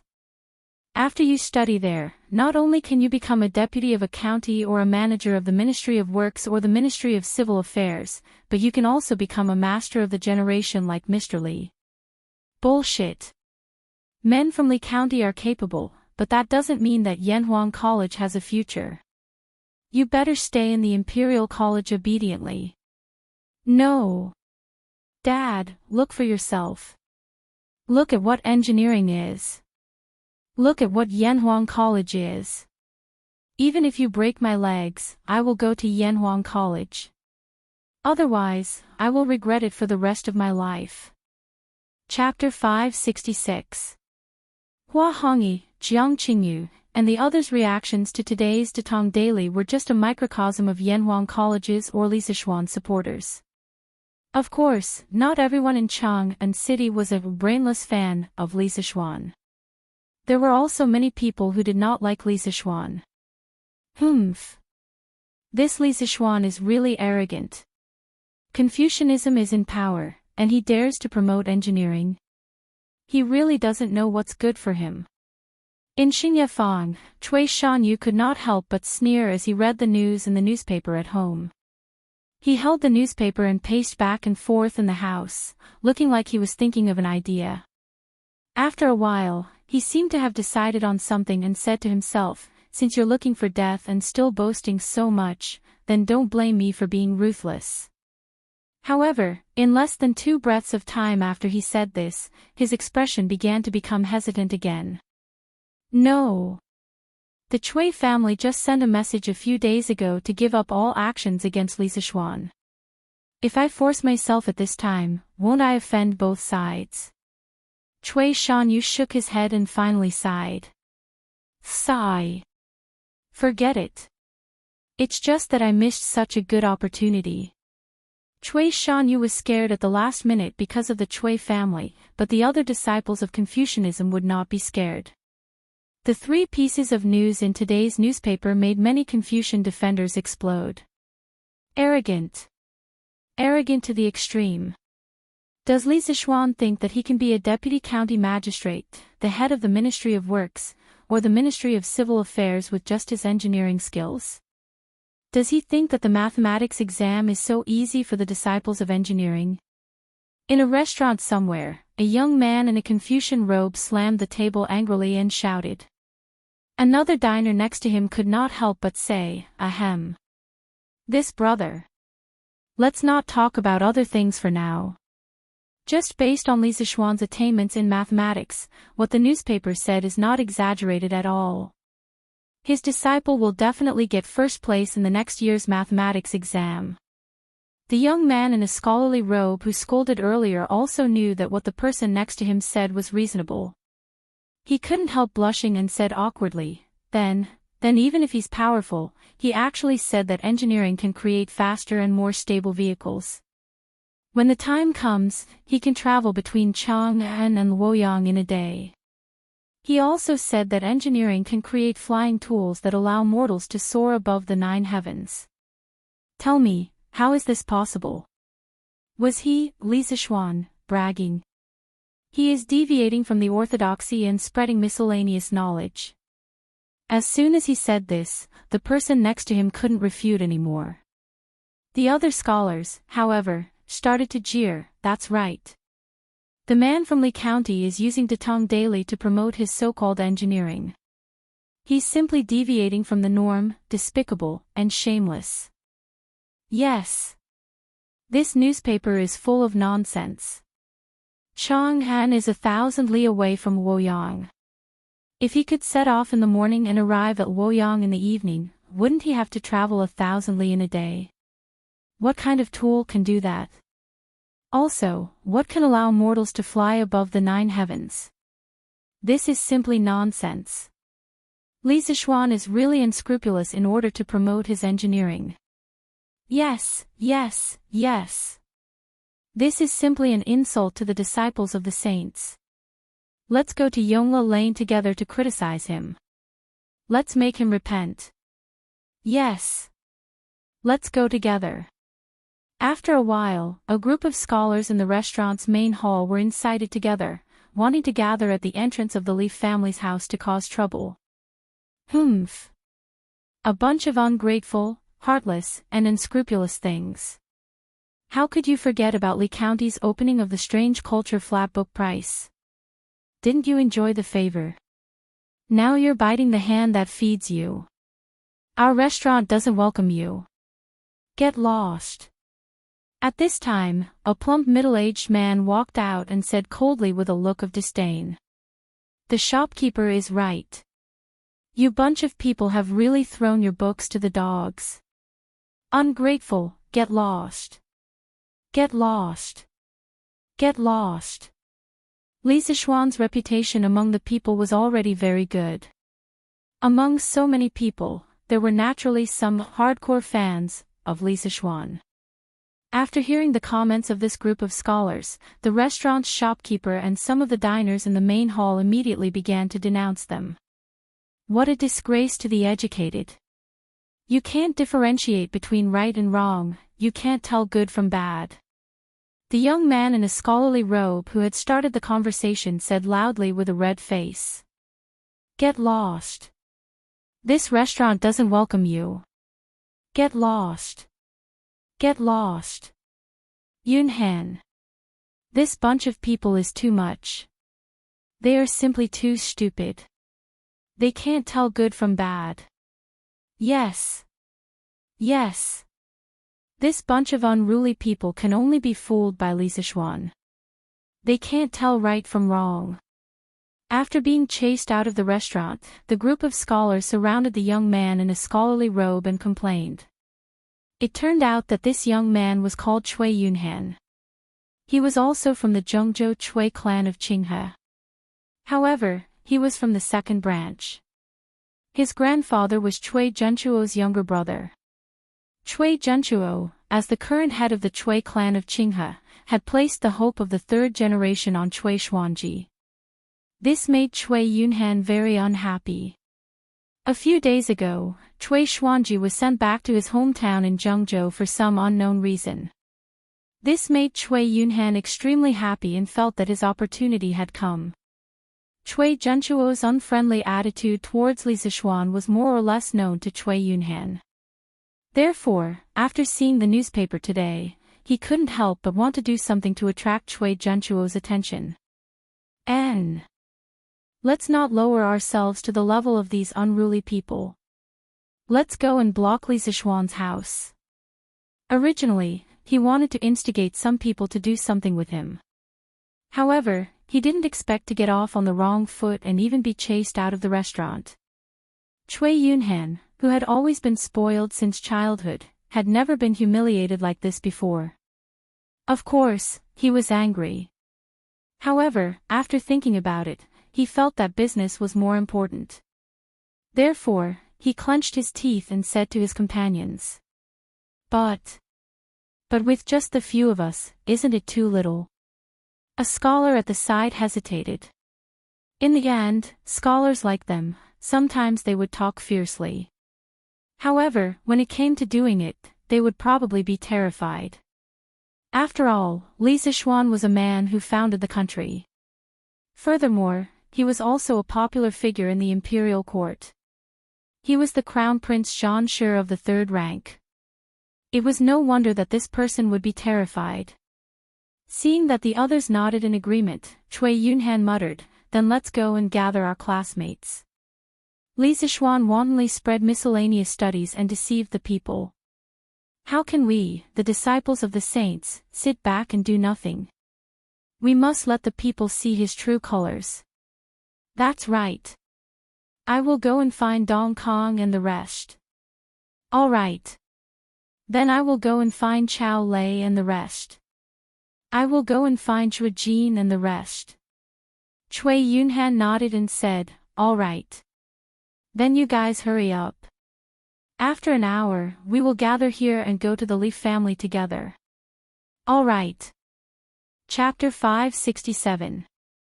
Mr. Wenji, Li Gang, courtesy name Wenji, long time no see. I trust you have been well since we last met. In Crooked River Square, Li Sichuan knocked on the door and entered a quiet and elegant courtyard. When he saw Li Gang watering the orchids with a water ladle, he greeted him with a smile. This was a relatively simple old house. The decorations were not luxurious at all. There were no artificial mountains, ponds, or pavilions. There was only a small bamboo forest in the courtyard, plus a flower garden. It was quiet and elegant to the extreme. Hee hee. This old man's bones are good. But how come you, a busy person, have the time to look for an old man like me? Li Gang unhurriedly put the water ladle into the wooden bucket next to him, turned around and said with a smile. Li Sichuan did not directly answer Li Gang's question. Instead, he glanced at the Datong Daily that was quietly lying on the stool and asked Li Gang, "Mr. also reads Datong Daily?" "I do." "This old man is idle at home. Other than watering the flowers, I can only read the newspaper." "This newspaper of yours is really a good choice to pass the time." Li Gang suddenly came to a realization. He pointed at Li Zishuan and said with a deep smile, "Ah. This old man knows why you are here today. You want this old man to pay the wine debt. Ha! Let's talk inside." Inside the house, Li Gang asked his grandson Li Gang to pour a cup of tea for Li Zishuan. Then, the two of them sat opposite each other. Li Gang smiled and said, "This old man's house is not as rich as yours. I don't have good wine, but I still have good tea. Don't dislike it." Li Zishuan cupped his hands and said, "I wouldn't dare. Mister, you don't care about fame and fortune. Although you live in a humble house, many of us can't compare to your moral character. How would I dare to dislike it?" Even Li Gang, a calm old pedant, couldn't help but laugh at his flattery. He laughed and scolded, "Glib tongue. I'm afraid I won't be able to bear your flattery. This tea was personally picked by this old man in March at the tea garden in the east of the city. It tastes very good. You should try it too." The corner of Li Zishuan's mouth twitched slightly. "Thank you for your kindness, sir. Although the tea is good, I'm not used to this kind of tea brewing technique." "I appreciate your kindness." Li Gang frowned and asked curiously, "Tea brewing techniques? Could it be that other than this old man's tea cooking technique, there are other tea cooking techniques?" Li Zishuan coughed dryly and said, "Let's not talk about this for now. If old Mister is interested, I will use a new method to brew a pot of tea for you in the future. I came here today because I have something to ask of you." "Ha! You want to invite me to your Yanhuang College, right?" It was easy to talk to smart people. Li Zishuan didn't even need to take the initiative to say it. Li Gang had already guessed the purpose of Li Zishuan's visit. He shook his head and couldn't help but laugh. This old man has already read today's Datong Daily. What you want to say should be in the newspaper, right? There is no high or low in learning. Engineering is only for the benefit of the world. Xiao Xian, although this old man agrees with this sentence, I'm afraid you will be criticized a lot if you write it like this. Li Zishuan said, "I don't care about public opinion and criticism. If I can let engineering be known by the world, be used by the world, and benefit the world, then what do I have to fear even if I'm criticized?" Li Gang slapped the table and laughed loudly. "Ha! Good. You are really a newborn calf that isn't afraid of tigers. This old man is very pleased that my Tang Empire has such a young talent like you. If your Yanhuang College has any use for this old man will not refuse." Li Zishuan said happily, "Old mister, you agree?" Li Gang smiled and said, "Yes. But your Yanhuang College mainly teaches engineering, right? Although this old man is familiar with the classics and history, I know very little about engineering and construction. I'm afraid I can't help you much." Li Zishuan had already considered this point. He smiled and said, "Although Yanhuang Academy mainly imparts engineering, Confucianism also plays a large part. I believe that Confucianism cultivates the heart, while engineering benefits the world. Without the influence of Confucianism, even if the students are capable, they will not be of any benefit to the country if their three views are not correct. Besides, you are a person of virtue and prestige. Even if you don't do anything and just stand in our Yanhuang College, you will be able to smell the scholarly fragrance of Yanhuang College within 100 miles. Who says you can't help?" Although this was a little exaggerated, Li Gang's role was really like a stabilizing needle. His prestige in the scholarly world and his reputation among the people were among the top of the famous scholars in Tang Empire. With Li Gang joining Yanhuang College, the overall level of the school would rise by a level. Li Gang stroked his beard, pointed at Lisa Schwan and scolded with a smile, "You brat, I don't know where you learned this skill of flattery." "Fine, fine. This old man will go to your Yanhuang College to teach. You have to provide as much good wine and food as you want. You brat can give the other teachers such a high salary, so you can definitely give me a few jars of wine." How could Lisa Schwan not agree? He hurriedly said, "Old mister, don't worry, this is how it should be. This is how it should be." Li Gang nodded with extreme satisfaction. Then he thought for a while and said, "Coincidentally, this old man has a few close friends. They are quite knowledgeable, but they have already retired. Previously, you said in the newspaper, since they have retired from the world, why don't they come to Yanhuang College to teach a few disciples and watch them maneuver unhindered and leave a mark for generations to come? This old man agrees very much. This old man will invite them to come to Chang and some other day. You brat, come and meet them. If you think they are okay, you can also invite them to Yanhuang College." Li Zichuan waved his hand and said with a smile, "Since old mister thinks that they are knowledgeable, what other opinions do I have? If you think it's okay, as long as they are willing to come to Yanhuang College, this brat would be more than happy. I just don't know if there are any of your friends who are good at engineering, machinery. Li Gang was startled. After a while, he nodded with a heavy expression and said, This old man does know someone who is very proficient in engineering, machinery. However, we haven't contacted each other for many years.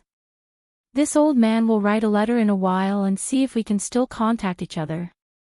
If there is a chance, I can recommend you." Li Zichuan's eyes lit up and he said excitedly, "Thank you for your trouble." He had been in Tang for so long, but the number of engineering talents he knew could be counted on one hand. Yanhuang College would be the #1 engineering college in Tang in the future. How could it not have a reserve of top talents? So today, Li Gang really solved his urgent problem. Li Gang hesitated and said, "But this person's identity is a bit special. Do you really want to meet?" Chapter 568.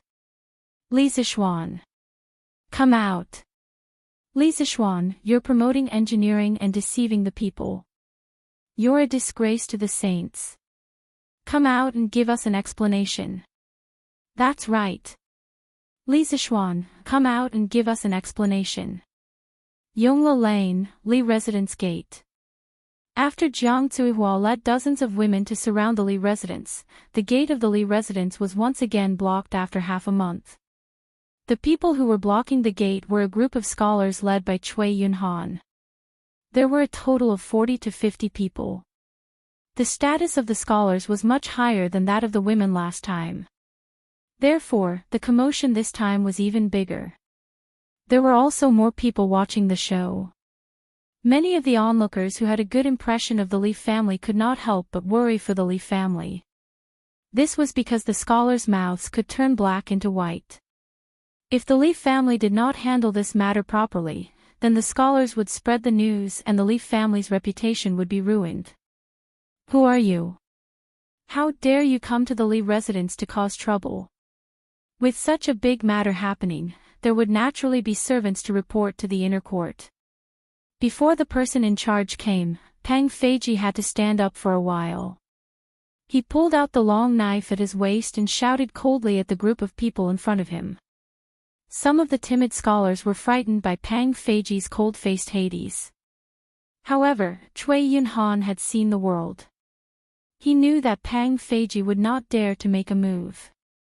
Therefore, he pretended to be righteous. He took 2 steps forward and said loudly, "Riches and honor cannot be corrupted. Poverty cannot be moved. Might cannot be subdued. Today, we are here to demand an explanation from Li Zichuan. Why would we be afraid of a small guard like you? If you have the guts, then chop your knife down on my head."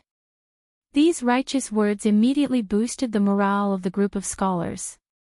Many scholars loudly cheered, "That's right, we can't submit to force. We are here to seek an explanation." Why would we be afraid of a little guard like you? Hurry up and ask Li Zishuan, the cultured scum, to come out. That's right. Either get Li Zishuan to come out, or bring your knife down on our heads. Let's see if you still dare to commit murder in broad daylight. Facing this group of aggressive scholars, Brother Chicken couldn't help but frown.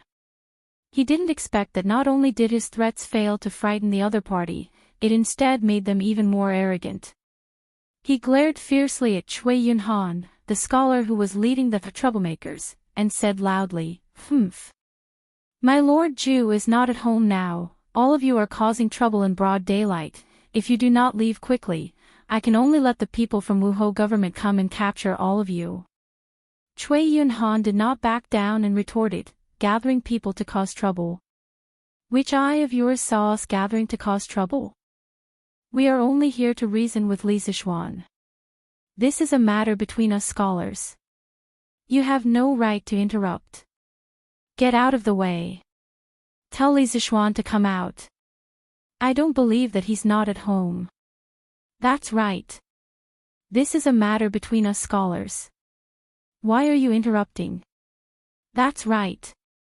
Tell Li Zishuan to come out. What's the point of hiding at home like a coward? The more they caused, the fiercer they became. The more they spoke, the more they wanted a mile. They all pressed forward, wanting to crash into the Li family's main door. Brother Chicken was both angry and shocked. He shouted loudly, "All of you stop. Stop them. Whoever dares to go forward, chase them away with sticks." The Li family's guards at the side all agreed. Whenever they saw a scholar who dared to cross the line, they would mercilessly hit them with sticks. They didn't dare to hit their vital parts. They only hit their buttocks and thighs. In a moment, they were crying out in pain. Li family. Li Jingma, Madame Li and Han Yushi were shocked when they received the news. Madame Li asked, "Where's Xiener?" With such a big matter happening, only Li Zishuan, this cultured person, could handle it well in the entire Li family. Cui Yunhan was right about one thing. Today's matter was between scholars. It was useless for others to step forward. Only Li Zishuan could do it personally. Besides, they couldn't let Han Yushi, this woman, go out to solve the conflict. Putting aside her identity as a scholar, the people outside were all men. It was very inappropriate for a woman like her to step forward. Han Yushi quickly replied, "Mother." Her husband had gone out a long time ago. He should be at Crooked River Square, old Mr. Li Gang's house now. I'll ask San Bao to call him back. Madame Li nodded and said, "Go quickly. Ask Xiener to come back quickly. Let Pang Sigi help out outside for a while." Han Yushi nodded and called San Bao over. She gave a few instructions, and San Bao sneaked out from the back door. Li Jingma shouted from behind, "San Bao, ride my horse. Hurry up, Io. You bunch of unruly slaves, how dare you commit violence in public? Just wait to go to jail. Everyone, they don't dare to really hit us. Let's rush in and find Li Zishuan." Yes. Rush in and find Li Zishuan, this refined scum, coward. Those scholars who suffered physical pain in front of the Li family's residence were incomparably furious. They couldn't help but curse. Cui Yunhan, on the other hand, was calmer. He kept fanning the flames from the back. When the scholars heard that, they felt that it was reasonable. They started to press forward with the sticks of the Li family's guards. When Brother Ji saw this, he was so anxious that he was sweating profusely. If these people barged in and offended the women in the residence, then he would really die 1,000 deaths. But if these scholars in front of him were to really hit them, he definitely couldn't hit them. If he really hit them, he might even cause trouble for Li Zishuan. He really didn't dare to act on his own accord. So at this moment, Brother Ji really didn't know what to do. Humph. Are you the ones who want to see me? At this moment, many of the scholars who were causing trouble felt a bump on their shoulders. Then, they felt a gust of wind brushing past their ears.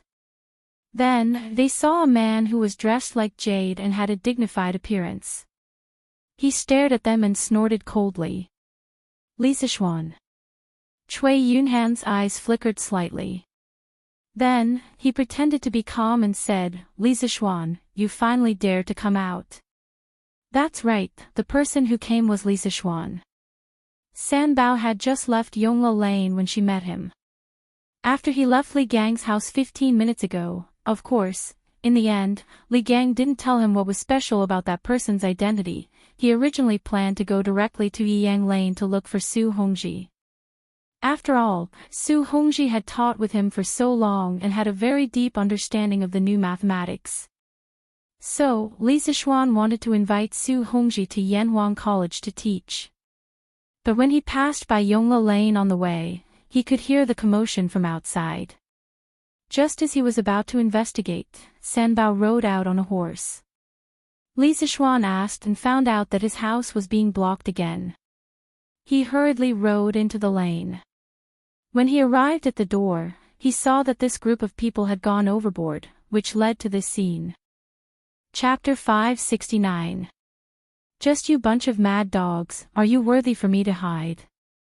Just now, I just happened to not be around. In front of the Li residence, Li Zishuan looked at Cui Yunhan in front of him and said sarcastically. He just descended from the sky, and the aura that he emitted was not something that Brother Chicken could compare with. This group of scholars were immediately frightened and did not dare to take another step forward. But hearing his words, many scholars' faces flashed with a trace of anger. They were all cultured people, how can they be called mad dogs? Cui Yunhan asked with an ugly expression, who are you calling mad dogs? Li Zishuan smiled contemptuously and said, I am talking about all of you. Look at all of you now, if you are not mad dogs then what are you?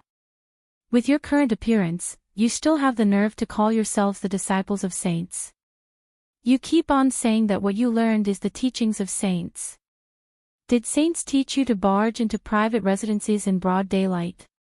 Did saints teach you that you don't know the hierarchy and have no respect for your elders? Please don't smear the face of saints. Behind the door, Han Yushi, who knew that Li Zishuan had already rushed back, couldn't help but feel excited when she heard these words. Last time, although those women surrounded the Li residence, but from a woman's point of view, she sympathized with those people who lost their husbands, so she didn't have much ill feelings towards them. But today, the nature was completely different. These scholars in front of the door almost barged into the residence just now. How is this behavior different from robbers? Furthermore, there are so many women in the residence. If these people came in, wouldn't it ruin their reputation? Therefore, when she heard Li Zishuan scolding the scholars, Han Yushi felt very relieved in her heart. She felt relieved, but Cui Yunhan was almost angered to death. After taking a few deep breaths, this fellow said, You are going too far. You are an important official of the imperial court in vain, but your mouth is full of filthy words. We are here today to unveil your ugly face. Ugly? Li Zishuan chuckled coldly and said, Then why don't you tell me how I'm ugly? Cui Yunhan said righteously, You promote miscellaneous studies and deceive the people. You are a disgrace to saints, and you are a disciple of saints in vain. In order to lure more people to learn your skills, you did not hesitate to let Datong Daily become a tool for you to promote your skills. You are the scum of my Tang dynasty, shameful. Li Zishuan used his pinky finger to dig his ears and then asked, I have learned martial arts from my master since young. I learned Taoism, not Confucianism. How did I become a disciple of saints? You said that this duke promotes miscellaneous studies and deceives the people, then what is miscellaneous studies?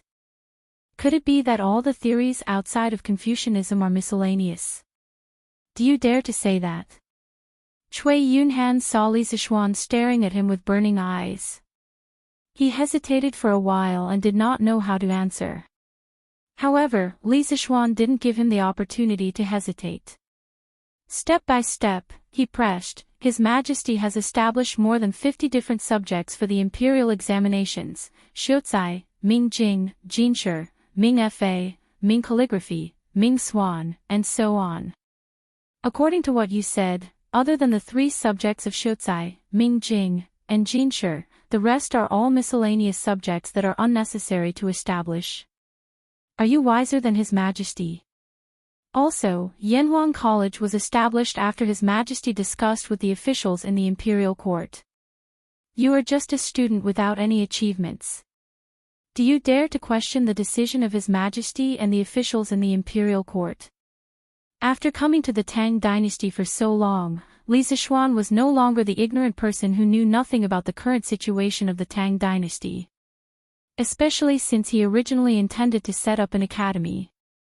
As the principal of a school, of course he would specially do some research on the imperial examination system of this era.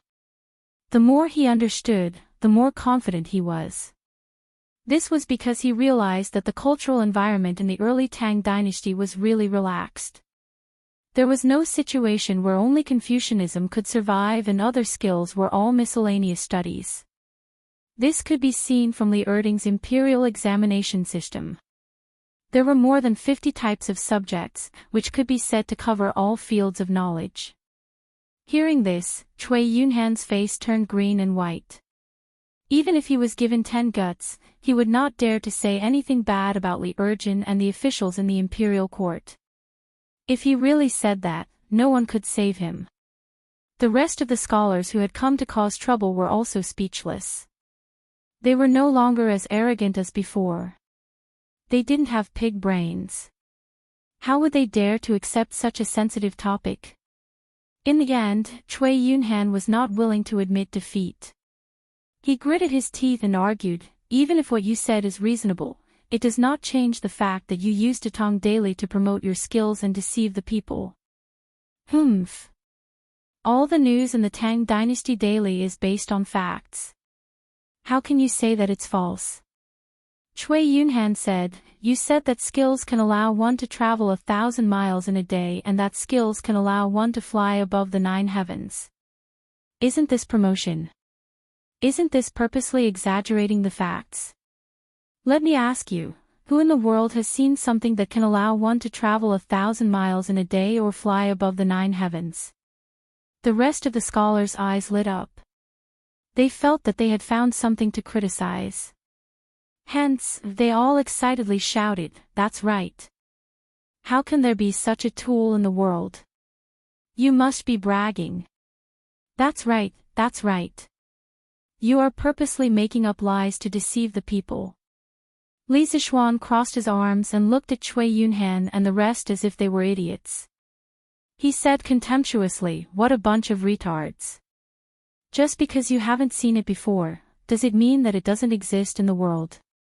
Without investigation, you have no right to speak. Within 3 years, you will definitely see that kind of tool that can travel 1,000 miles in a day. Furthermore, it was made by my Yanhuang College. As for that flying tool that can carry people, have you not heard of it? Half a month ago, I destroyed the Snake Spirit Mountain by myself. I sat on that kind of tool and flew up. Have you guys not heard of it? Cui Yunhan was shocked. After such a long time, he had almost forgotten about it. However, after thinking about it, he said with relief, That flying tool is just your side of the story. If you really have that kind of thing, why would you hide it from others? There must be something fishy. After saying that, Cui Yunhan felt that his analysis was very reasonable. In his opinion, if anyone had such a heaven-defying tool, they would definitely show it off everywhere. However, Li Zixuan had not done anything for such a long time. There must be something fishy about it. Perhaps the rumor that Li Zixuan flew up the Snake Spirit Mountain was fabricated. Li Zixuan was so angry that he was amused. He sneered and said, Ha! Do you think that everyone is like you? Once you have something good, you must let the whole world know about it. If you keep a low profile, you will think that others are lying. I have to say, you are really an idiot.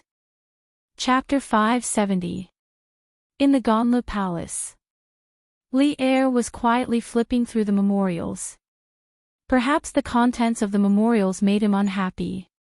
He frowned and looked very serious.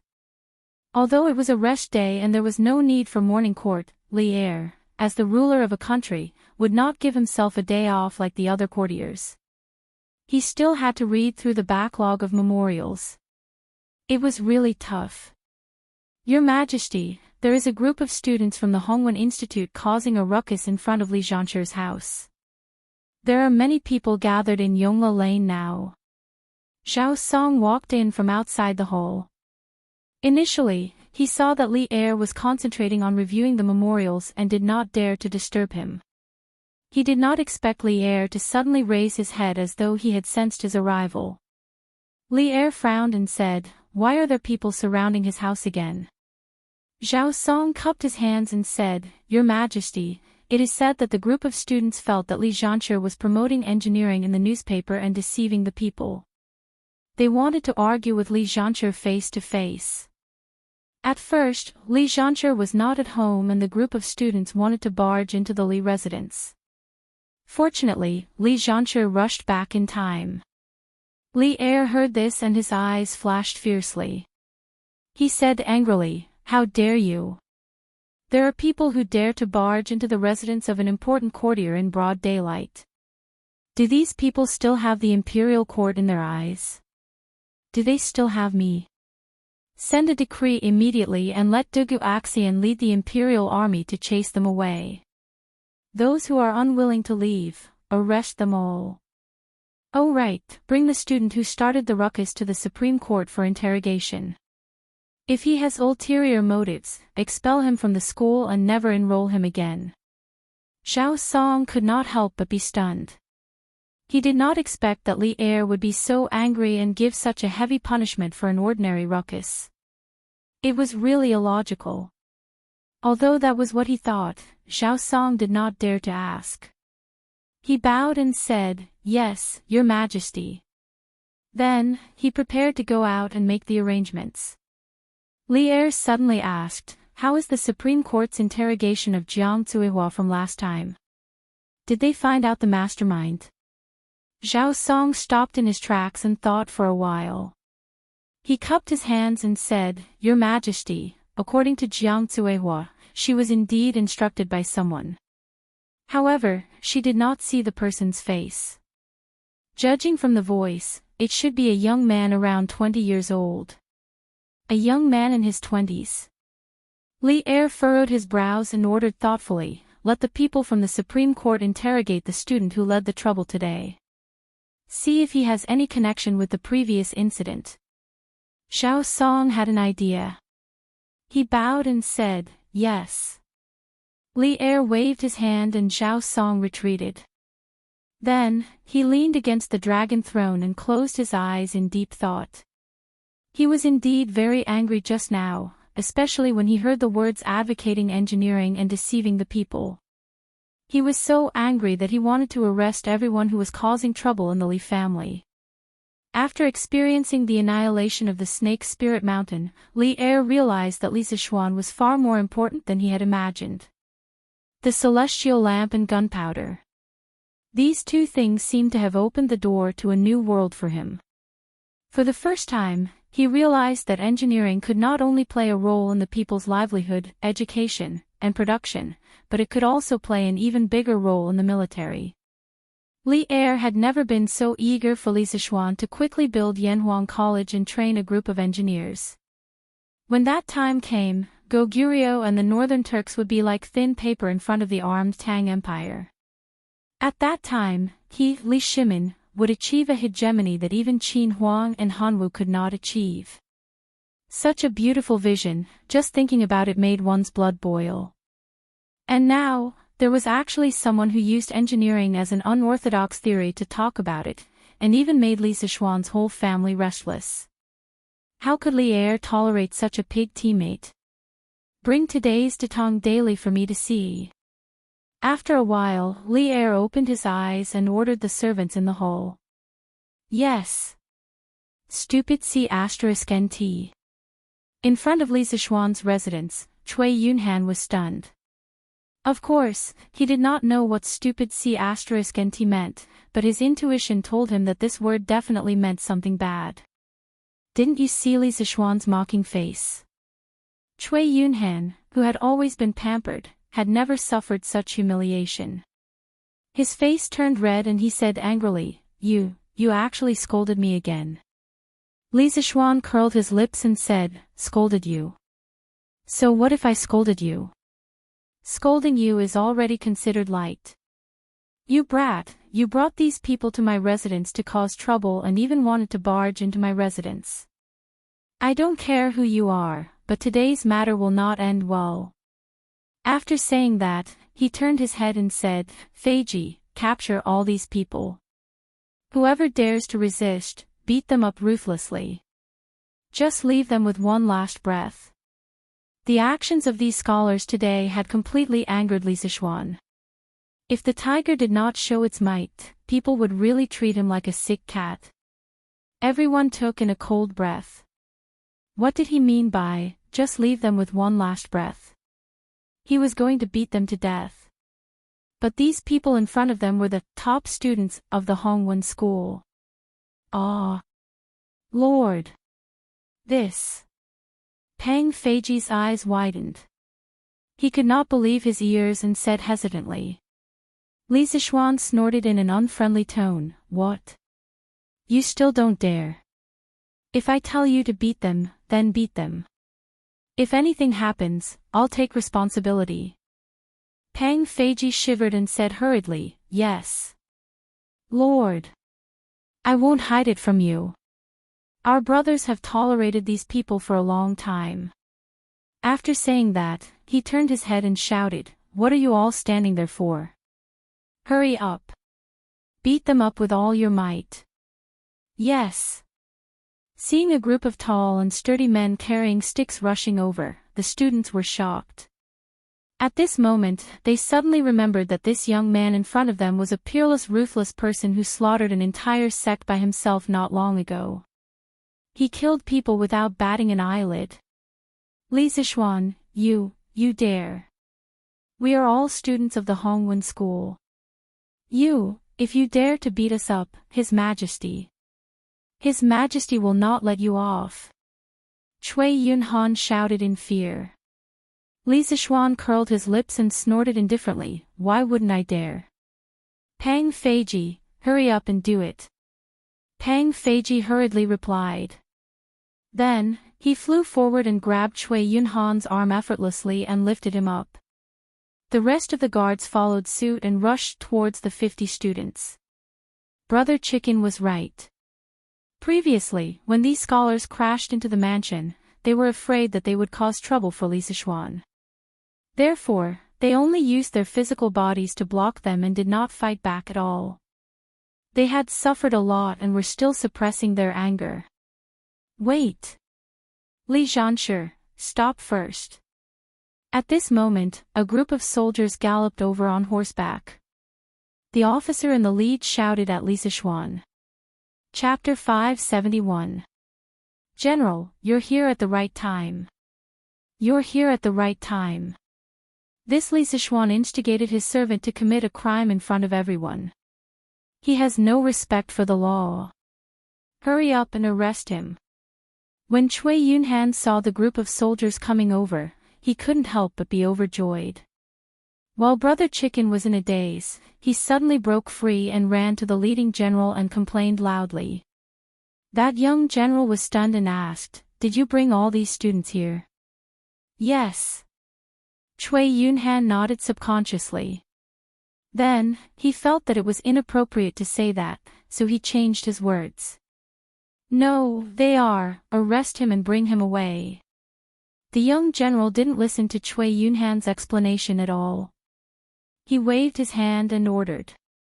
Yes, sir. 2 forbidden army soldiers immediately came up from behind and captured Cui Yunhan like an eagle catching a chick. Hey!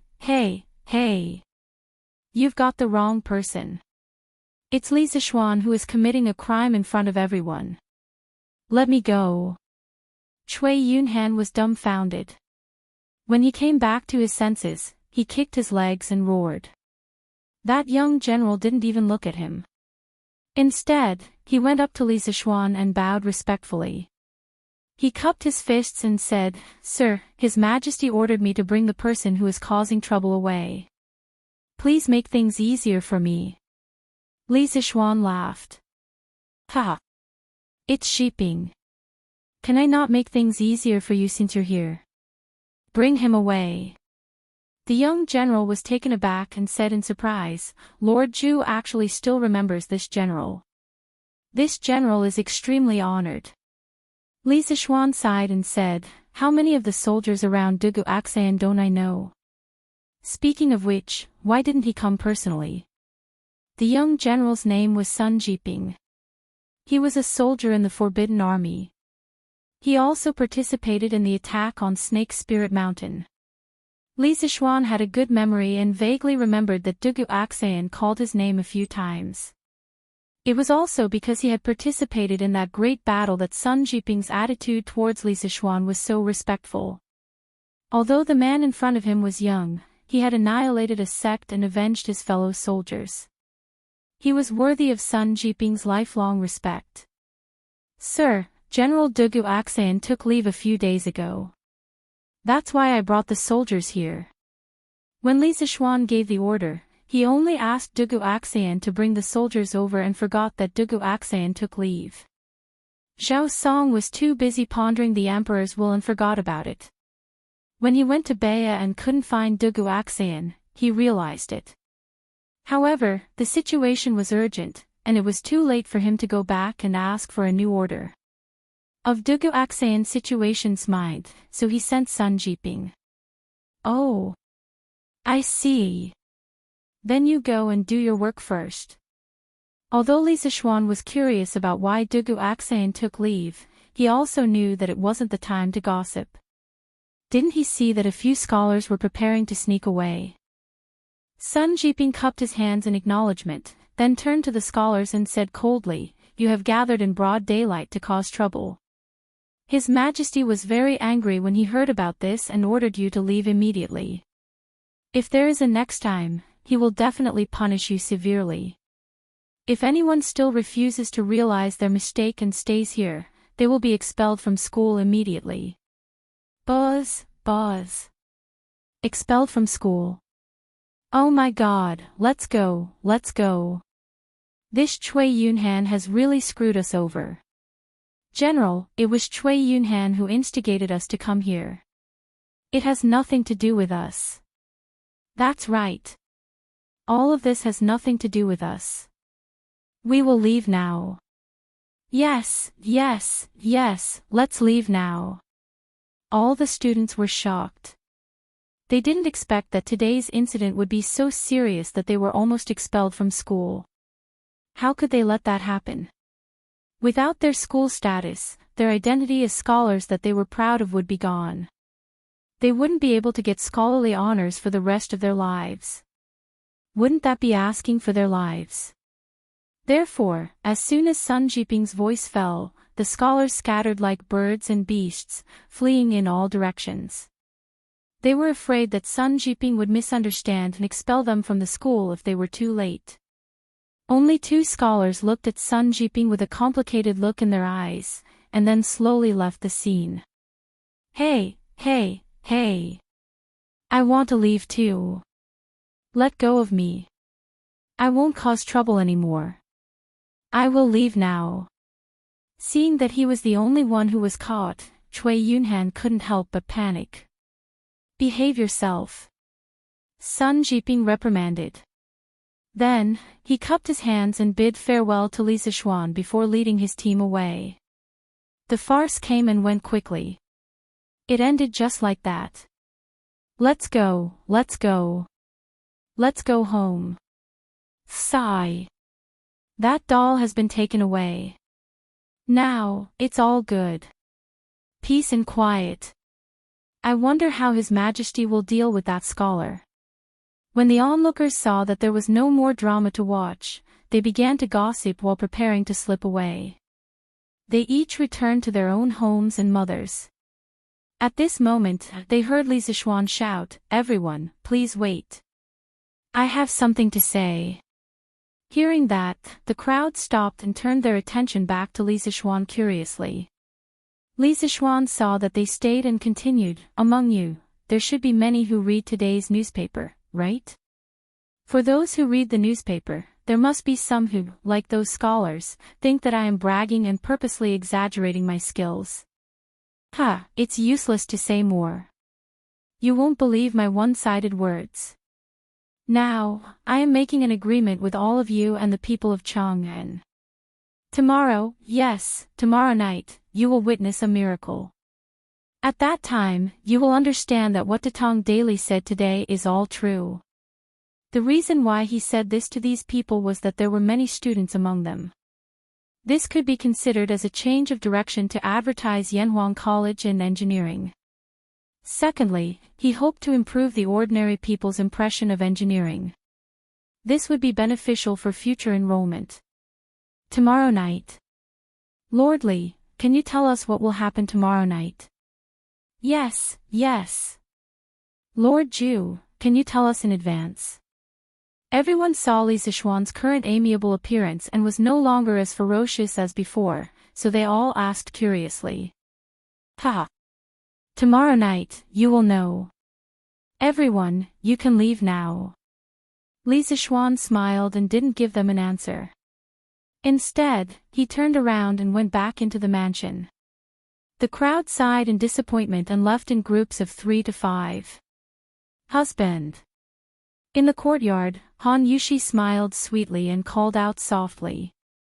Although the situation this time was more dangerous than the last time, her man was by her side, sheltering her from the wind and rain.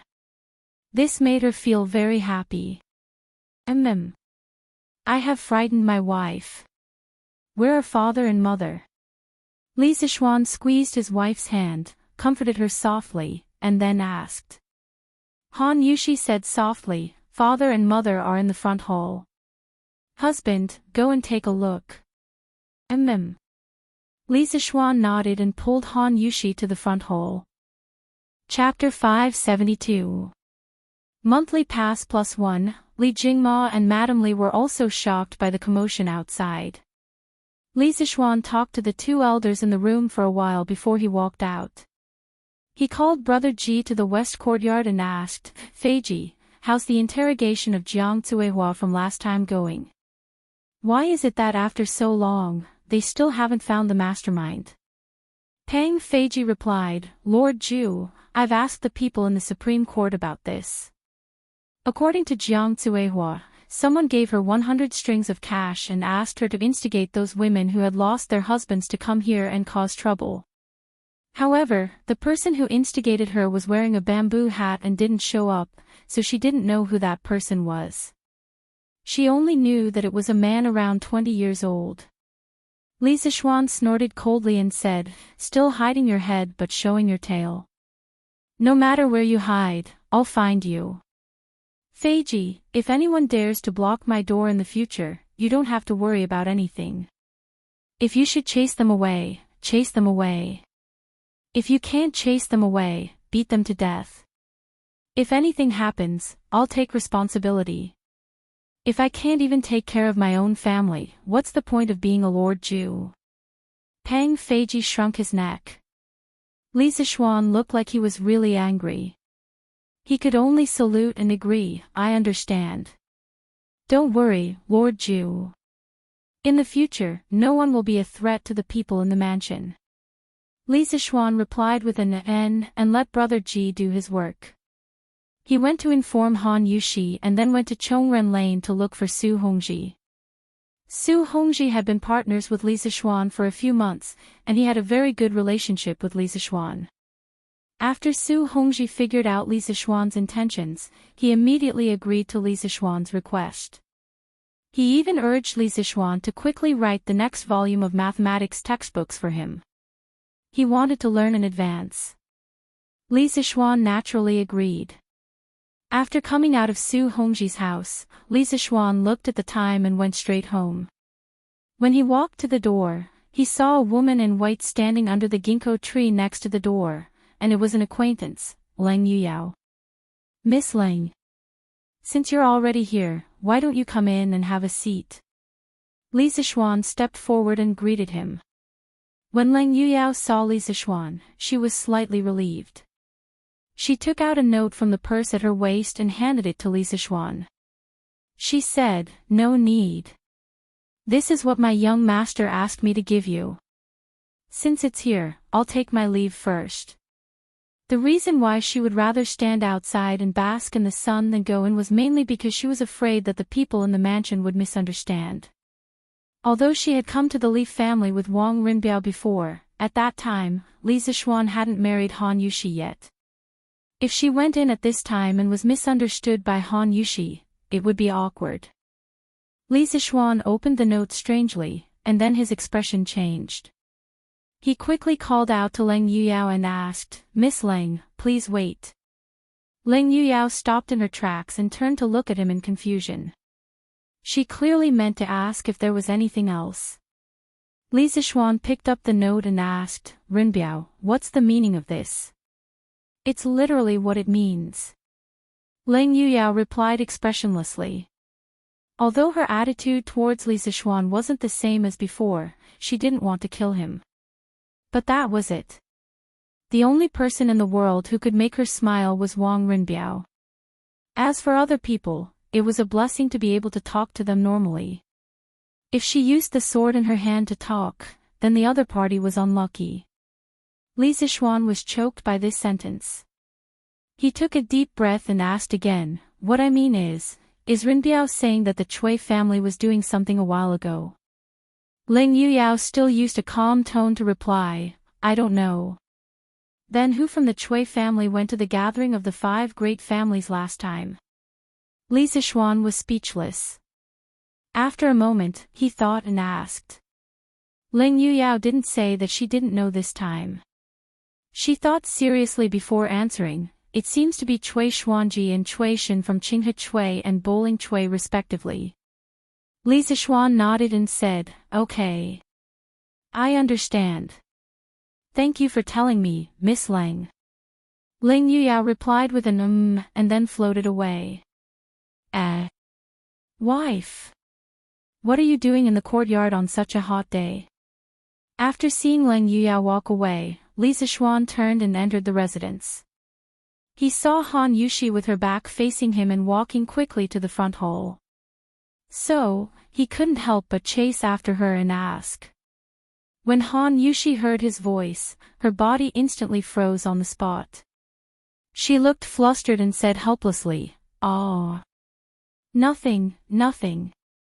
Husband, you're back. Let's go for lunch. Dad and Mom are waiting for you." Li Zixuan was even more suspicious and asked again, "Really nothing?" Han Yushi hurriedly said, "Really nothing. Husband, quickly go and eat." Oh.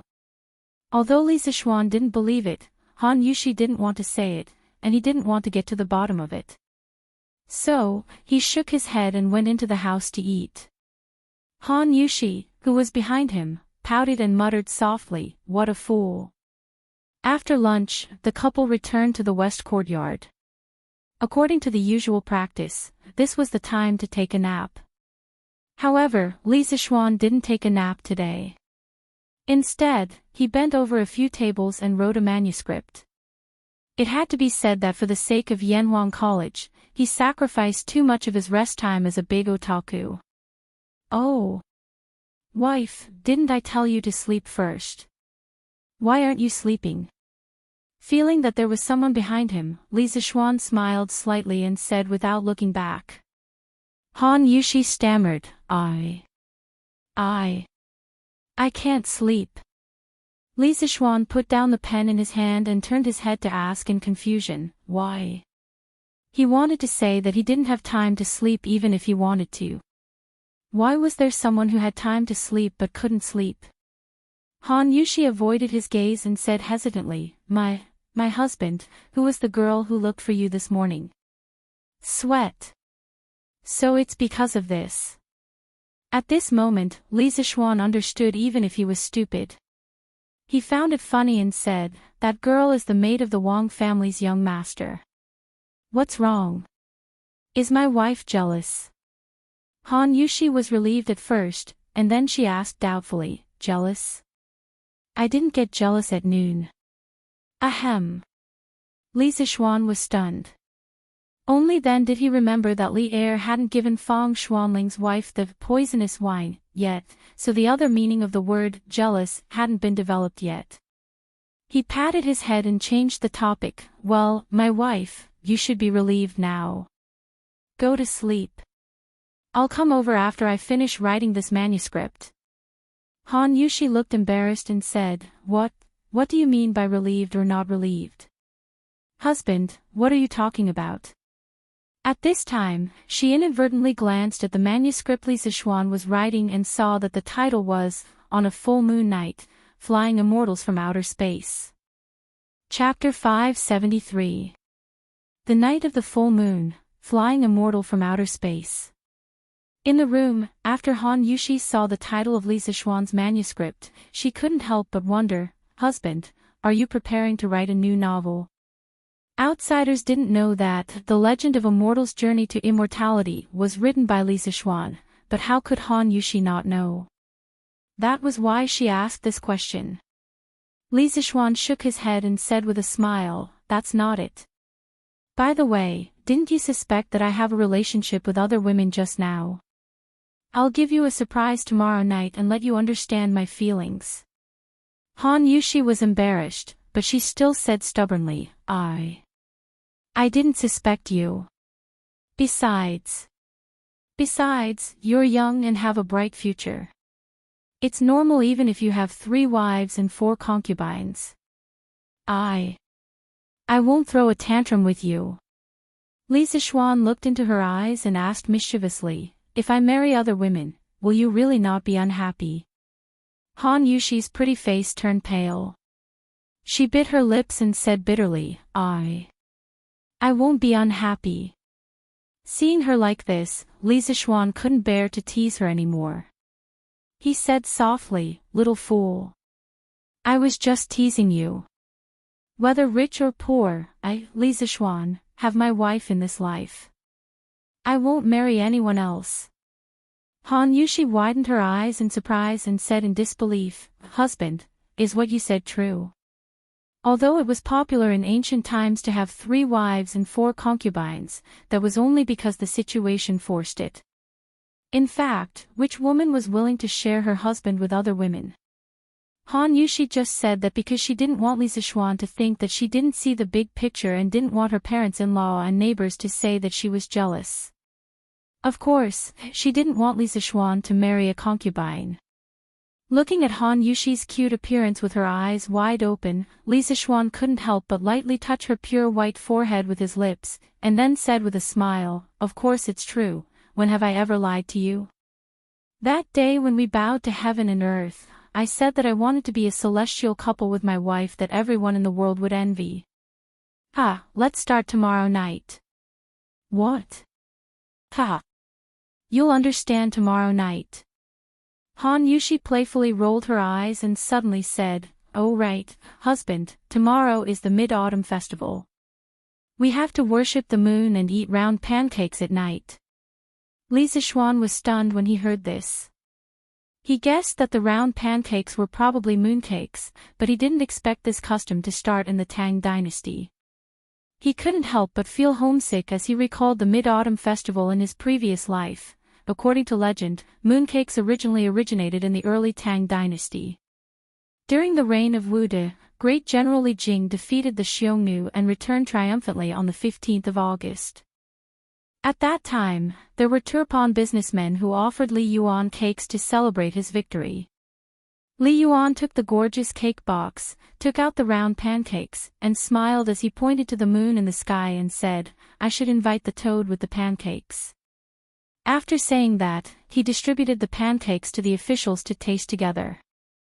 From then on, there was the custom of eating pancakes on the Mid-Autumn Festival.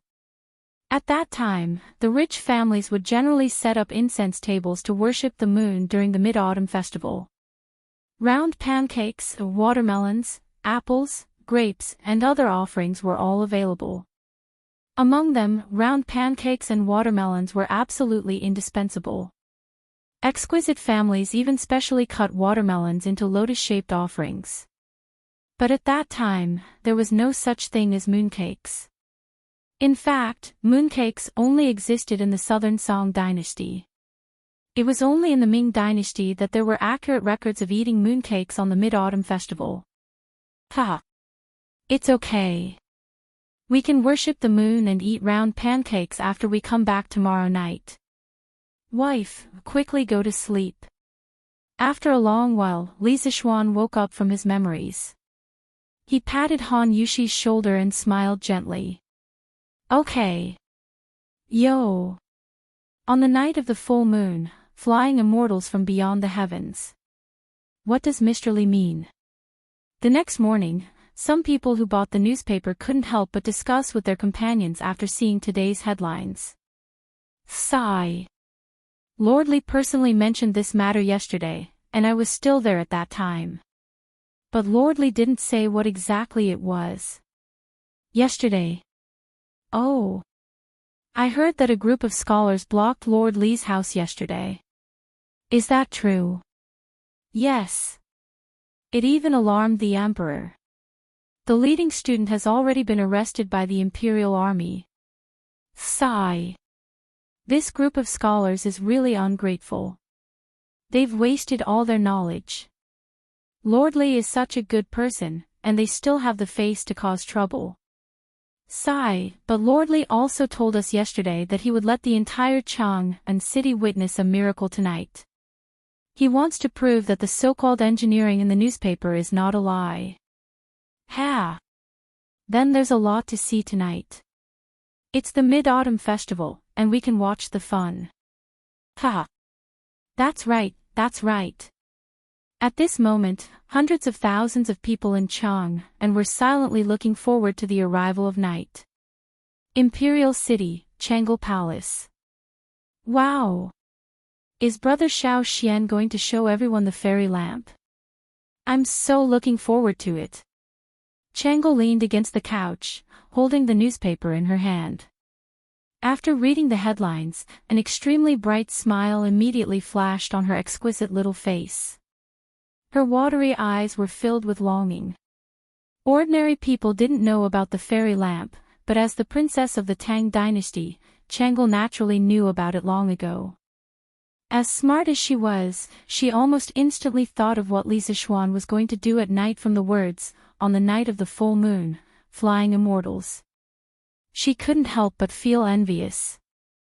If Chang'an can go up to the fairy lamp once, then even if I immediately die of illness, I won't complain.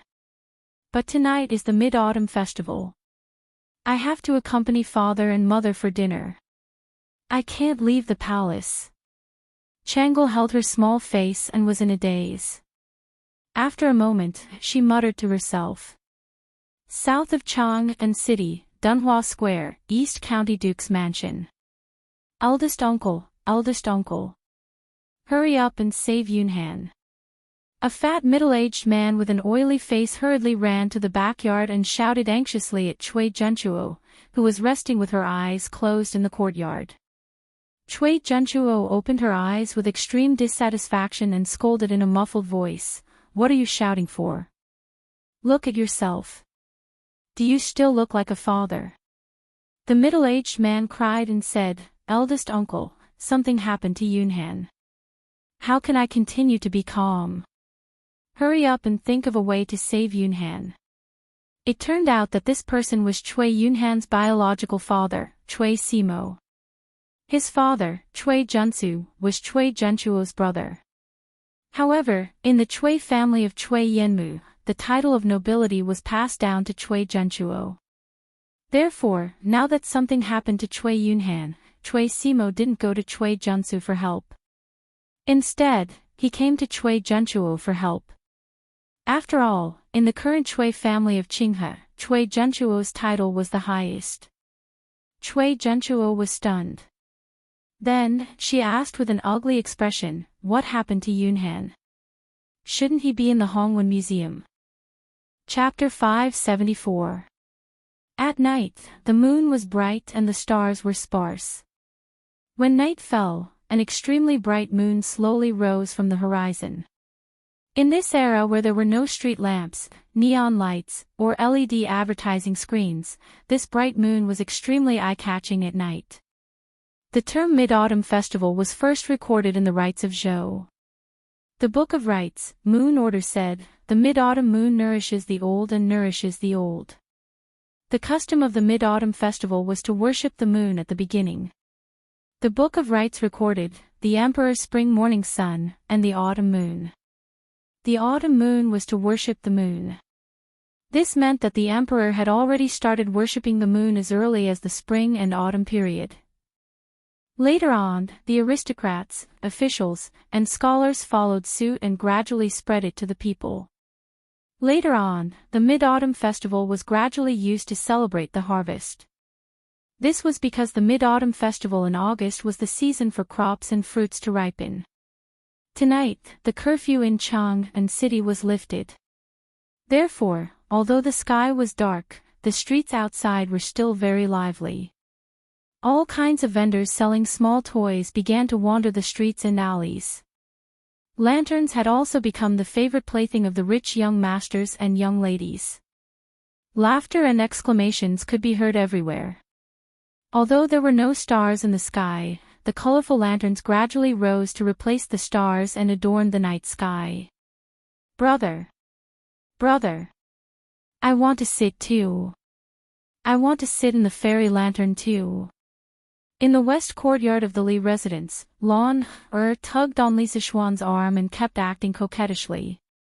Today was the Mid-Autumn Festival. Of course, Lan couldn't continue to stay in the Han family village. Mrs. Li personally went to fetch the little girl back early in the morning. Li Zixuan face-bombed. He didn't know where this little girl got the news from. He had clearly brought his wife here in secret. However, in this situation, he could only helplessly say, Lan, next time. We can't carry too many people on it at once. Otherwise, it will fall from the sky. After brother brings Yushi down, I'll bring you up to play, okay? Lan looked up at Han Yushi. After hesitating for a while, she said, all right. Then brother, you have to keep your word. Li Zixuan laughed and said, of course. Han Yushi bent over and patted Lanner's little head. She smiled and said, Lanner, don't worry. When he doesn't bring you along, I won't listen to him either. Lanner nodded happily. Okay. Then, the little girl skipped down the corridor to watch the fun. Husband. Can this really withstand the two of us? At this point, Han Yushi looked at the hanging basket and became a little hesitant and afraid. She grabbed Li Zixuan's arm and said worriedly. Li Zixuan smiled and comforted her, don't worry, my wife. The celestial lamp will definitely be able to withstand the weight of two people. I'm confident about this. Besides, even if there is an accident, I will protect you. Let's go up. In fact, there wouldn't be much of a problem even if 3 people came up together, let alone 2 people. The reason why he didn't let Lan come up together was mainly because Li Zixuan wanted to take Han Yushi for a romantic time. Recently, he had been running around for the academy and the Snake Spirit Mountain. He didn't have much time to accompany his wife. Today, he could take this opportunity to make up for it. Okay. Han Yushi heard that and felt a little relieved. She lifted the corner of her skirt and successfully boarded the hanging basket with Li Zixuan's help. Then, Li Zixuan quickly untied the rope that fixed the hanging basket. Then, he also boarded the hanging basket and ignited the kerosene above the hanging basket. A moment later, the heavy hanging basket gradually overcame the gravity of the earth under the effect of the strong lifting force of the hot air. It slowly left the ground and rose into the sky, rising higher and higher. The servants of the Li residence looked at the huge ball of fire in the sky and were stunned. They were close, but they saw Li Zixuan and Han Yushi fly directly into the sky after sitting on the hanging basket. This kind of shock was not felt by others. Wah, wah, wah. We can really fly. Brother. Sister Yushi. You guys have to come down quickly. Don't run too far. Lan also wants to sit on it. Lan saw that the celestial lamp had successfully ascended into the sky. She did not care if others could hear her and hurriedly shouted towards the man and woman in the sky. Wow! Young master and young madam really flew into the sky. They are flying so high. Xiaohe opened her eyes wide and exclaimed in surprise. Xiaoxi's eyes were filled with enchantment. Following beside Li Zixuan, she could always feel an endless stream of surprises. She looked at the handsome man and beautiful woman in the sky and sighed softly, "Young master is so good to young madam." What's wrong? Xiaoxi, are you starting to have feelings for young master? Although Xiaoxi's voice was soft, Xiaohe heard it clearly. She, who had a lively personality, smirked and teased Xiaoxi. Yeah. Xiaohe, what nonsense are you saying? Young master and young madam are so good to us, how can you say that? I'm not going to talk to you. Xiaoxi said shyly. This time, Li Zixuan did not let the celestial lamp fly too high. It was only about 5 stories high. So, when he and Han Yushi flew out of the mansion, the people on the streets reflected the bright moonlight and immediately saw the outline of the celestial lamp clearly. Wow! Mother, look! Look! What a huge lantern!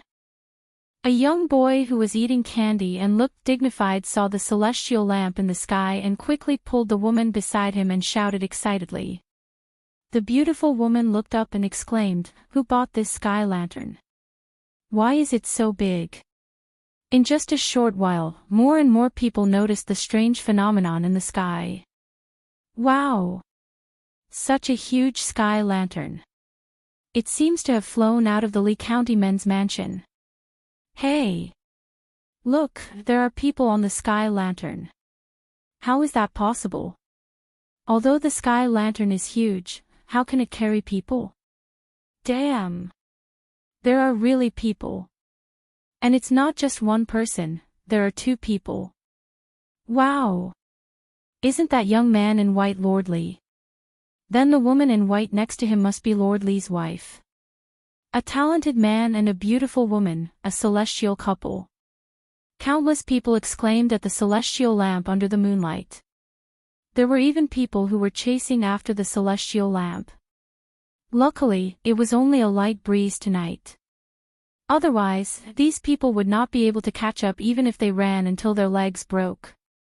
Wow! I understand now, this is what Lord Li said in the newspaper today, celestial flying on the night of the full moon. Lord Li wasn't lying when he said that engineering could make people fly. Oh. So that's it. Then what kind of engineering is this? It's really amazing. TSK. Compared to engineering, Lord Li's celestial couple is the one that is really enviable. Chapter 575. Monthly ticket +2, wow. Hubby. We're really flying. In the sky, Han Yushi was 100 times more excited than the onlookers below. She looked at the buildings that were getting smaller and smaller below and felt very fresh. She had never been able to look at the magnificent Chang'an city from such a high position. She had also never been able to be with the person she loved so quietly and undisturbed. She was really satisfied. Li Zixuan smiled and lazily hugged Han Yushi's slender waist. He said, "Yes. We're flying. Only in the sky can we not be bound by any imperial power and secular etiquette. We can do whatever we want. There's only the 2 of us. Do you like it, my wife?" Han Yushi quickly nodded and replied, yes, yes. I like it very much. Thank you, hubby, for being so good to me. Ha! My wife, I'll take you to tour Chang and City tonight. Let them envy us, this immortal couple. His wife was really easy to satisfy, but Li Zixuan felt that it was not enough. He pointed to the other markets below and said with a smile. Han Yushi blinked and was very tempted, but in the end, she shook her head and said, let's not. Lan is still waiting for us below. We'll just stay up there for a while and then go down. Li Zixuan laughed and said, haha. That little girl still has other friends to play with. Don't worry, my wife. If she doesn't see us in a while, she'll definitely go out and play with others. It's rare that the curfew in Chang and City is lifted tonight. Let me accompany you. Tonight, millions of people will be envious of us. When Han Yushi heard that, she could no longer refuse. She said sweetly in her heart, yes. But then she seemed to think of something and looked up. But hubby, the wind is blowing from the south now. Our fairy lantern can only float to the north. How can we tour Chang and City? Li Zixuan chuckled and said smugly, ha. Wife, watch carefully. Watch my 18 dragon subduing palms. Oh. Quick, look. Quick, look. There's a huge lantern in the sky. Li Zixuan was right. It was rare that there was no curfew in Chang and tonight, so many people would not go to bed so early. Those who had money would go to the night market, while those who had no money would go to their homes to chat and beat their sons. All the markets were bustling. It was precisely because no one was sleeping and Li Zixuan was flying at a low altitude that the celestial lamp caused a huge commotion wherever it went. Wow! There are 2 more people up there. This should be the meaning of celestial flying on a full moon night, right? Sir Li really didn't lie. There seems to be another person dancing. Was Lord Ju's wife dancing for Lord Ju? They are so loving. But aren't they offending public decency by doing this in public? Tisk. If you have the ability, why don't you go up as well? You'll be offending public decency. Seriously. F***ck. No, no, no. That's not Madame Ju dancing, but Lord Ju boxing. What kind of F***king look are you guys looking at? Ah. Then Lord Ju is really good to Madame Ju. Ping Kong Fong. This was the most famous red light district in Chang and City. It was commonly known as the Northern Li's famous flower district. In the Tang dynasty, there was no rule that officials were not allowed to visit prostitutes. As for the scholars who came to take the imperial examination, visiting their confidants at Ping Kong Fong was simply a semi-official activity. If anyone did not go, it would not be called chastity, but a country bumpkin. Therefore, in the past, although the doors of Ping Kong Fong were closed at night, the brothels in the square were still lit by red candles. There were dancing, couples coming and going, and singing in low voices. Tonight, there was no curfew in Chang'an, and Ping Kong Fong was even more lively. Many young people secretly came here to fool around in the name of going out to drink with their friends. Ping Kong Fong was full of traffic, and it seemed even more crowded. Master Hu. Come in and play. Our Xiao Chui misses you very much. Baihua Building, the largest brothel in Ping Kong Fong. A middle-aged woman with heavy makeup pulled a fat man and laughed coquettishly. Hee hee. Am I not here now? Mother Hua, quickly ask Xiao Chui to come over. Hey. I'll be here soon. Mother Hua, where's your family's courtesan, Miss Yen, Why don't I see her? At this moment, a young man in luxurious clothes walked over and asked with an unhappy expression. Mother Hua's expression froze, and she murmured, Young Master Nyo. Miss Yen hasn't been feeling well these few days. Wow! What a huge lantern. Why are there so many people following down there? At this moment, Li Zishuan's fairy lantern happened to pass by Ping Kong Fong. This huge fairy lantern shook everyone's heart. Mother Hua. That's Lord Li and his wife. They came from Yongla Lane, and they should be touring Chang'an City. I heard it from those people just now. A page boy pointed at the commoners who were chasing after the fairy lantern and said to Mother Hua. After the surrounding ladies heard it, all of them became excited. Wow! Lord Li is such an affectionate young man. He's so handsome and gentle. Ah! Lord Li, wait for me, can you let me go up there for a while? A girl in a pink dress suddenly screamed and chased after the people from before. Ah! You slut! Lord Li is mine. The power of role models was endless. If there was one, there would be a second. In the blink of an eye, a group of ladies ignored Mother Hua's obstruction and chased after the fairy lantern. In one of the attics in Hundred Flowers Tower, a lady in purple looked at the fairy lantern flying by outside the window and heard the crazy screams downstairs. She couldn't help but sigh. Miss Han is so lucky to be married to such a man. If there's someone who can treat me so well in this life, Fang Fian would be willing to pay any price. Husband, they all seem to like you. On the fairy lantern, Han Yushi looked at the ladies who were chasing after them crazily and couldn't help but smile at Li Zishuan. Cough, cough. Li Zishuan wiped the cold sweat on his forehead and said awkwardly, well, I only like my wife. Even if they catch up with me, I won't look at them.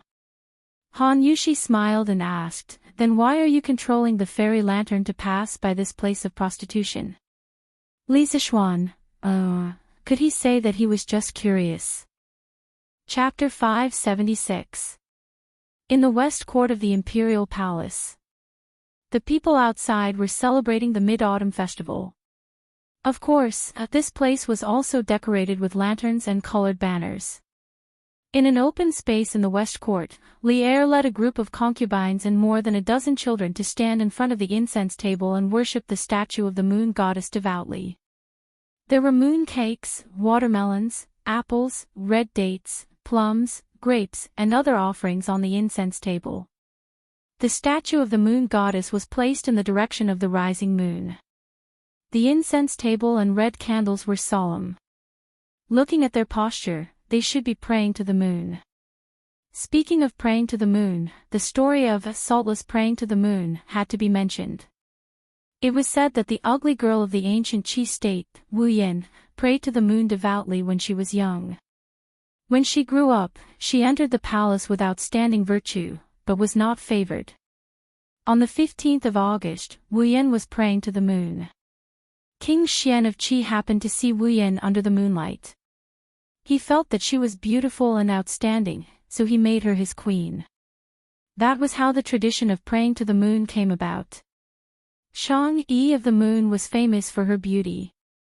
Therefore, the girl prayed to the moon and wished to be like Chang'e, with a face like the bright moon.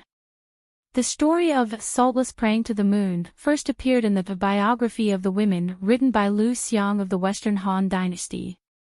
Wu Yin, also known as Zhong Wu Yin, was shockingly ugly.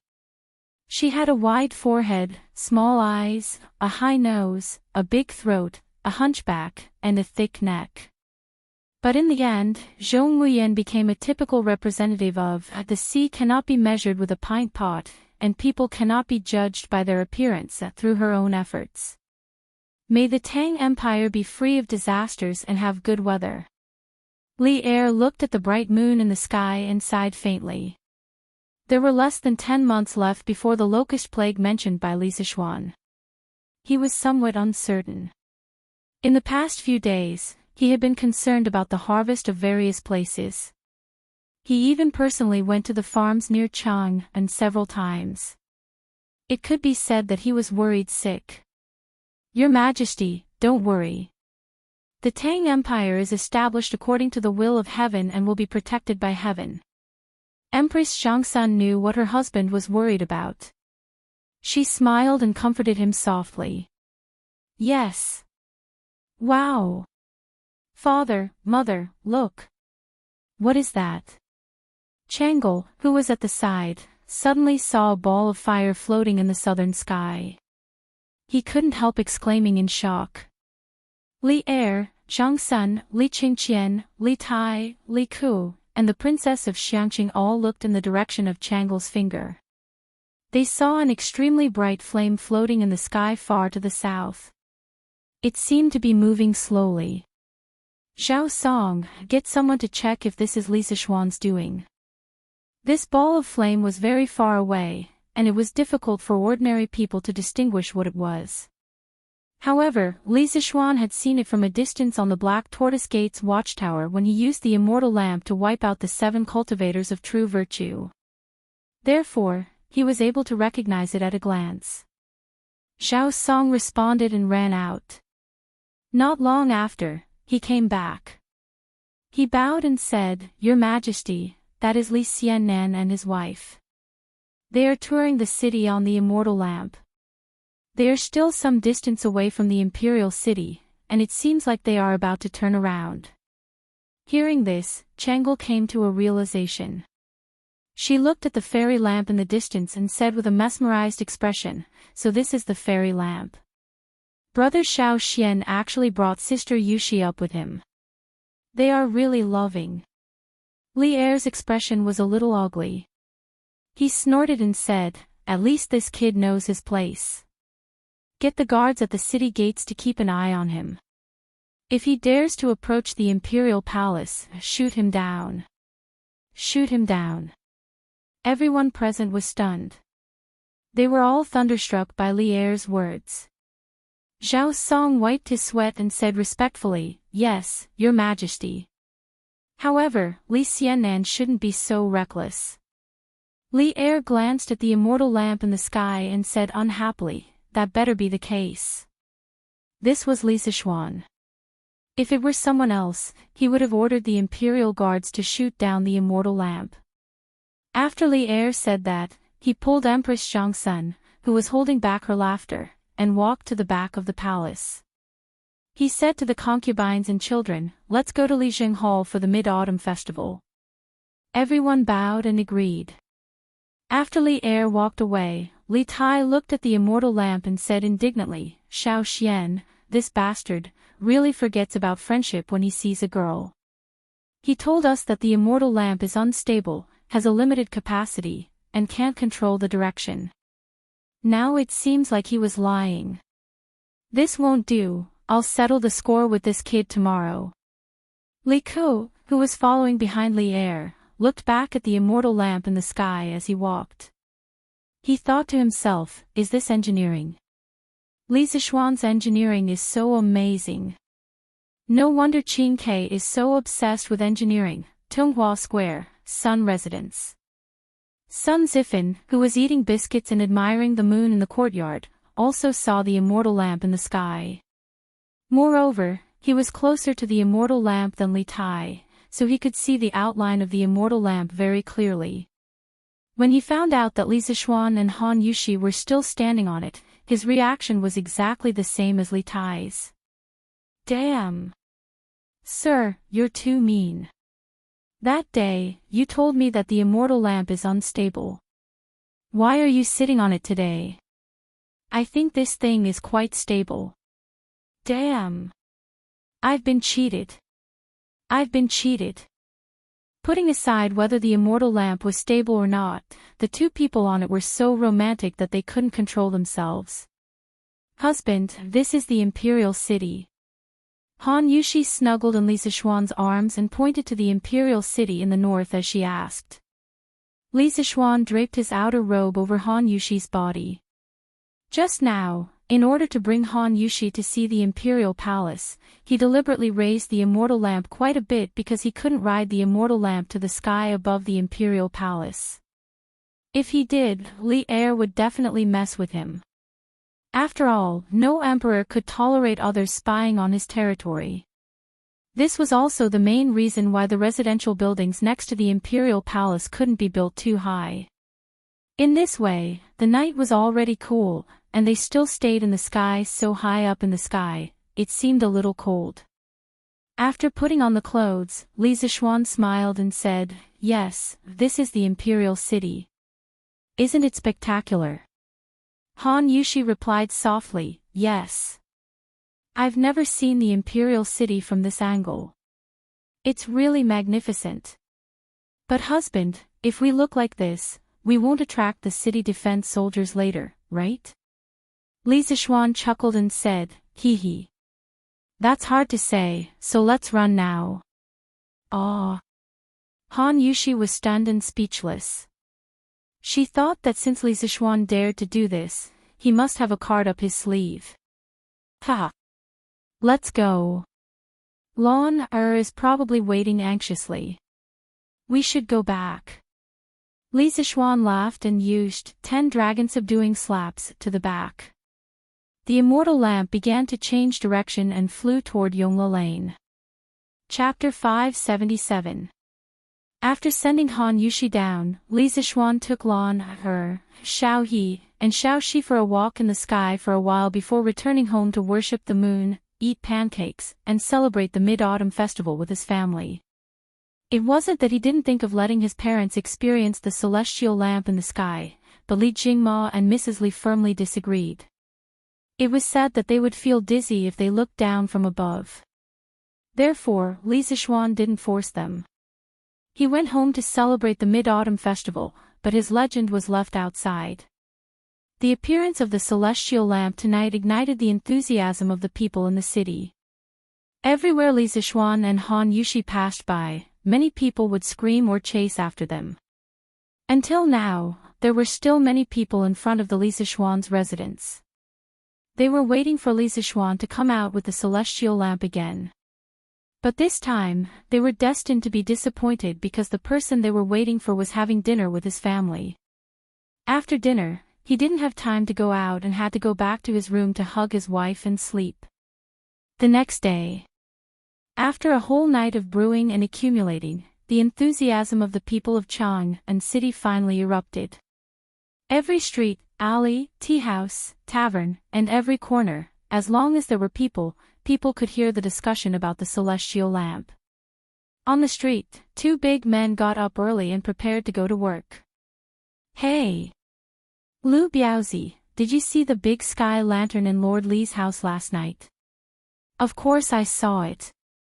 And it said that it's not called a sky lantern, but a celestial lamp. Lord Li used this thing to fly up last time when he wiped out the 7 cultivators of virtue." "Wow! How do you know so much about it?" "Hey! I heard it from the servant next door from Assistant Minister Li's house. Tisk tsk. This Lord Li is really amazing. I never said that there's something that can make people fly, but Lord Li really did it. It's really the work of a celestial. Ha! Lord Li is the lucky star that God gave to our Tang Empire. Hateful that some people dared to doubt Lord Li's bragging the day before yesterday. Now, no one dares to doubt it, right? Hey! If that's the case, then Lord Li's engineering project seems to be really impressive. It's amazing, but what does it have to do with you, pockmarked Xiang? What do you mean it has nothing to do with me? I plan to let my brat go to Yanwang College next month to try. If he can get in, won't he be able to soar into the sky like Lord Li in the future? Ha ha ha. I'm dying of laughter. How can someone as silly as your steamed bun get into Yanwang College? Why? Why can't I? My little bun has already been enlightened. I'll buy him an arithmetic book and let him study for a month. There's an 80% chance that he'll pass. Inside the classroom of the Hongwen School. Although it was the start of the field break, many students who lived in Chang and still volunteered to stay in the school for supplementary lessons. This phenomenon was not only present in the Hongwen School, but also in the Imperial College, Chongwen School, and other places. In a certain classroom, the students took advantage of the fact that the teacher hadn't arrived yet to discuss the celestial lamp that carried people into the sky last night. Did you all see Li Xiannan riding the lantern and flying in the air last night? Of course I saw it. It was so exciting. I didn't expect Sir Li to really do what he said. With the power of a mortal, he flew in the sky. This kind of thing can only be seen in cultivation novels. I didn't expect to see it with my own eyes last night. It's so amazing. Yeah. Celestial flying on the night of the full moon. I was still wondering what this news meant. I didn't expect Li Xiannan to give us such a big surprise. It's so unbelievable. Sigh. That's right. Did many students from our Hongwen school go to Li Xiannan's house the day before yesterday? They said that Li Xiannan was exaggerating and deceiving the people. Gong Sun Fei, were you one of them? Ah. No. Definitely not. I was at home the day before yesterday. Yes, at home. Cui Yunhan went. Everyone knows that. Furthermore, he's still in the Supreme Court now. 3. What I want to know is, did you really not go? Or did anyone else go? I really didn't go. Li Xiannan is knowledgeable and upright. Why would I do such a wicked thing and embarrass our Hongwen school? Damn. That bunch of people really disgraced our Hongwen Institute. Now, even the students of the directorate are laughing at us. Sigh. I didn't expect Cui Yunhan to be such a person. Imperial College. The students' discussions could be heard everywhere. They were even more enthusiastic than the students from the Hongwen school. This was because Li Zixuan was once a professor at the Imperial College. Because of this relationship, all the students felt proud of what happened yesterday. Ha ha ha ha. Li Sai is so amazing. He must have slapped the faces of those students from the Hongwen school until they're swollen.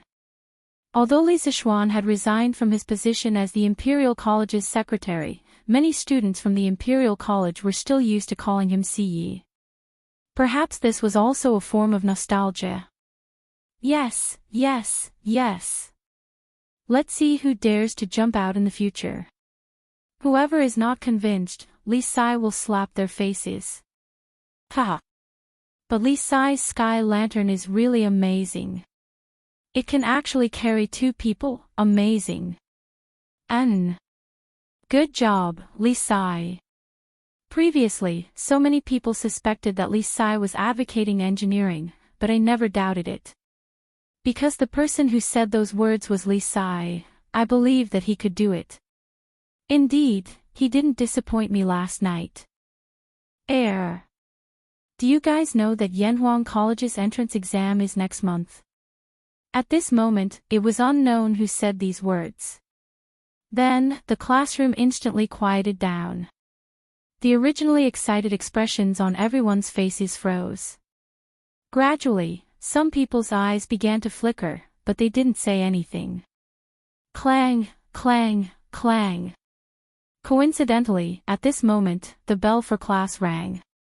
The students cleared their complicated thoughts, sat upright, and prepared for class. However, things were far from over. After school, at Chitsu Culture. Hey! Situ Cheng. Why are you here? A young man in a blue shirt said in surprise as he pointed at another person.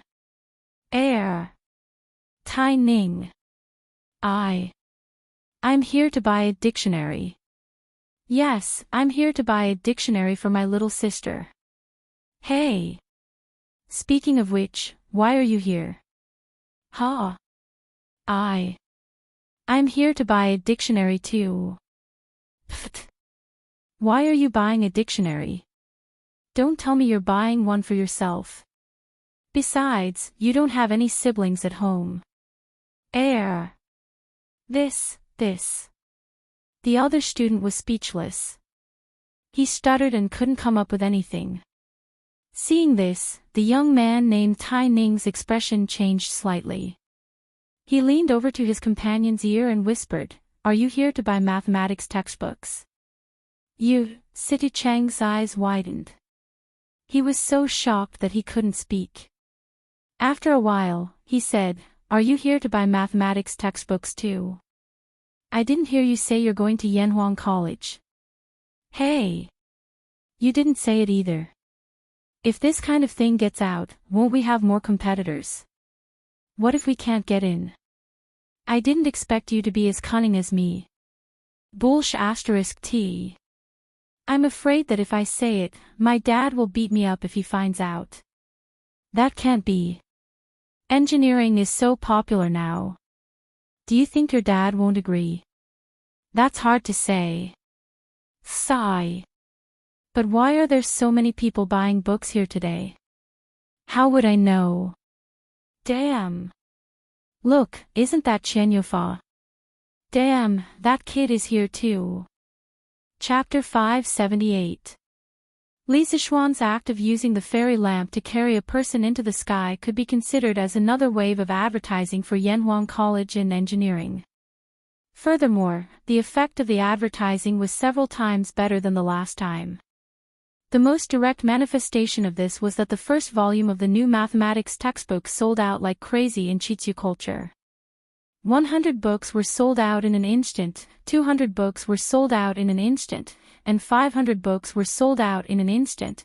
In order to alleviate the pressure of Chitsu culture's traffic, Li Zixuan decisively decided to distribute the tens of thousands of new mathematics textbooks to the major booksellers in Chang'an City at a price of 15% below the market price. In any case, he had never thought of using these textbooks to make money.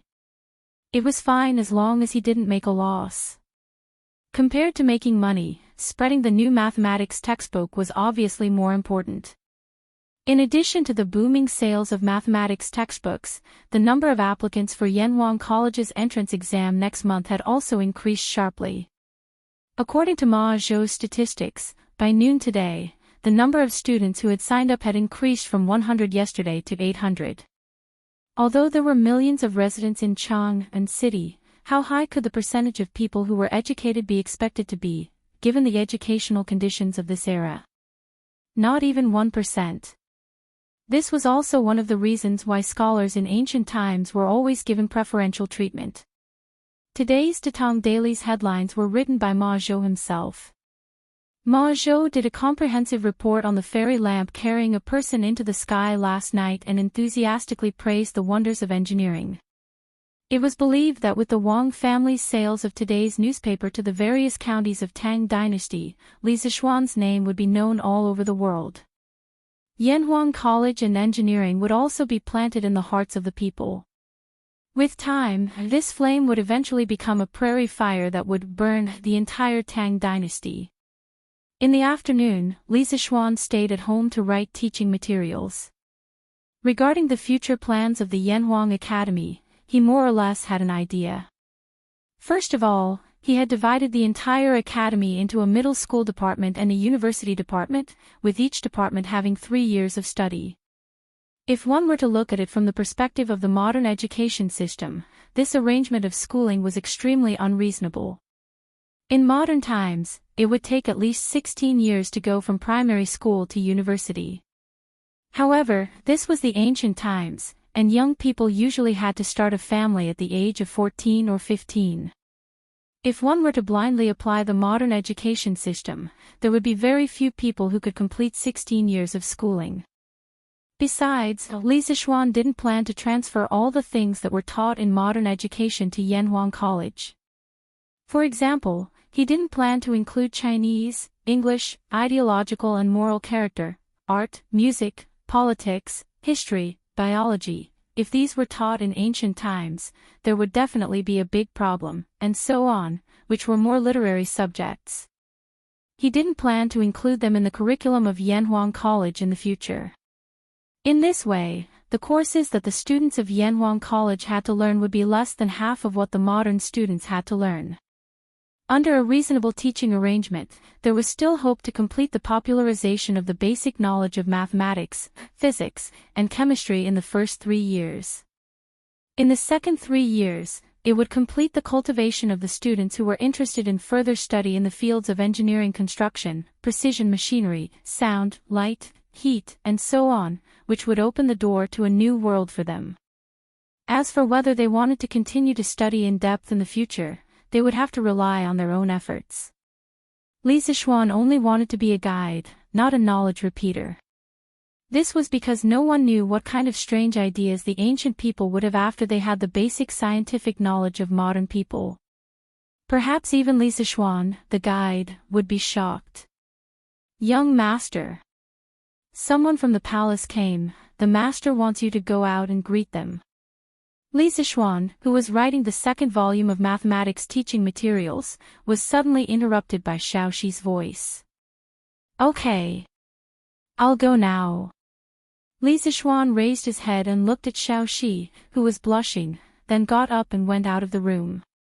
But in his heart, he thought, ever since I took her for a walk in the sky last night, the way she looks at me seems to have become weird. She's also easily shy, could it be? Thinking of this, Li Zixuan stroked his chin in a smug manner, looking very pleased with himself. When he came to the front yard, he found out that Li Zixuan had sent someone to summon him. Li Zixuan quickly changed his clothes and went to the palace with the servant. After entering the palace so many times, Li Zixuan was not as nervous as before. However, he could not help but wonder if old Li was looking for trouble with him because of what happened last night. If that was the case, then he was really petty. Last night, he only took a few glances at the palace from afar. When he came to the Sweet Dew Palace, Li Er was sitting at the top reading a book. Li Zixuan bowed, but Li Er pretended not to see it. It was as if there were 10,000 beauties in the book that attracted his eyes, making him unwilling to look at Li Zixuan. Seeing this situation, Li Zixuan was even more certain that Li Er called him over because of what happened last night. He wanted to show off his power in front of him. He secretly curled his lips but did not show it on his face. He started to play the role of an obedient child. He stood below and did not say a word. Oh. You're here. After about a quarter of an hour, Li Er seemed to have just noticed Li Zixuan's arrival. He put down his book and said lightly. Li Zixuan scolded old Li for being pretentious in his heart. However, he said, "Your humble servant greets your majesty. I wonder what your majesty has summoned this humble servant here for." Every word and action of this fellow was methodical. He was like an old fox who had been in the imperial court for decades. No one could find fault with him. Li Er's mouth twitched slightly. He did not answer but asked, "What have you been busy with recently?" "As the Crown Prince Zhanshi, I haven't seen you do anything in the East Palace. If it wasn't for me protecting you, you would have been impeached and sent to prison." Li Zixuan's face was full of black lines. When others wanted to find fault with you, how could they find fault with you? However, after being promoted for so long, he only knew that the Crown Prince Zhanshi's rank was very high. He was a primary third rank. However, he had no idea what the Crown Prince Zhanshi was doing. "Why did you ask him to go to the East Palace?" Cough cough. "Your Majesty, this humble servant has been busy with the construction of the academy, the hiring of teachers, and the compilation of teaching materials. I really have no time to work in the East Palace. This humble servant is suspected of dereliction of duty. Your Majesty, please punish me. Why don't this humble servant resign from the position of Crown Prince Zhanshi and appoint another worthy person?" After thinking for a moment, Li Zixuan took a step back in order to advance. He pretended to be in a bad mood and blamed himself. Li Er glared at him and said angrily, "Bastard. Do you think you can resign from the official position that I gave you? It's understandable that you are busy with the academy. After all, you have put a lot of effort into it. However, after this matter is over, you have to take care of your duties in the East Palace. Do you hear me?"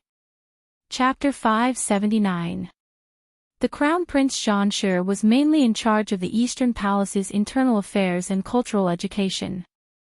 When Li Zixuan was first appointed to this position, Li Er had not expected him to be able to fulfill his duties.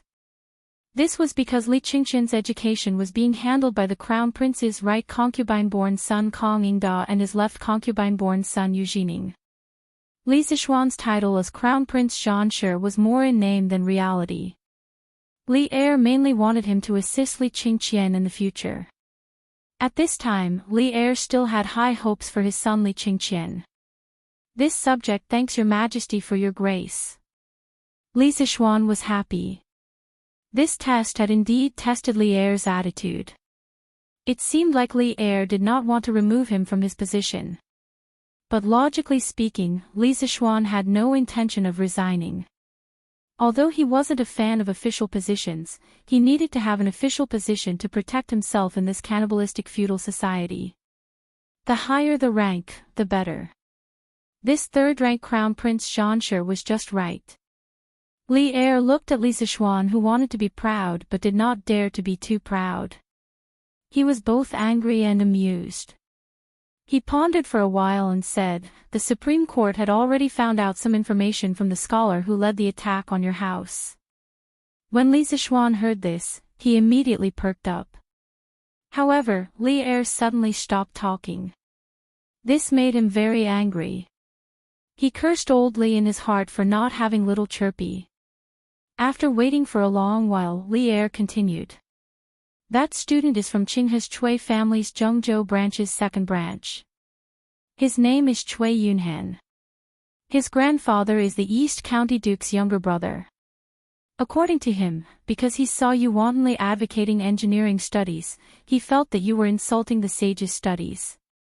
He felt indignant and wanted to gather a group of classmates to denounce you." Qinghe's Chui family.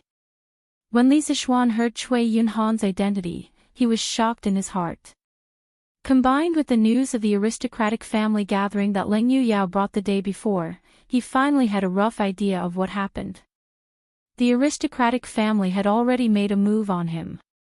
But after hearing Chui Yunhan's confession, Li Zixuan could not help but frown. He stepped forward and cupped his hands. "Your Majesty, please forgive me for speaking bluntly. The truth is definitely not what Chui Yunhan said. All of my actions after leaving the mountain have harmed the aristocratic families and benefited the common people. Those aristocratic families all see me as a thorn in their side. If you say that Chui Yunhan's actions are only to protect the position of the Saint Academy, I will never believe it." Li Er said in annoyance, "Of course I know that kid is lying. Do I need you to teach me?" However, as Chui Zhenchuo was the prefectural duke, the people of the Supreme Court could not punish his grandnephew without any evidence. However, the Supreme Court didn't come out empty-handed. They also found some other things. Li Zixuan's expression changed slightly, but he couldn't rush him. He could only stand there anxiously and wait for him to continue. The incident this time was less than a month apart from the time when Jiang Zuihua led a group of women to surround your house. Previously, I suspected that there should be some connection between the two cases. Thus, I let the Supreme Court officials try the two cases together. As expected, Jiang Zuihua testified that Chui Yunhan's figure and voice were very similar to the person who instigated her last time. Thus, Chui Yunhan has been detained by the Supreme Court and will be handed over to the Ministry of Justice to be convicted. After Li Er finished speaking, there was a trace of complacency in his expression. Li Zixuan felt that he should play the background music of Detective Conan for old Li. However, he felt that the previous case had nothing to do with this case. Because the day before yesterday, Leng Yuyao brought news that during the gathering of the 5 aristocratic families, the one who went to the Chui family was Chui Xuanji. Your Majesty is wise and observant. I admire you. But I wonder how your Majesty intends to deal with it. Li Zixuan thought to himself. No matter if the previous incident was done by Chui Yunhan or not, this kid will definitely not be able to escape. I will kill him first. Li Er stared into Li Zixuan's eyes and asked, "How do you want me to deal with him?" A qualified and virtuous official would definitely say, Your Majesty can decide at this moment.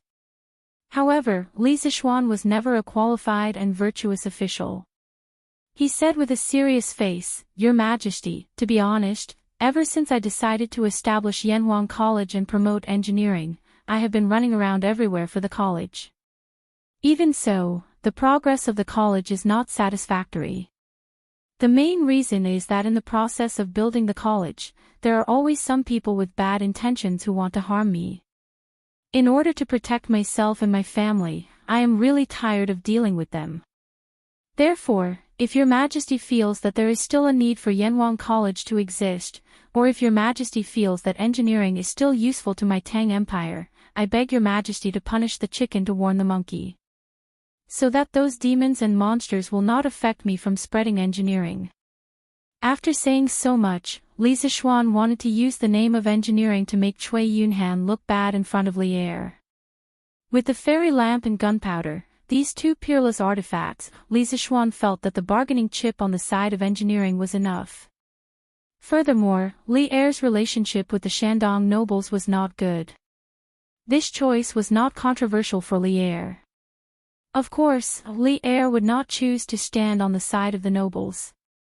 Otherwise, he would not have personally ordered the imperial army to capture Cui Yunhan. The reason why he did that was because he placed great importance on engineering. At this moment, after hearing Li Zishuan's words, he raised his eyebrows and said, You want me to kill Cui Yunhan? Tisk. You really dare to think about it. Let's not talk about Cui Yunhan being from the Cui clan of Qinghe. Just based on the crimes he committed, according to my Tang Empire law, he does not deserve to die. Do you want me to kill him just because he targeted you? If I really do that, how can I convince the masses? Li Zishuan felt helpless. He thought for a while and said, I was too reckless.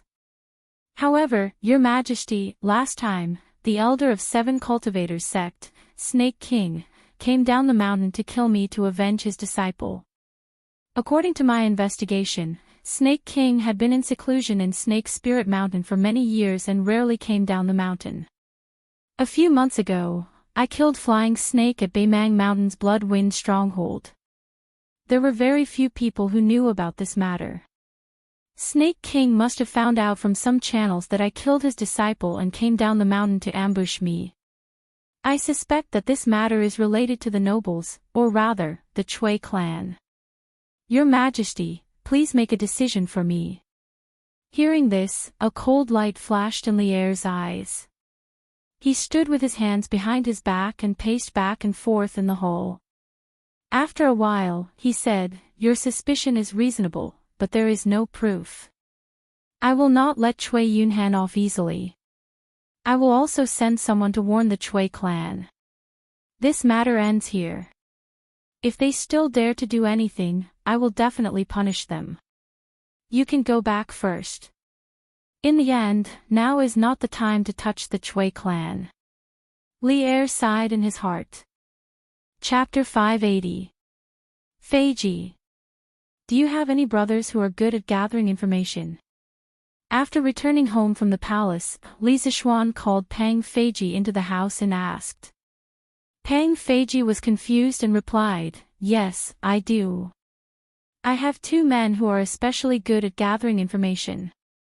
Do you have any orders for me, Lord Zhu? Li Zishuan nodded in satisfaction and said, Very good. Send them to investigate all the dirty things the Cui family has done in recent years. The more, the better. It's best if you can find evidence. Li Er had some misgivings about the aristocratic families and was unwilling to make a move against the Cui family. However, Li Zishuan wasn't willing to let them off just like that. Even if he couldn't get rid of this towering tree, he could at least make its roots fester a bit. Li Zishuan had never shown any mercy to those who had harmed him before, just like the 7 cultivators of True Virtue sect. Pang Feiji was stunned and asked subconsciously, Which Cui family is it, Lord Zhu? The Cui family from Qinghe. Boom! Pang Feiji felt his brain explode. The Cui family was a top aristocratic family that had lasted for thousands of years. In people's hearts, their status was even higher than that of the Li family. Now, Li Zixuan wanted him to investigate the Cui family. How could he not be shocked? After being stunned for a moment, Pang Feiji muttered, "Lord Zhu, did I hear wrongly? You want to investigate the Cui family from Qinghe?" Li Zixuan nodded and said, "That's right. Is there a problem?" Seeing Pang Feiji's unusually shocked expression, Li Zixuan went forward and patted his shoulder. He continued, "Feiji, you have to understand who has the final say in the world now. It's the emperor. The aristocratic families are just arrows at the end of their flight. Don't be afraid of them anymore." Pang Feiji swallowed a few mouthfuls of saliva and said, "I understand. Don't worry, Lord Zhu, I will find a way to get this done." "Okay. Go." Li Zixuan didn't believe that any of these rich and powerful families had a clean bottom. As long as Pang Feiji investigated seriously, he would definitely be able to find some dirty deeds done by the Cui family's disciples. East Duke's Mansion. Uncle. Uncle. Oh no. Yunhan has been sent to Cheongzhou. In the afternoon, Cui Yunhan's father, Cui Simo, hurried to the backyard of the East County Duke's mansion. When he saw Cui Zhenchuo, who was enjoying the cool air under the corridor, he shouted anxiously. The Tang dynasty established Chang'an as the capital. The development of the north was relatively good, while the development of the south was relatively poor. At this time, the main places of exile for prisoners were Hainan and Guangxi in the south. These places were rich in resources, inconvenient in transportation, and unsuitable for human habitation. The prisoners' lives were used to do dangerous work to speed up the local development. Cui Zhenchuo was shocked. He stood up shakily and said in disbelief, "How is that possible? The Supreme Judiciary just arrested Yunhan the day before yesterday. Even if they have evidence, they have to hand it over to the Ministry of Justice to convict him. How can it be so fast?" Cui Simo said with a sad face, "It's true, uncle. I asked a few friends from the Supreme Judiciary to take care of Yunhan. According to them, the Supreme Judiciary held a joint trial yesterday for Yunhan and Jiang Zuihua, who instigated the women to cause trouble in Li Zixuan's house. Jiang Zuihua, that be *tch, slandered my son Yunhan and the mastermind behind the scenes who bribed her previously. Their voices and figures are exactly the same. Therefore, the Supreme Judiciary officially arrested Yunhan yesterday and prepared to hand him over to the Ministry of Justice to convict him. However, just now, I received news from the Supreme Judiciary that the Emperor has decreed that Yunhan will be sent to Cheongzhou and will not be able to enter the imperial court as an official for the rest of his life. Uncle. You have to save Yunhan. He has been wronged. The previous incident had nothing to do with him." When Cui Zhenchuo heard this, he was both shocked and stunned at the same time. He never thought that the crime of Cui Xuanji bribing Jiang Zuihua to wreak havoc in the Li residence would ultimately fall onto Cui Yunhan. He closed his eyes and seriously thought about it. If he didn't think about it, he wouldn't know. But when he thought about it, he was shocked. He compared Cui Xuanji and Cui Yunhan's voices and figures in his memory and realized that they were 80% similar. No wonder Jiang Zuihua would identify Cui Yunhan as the mastermind. Now that things had come to this, it was already out of Cui Zhenchuo's control. Now that there were witnesses and evidence, it was as difficult as ascending to the heavens to reverse the case for Cui Yunhan unless he told the imperial court that the mastermind behind the chaos in the Li residence was Cui Xuanji. However, was it worth it? That way, although it would reduce Cui Yunhan's crime, it would also cause another descendant of the Cui family to be implicated. Furthermore, it would be the most outstanding youngster of the third generation. Cui Zhenchuo would never allow such a situation to happen. Cui Cmo did not know about the previous incident. Otherwise, it would be hard to say if he would betray Cui Xuanji in order to save his son. For the Cui family, he could only a trace of determination flashed across Chui Junchuo's eyes. He looked at Chui CMO and said in a deep voice, I had already arranged a meeting with 2 assistant ministers of the Ministry of Justice tomorrow to ask them to make an exception. However, I did not expect the Emperor to place such importance on this case and convict Yunhan in such a short time.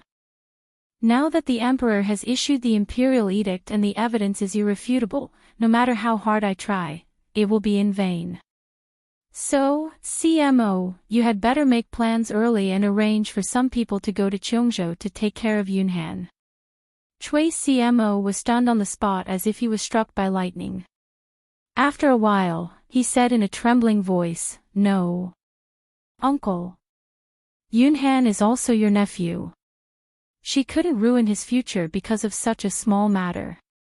Please help him. Don't you know Minister Li? Ask him to plead for leniency for Yunhan. Patriarch, the imperial edict is here. The eunuch who delivers the imperial edict is waiting outside. At this moment, a servant ran in a panic and reported with a bow. Chui Junchuo's expression changed abruptly. Then, he said to Chui CMO, take care of yourself. The Chui family is no longer the same as before. If you don't wake up now, sooner or later, you will follow in Yunhan's footsteps. After saying that, he snorted and left in a huff. When Chui CMO heard that, he knew that this matter had really reached the point of no return. When he thought that his only son was going to be exiled to a barren land thousands of miles away, even though he was a man in his 40s, he could not help but feel sad and his eyes turned red. Yunhan, my son, I have let you down. Uncle, you are so cruel. The person Chui CMO was complaining about in his heart had already arrived at the front yard. When he saw the eunuch who came to deliver the imperial edict, his pupils suddenly shrank. His already stooped back bent even lower. If one looked carefully, one could see that his body was still trembling slightly. Chapter 581. Steward Zhao, why have you come personally?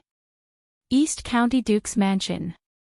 The person who came to deliver the imperial edict was Zhao Song. Although this person did not have any rank, he was the person closest to the center of power of the Tang Empire.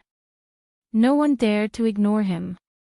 Furthermore, Chui Junchuo had just heard the news of Chui Yunhan being exiled to Cheongzhou, and Zhao Song, the head eunuch, came with the imperial edict.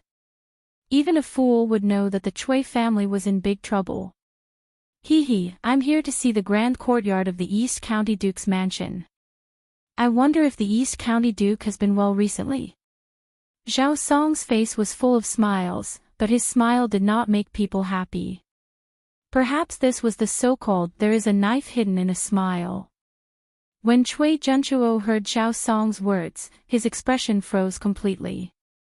After a long silence, he said, Thank you for your concern, Steward Zhao. I'm well. As soon as he finished speaking, Zhao Song sighed and said, But His Majesty has not been well recently. There are always some people who don't want to live a peaceful life and insist on doing shameful things in the dark. These people think that they are doing it secretly and no one will find out. But they don't know that if they don't want anyone to know, they shouldn't do it in the first place. His Majesty is watching. After saying that, Zhao Song stared at Chui Junchuo meaningfully without blinking. The atmosphere in the room suddenly froze. The panic in Chui Junchuo's eyes disappeared in a flash. Then, he stepped forward and clasped his hands. This kind of person is really hateful. His Majesty is diligent and loves the people. He has a lot of things to deal with every day, but he still has to worry about this kind of person. I am greatly indebted to His Majesty, but I can't share His Majesty's burdens and find out those evil people in the dark. I am ashamed to face His Majesty. As he spoke, Chui Junchuo's tears flowed down. Looking at him, anyone would think that he was a rare loyal minister. Zhao Song's expression did not change, as if he did not hear Chui Junchuo's words at all. Chui Junchuo expressed his feelings for a long time, but he did not receive any response from Zhao Song. If he knew that a clown was a creature, he would definitely feel that he was a clown now. Cough cough. The atmosphere was awkward for a while, and Cui Junchuo finally couldn't help but get to the point. I wonder why Steward Zhao is here today. Zhao Song's expression turned solemn. He stepped forward and said, His Majesty ordered me to come. His Majesty wants me to say a few words to you. Cui Junchuo hurriedly said, Then this old man will order people to set up the incense table to welcome the imperial edict. Zhao Song said, There's no need. I'm just here to pass on a few verbal instructions from His Majesty. I don't have an imperial edict with me. East Commandery Duke, just listen to me. Cui Junchuo's heart was beating very fast. He quickly cupped his hands and said, Chief, please speak. This old man is all ears. Zhao Song smiled and said, I've just finished what His Majesty wanted to say to the prefectural duke. I have to return to the palace now. Take care. After saying that, he didn't care whether Cui Junchuo reacted or not and directly left. Are you done? That's it. He just said that if you don't want others to know, don't do it in the first place. Could it be that His Majesty already knows about the Snake Spirit Mountain? Cui Junchuo stared at Zhao Song's back as he left and muttered. His face had never been so pale, and he seemed to have aged a lot. Cui Yunhan has been exiled to Chongzhou. In the evening, at the Li residence. Li Zishuan widened his eyes and looked at Brother Ji in front of him as he asked in shock. He still had some basic knowledge of history. He knew that the Chongzhou of this era was completely different from the Chongzhou of his previous life. With the current level of transportation, it would be good if Cui Yunhan could reach Chongzhou alive. Even if he was still alive, the rest of his life would be wasted. Logically speaking, being exiled to that place was no different from being beheaded. Pang Feiji nodded excitedly and said, Lord Zhu, this is absolutely true. Jiang Zuihua has also been exiled to Chongzhou. With these two as examples, I'll see who dares to cause trouble in the residence in the future. Not bad, not bad. Li Zishuan stood up with satisfaction and paced around the room. He didn't expect Li Er to be so ruthless and not give the Cui family any face. It seemed that what he said in front of Li Er in the afternoon had taken effect. Ha! Looks like old Li still cares a lot about his work. This way, I can save a lot of trouble in the future. Li Zishuan thought proudly in his heart. Unlike the other emperors in the future, Li Er had a strong personality and was very opinionated. Once he made up his mind to protect someone, as long as that person didn't look for trouble, they would usually be safe. Lord Zhu, then should we continue investigating the Cui family? Pang Feiji asked tentatively. After following Li Zishuan for so long, Chicken Bro understood Li Zishuan very well. He guessed that when Li Zishuan asked him to investigate the Cui family, it was mainly because of the results given by Li Er. Li Zishuan might not be satisfied, but looking at Li Zishuan now, it was obvious that he was satisfied with the results given by Li Er. That was why he asked this question. Li Zishuan muttered, Let's investigate. Let's not talk about other things first. I'm also very curious if the Cui family has done any dirty things in recent years. Although Cui Yunhan was crippled, Li Zishuan wasn't completely relieved. After all, the Cui family was a millennium-old family. Who knew if the other party would play any tricks again? He had to prepare the black material first so that he could be prepared when he needed to use it in the future. Yes. Lord Zhu. Pang Feiji scratched his head. Although he didn't understand what Li Zishuan was thinking, he still obeyed the order and agreed. Hey! Did you hear? Cui Yunhan has been exiled to Chongzhou. In front of the LoveLore Library, a group of students who had just finished school were walking in groups of 3 to 5. One of the students suddenly said. How is that possible? Cui Yunhan had only been in the Supreme Court for less than 3 days. How could he be convicted so quickly? Yeah. Dongfang Ruo, where did you get this unreliable news? It's true. My father is the head of the Supreme Court. How can the news I got be fake? I heard that Her Majesty personally issued an imperial edict to exile Cui Yunhan to Cheongzhou. He can't be an official for the rest of his life. And Jiang Zuihua, who started the trouble at Li Xiannan's house, was also exiled to Cheongzhou. Hiss. Her Majesty is. Looks like I can't say bad things about Gongxue in the future. Her Majesty is obviously supporting Li Xiannan. TSK. Luckily, I didn't cause trouble that day. Otherwise, wouldn't I have to live in fear every day? The punishment that Li Er gave Cui Yunhan could not be said to be light. To a scholar, their greatest wish was to obtain scholarly honors and enter the imperial court. And now, with Cui Yunhan as an example, all of them could not help but feel fear in their hearts. From this aspect, the goal of punishing the chicken to warn the monkey had been completely achieved. Chapter 582. How was it? What was Cui Junchuo's reaction after hearing those words? In the Ganlu Palace, after dealing with the last memorial, Li Er raised his head and asked Zhao Song. Zhao Song bowed and said, Your Majesty, the East County Duke said, His Majesty is diligent and loves the people, but he still has to work hard for such a villain. He is deeply indebted to the Emperor, but he can't share the Emperor's worries and find out the demons and monsters in the dark. He is ashamed to face the Emperor. Humph. Old man. Li Er snorted angrily. Zhao Song glanced at Li Er cautiously and didn't dare to answer. After a while, Li Er asked again, Is there anything unusual about his expression? Zhao Song pursed his lips and said, There's nothing too obvious. Li Er smiled and said, Oh. Then there's something unusual. I'm not very sure, so I don't dare to jump to conclusions. Li Er stood up and pointed at Zhao Song, Zhao Song, Zhao Song.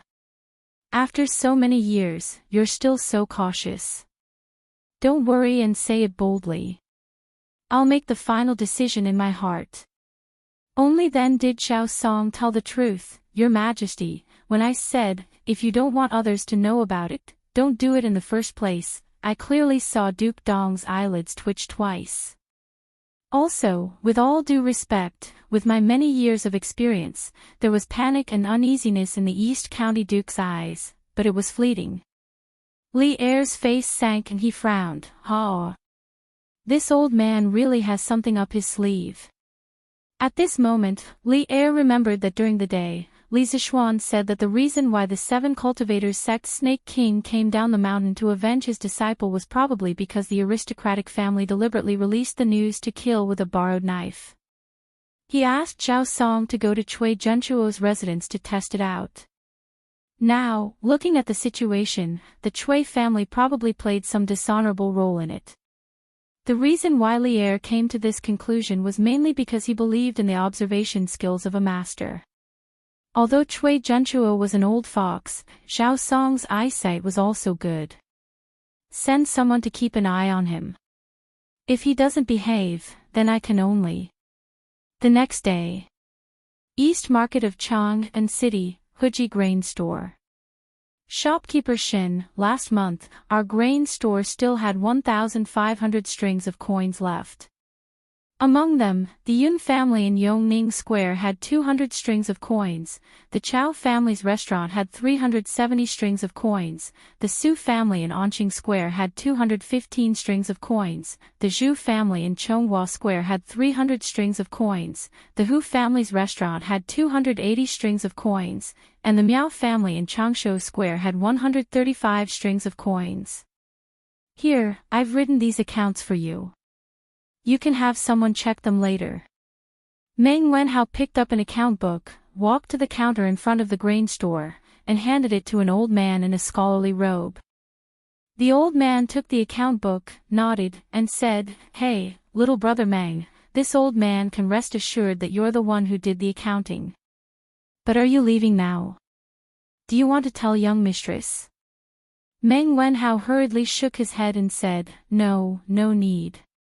I've already told young master and young mistress earlier. Thank you for taking care of me for the past month. Wenhao is very grateful. The old man waved his hand and said, Little brother Meng, you're too polite. It's your own ability that's great, this old man didn't help you with anything. Although he said that, from the expression on the old man's face, he still enjoyed Meng Wenhao's compliment. Shopkeeper Shin, you're too modest. Since the work here has been handed over, then Wenhao will take his leave. Meng Wenhao bowed, then put away the package and prepared to go out. Meng Wenhao. Stop right there. At this moment, a delicate voice came from outside the house. Then, a girl in a light pink dress, slightly plump, and with a passable appearance, walked in. Then, she looked at Meng Wenhao with burning eyes and said, Meng Wenhao, are you in such a hurry to leave? Do you not want to see me that much? Meng Wenhao's footsteps stopped, and the expression on his face was extremely awkward. He murmured, Young mistress who, you're here, call me Qingwan. The girl snorted and said with dissatisfaction, Meng Wenhao, why are you in such a hurry to leave? Could it be that someone here made you unhappy? Or are you not satisfied with your current salary? Hearing what she said, the shopkeepers and workers in the grain store all kept quiet out of fear. Then, they looked at Meng Wenhao anxiously, afraid that this young man would say something he shouldn't. Meng Wenhao waved his hands and said, No, no. I'm very happy here, shopkeeper Shin and the others take good care of me, and squire who gives me a very high salary, there's nothing I'm dissatisfied with. After he said that, the shopkeepers and workers all breathed a sigh of relief. Hu Qingwan frowned and said, Since you're happy here and satisfied with your salary, then why do you still want to leave? After saying that, the girl put her hands on her small waist, she put her hands on her waist and took a step forward, looking at Meng Wenhao with burning eyes, with an aggressive posture. Meng Wenhao timidly took 2 steps back and said, Young mistress who, I mean Qingwan, I'm very grateful to you and squire who for giving me such a high salary, but it's already August. I came here to be an accountant just to help reduce my mother's burden. Although I made a lot of money, I missed a lot of things because of it. I, Meng Wenhao, am a disciple of Mr. Li, and I'm studying engineering. Yanhuang College started construction more than a month ago, and the students from the School of Mathematics all went to Yunshan to help, but I couldn't go. Now that school is about to start, I have to go back to Yunshan to help. So, I can only leave. Hu Qingwan pouted her small mouth, holding the belt of her skirt with her hand, and hesitantly said, Then after you leave the college, you don't have me in your heart. Cough, cough, cough. Hearing that, old man Shin's face turned red, and he coughed violently. Then, he waved at the workers in the grain store who were gossiping and scolded, What are you all standing here for? Come with me to move the grain. Let's go, let's go. The workers suddenly understood, and under old man Shin's lead, they all left the grain store. Before old man Shin left, he even, considerately, closed the door. Seeing that, Hu Qingwan also knew that she had misspoken, and her face quickly turned red. However, although she was shy, she still raised her head and looked directly into Meng Wenhao's eyes. Meng Wenhao was sweating profusely. This was the first time someone had confessed to him, and he didn't feel any better. His face was even redder than Hu Wanqing's. After hemming and hawing for a long time, Meng Wenhao opened his mouth and said, Qingwan, I'm very grateful for the care you and minister who have given me during this period of time, but I don't intend to consider a romantic relationship right now. Your feelings, Hu Qingwan didn't wait for Meng Wenhao to finish and interrupted him, It's okay. If you don't consider it now, I can wait. Meng Wenhao rubbed his eyebrows, and his face was full of speechlessness. For more than a month, he was indeed very happy to be able to use what he learned to earn money, but this girl in front of him was his nightmare for the past month, and it made him very distressed. Chapter 583. Brother. Meng Wenhao left. Help me persuade him. Xinghua Square, Hu family. Hu Qingwan went straight to the backyard after returning from the grain store in the East Market. She found her brother, Hu Yuanbao, and said angrily. Looking at her, her confession just now must have failed. Oh. Meng Wenhao. Little sister, who is Meng Wenhao? Has he formed his core? A plump and fair man was lying on a bamboo bed reading the Tang Dynasty daily. From afar, he looked like a pile of fat meat on the bed. When he heard Hu Qingwan's complaint, he casually replied, "That's right. Core. Core formation." What core? Hu Qingwan, who was angry, couldn't help but be stunned when she heard these inexplicable words and asked in confusion. Hu Yuanbao felt that he had misspoken and coughed dryly. Ahem. Nothing. I'm saying that Hanli is about to break through to the core formation stage. He hadn't read A Legend of a Mortal's Journey to Immortality for a few days, so he planned to start reading it today. Just as he was reading it with relish, Hu Qingwan angrily came to find him. Therefore, before his mind could break away from the novel, he subconsciously replied to her. Hu Yuanbao. There was always a price to pay for being willful, and Hu Yuanbao thoroughly experienced it at this moment. After figuring out what core formation was, Hu Qingwan yelled angrily, which resounded throughout the Hu family's courtyard. The birds on the branches flapped their wings and fled in fright. Hu Yuanbao. I'm talking business with you. Can you not just stay at home and read novels all day long? Can you? Hu Yuanbao was so scared that his cheeks were trembling. He hurriedly said, Little sister, that's Big Brother's fault. You have something to say. Combined with Hu Qingwan's description of him just now, if he was in the modern world, he would definitely be a fat otaku. Hu Qingwan snorted angrily. Meng Wenhao is gone. Help me keep him. Hu Yuanbao scratched his head in distress and asked weakly, Ahem. Little sister, I forgot who Meng Wenhao is. You didn't mention it just now. You. Hu Qingwan was so angry that her chest heaved up and down a few times. Meng Wenhao is the new accountant of our family's grain store. Say, you. Daddy asked you to help take care of the family business, but you didn't listen. Do you know how long it's been since you went out? You don't even know who your own accountant is. Hu Yuanbao licked his lips and walked over to grab Hu Qingwan's arm. Ha! Don't we still have you, little sister?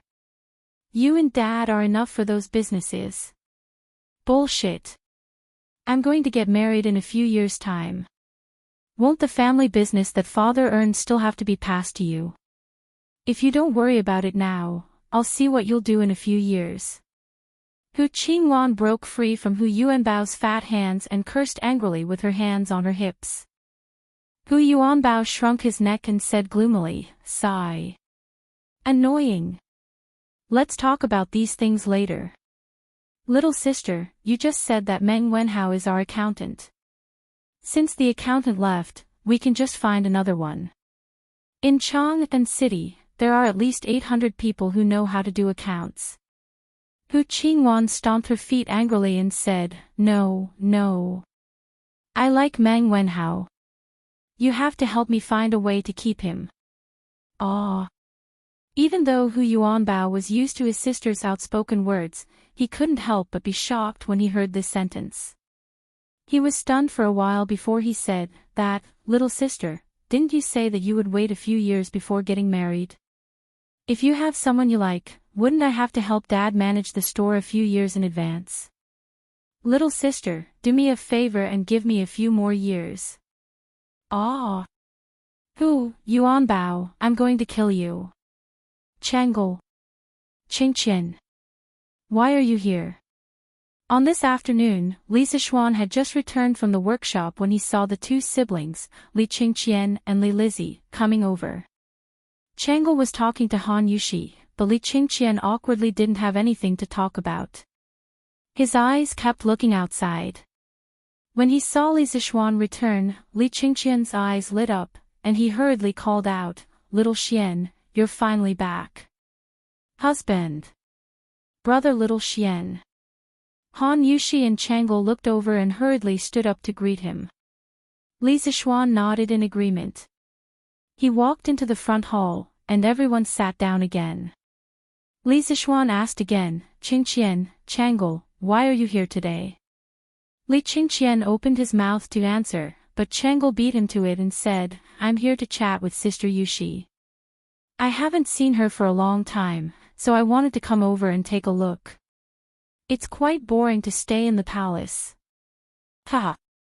Looks like you're embarrassed to say it. Then I'll help you say it."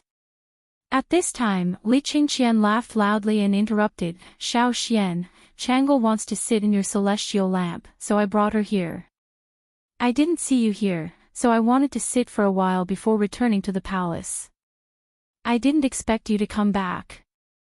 Chang'e's cheeks heated up, and she said angrily, "Brother Crown Prince, you're talking nonsense. Didn't you want to sit too? Otherwise, why would you be so kind to bring Chang'e over?" Li Zixuan smiled and waved his hand. "Haha. It's okay, since you want to sit, then go ahead. It's not like it's a rare item. But didn't I already give the blueprint of the fairy lamp to His Majesty earlier?" Calculating the time, the craftsmen who will be supervising can make 1 or 2 fairy lamps by themselves. Li Qingqian shook his head and said, "They can make it, but how can the fairy lamp they make be as stable as yours, little Xian? Your fairy lamp has been used for several days without any accidents, so I came over with Chang'e." Qing Ke originally said that she wanted to come over, but Yan Shaoning called her to Yunshan. Li Zixuan suddenly understood and nodded. "Okay. Qingqian, Chang'e, follow me to the west courtyard. The fairy lamp is over there." The siblings nodded happily. After Han Yushi saw that Li Zixuan had returned to entertain the 2 second-generation emperors, she went to do her own things and didn't follow him. Hey, hey. Little Xian, don't untie this rope." When they arrived at the west courtyard, Li Zixuan was about to untie the long rope binding the fairy lamp when Li Qingqian hurriedly stopped him. "Why? If I don't untie this thing, how will the fairy lamp fly away later?" Li Zixuan was puzzled. Li Qingqian explained, "Just fly above your house, there's no need to fly out. Also, don't fly around on the fairy lamp like on the night of the Mid-Autumn Festival. As far as I know, Father won't like it." The general idea was, don't do that, Father won't like it. Li Zixuan was speechless. Chapter 584. All right. Then both of you can come up together. Li Zixuan already knew that Li Er didn't like fairy lamps flying everywhere. Otherwise, Li Er wouldn't have given him a hard time at the beginning. While cursing Li Er's stinginess in his heart, Li Zixuan checked the fairy lamp and said to Li Qingqian and Li Lizzie, "Ah. Xiao Xian, aren't you coming up?" Li Qingqian was slightly startled. He looked at the unfamiliar fairy lamp and asked weakly. Although he had seen this thing before, he didn't know how to operate it. If some unknown malfunction occurred in the sky, wouldn't he and Chang'e be dead? Chang'e also looked at Li Zixuan with some worry, but she didn't question him. Li Zixuan asked curiously, "Of course I'll go up. If I don't go up, how can this fairy fly into the sky?" "Ah." Li Qingqian opened his mouth wide and said in disbelief, Then why are you asking us to go up together? This thing can only hold 2 people at most, right?" Li Zixuan was speechless. "Who told you that this fairy lamp can only hold 3 people? There were 4 people on it last night. It's okay, come up together." After saying that, he took the lead and walked up, waving at the siblings. Li Qingqian was skeptical. After hesitating for a moment, he shook his head and said, "No, no, no. It's better to do it one by one. This way, even if the fairy lamp malfunctions, you can still save Xiaoxian. Changle, you go up first." Changle nodded and said, "Okay." Then the little girl walked happily to the fairy lamp. Li Zishuan said helplessly, "Okay. Then let's do it one by one." However, he muttered in his heart, the richer and more powerful people are indeed afraid of death. After a series of operations, the celestial lamp slowly rose into the sky. Because there was a rope between the bamboo basket and the ground, the celestial lamp could only rise up to the height of a 4- or 5-story building. Moreover, the flying range was limited to the western courtyard. Facing the afternoon breeze, Li Zishuan's exhausted body and mind were greatly relaxed at this moment as he looked at the 108 streets of Chang and in picturesque disorder. If it weren't for Changle and Li Qingqian beside him, he would definitely roar a few times to relax. The main thing was that there were too many things to do recently. Li Zishuan had never felt so tired, mentally and physically. Wow! Chang and city look so beautiful from the sky. It's so beautiful. After the fairy lamp stabilized, Changle walked to the edge of the bamboo basket and held it. She couldn't help but exclaim as she looked at the scenery below. The sun's reflection on her pink palace dress made her look like a fairy princess who had just come out of the palace. She was beautiful and beautiful. Ha! That's right. In this world, I'm afraid there's no city more beautiful than Chang'an. When Li Zishuan heard this, he sighed faintly and said, "Those who were born in this era were very lucky. Those who were born in this era and in Chang'an were extremely lucky. They sat in the world's #1 city and enjoyed the protection of the most powerful empire in the world. Wherever they went, they could hold their heads high and not be bullied. But now, he, a person with a modern soul, had inexplicably entered this time and space. Everything he did now would speed up the Tang Empire's path to invincibility. Although it was a little tiring, it was all worth it. After the academy was built, he would be much more relaxed. Brother Xiaoxian, have you been to many places?" Changle turned around and asked crisply. Li Zishuan shook his head and said, "No, I don't like to travel. But I've heard my master talk about many interesting places." "Oh." Changle nodded and looked at the bulging ball-shaped canopy above her head. Suddenly, she asked, "Brother Xiaoxian, if we let this celestial lamp fly all the way up, will we fly to the moon? Then, we'll be able to see Fairy Chang'e." Li Zishuan was amused by her childish words and couldn't help but laugh. "How is that possible? The moon is at least a few 100,000 miles away from us. How can we fly to the moon with this little celestial lamp? Also, we won't be able to breathe on the moon. We'll suffocate to death." Changle opened her mouth in shock and said in disbelief, "Aw. That's so far. And according to what Brother Xiaoxian said, how does Fairy Chang'e live on the moon?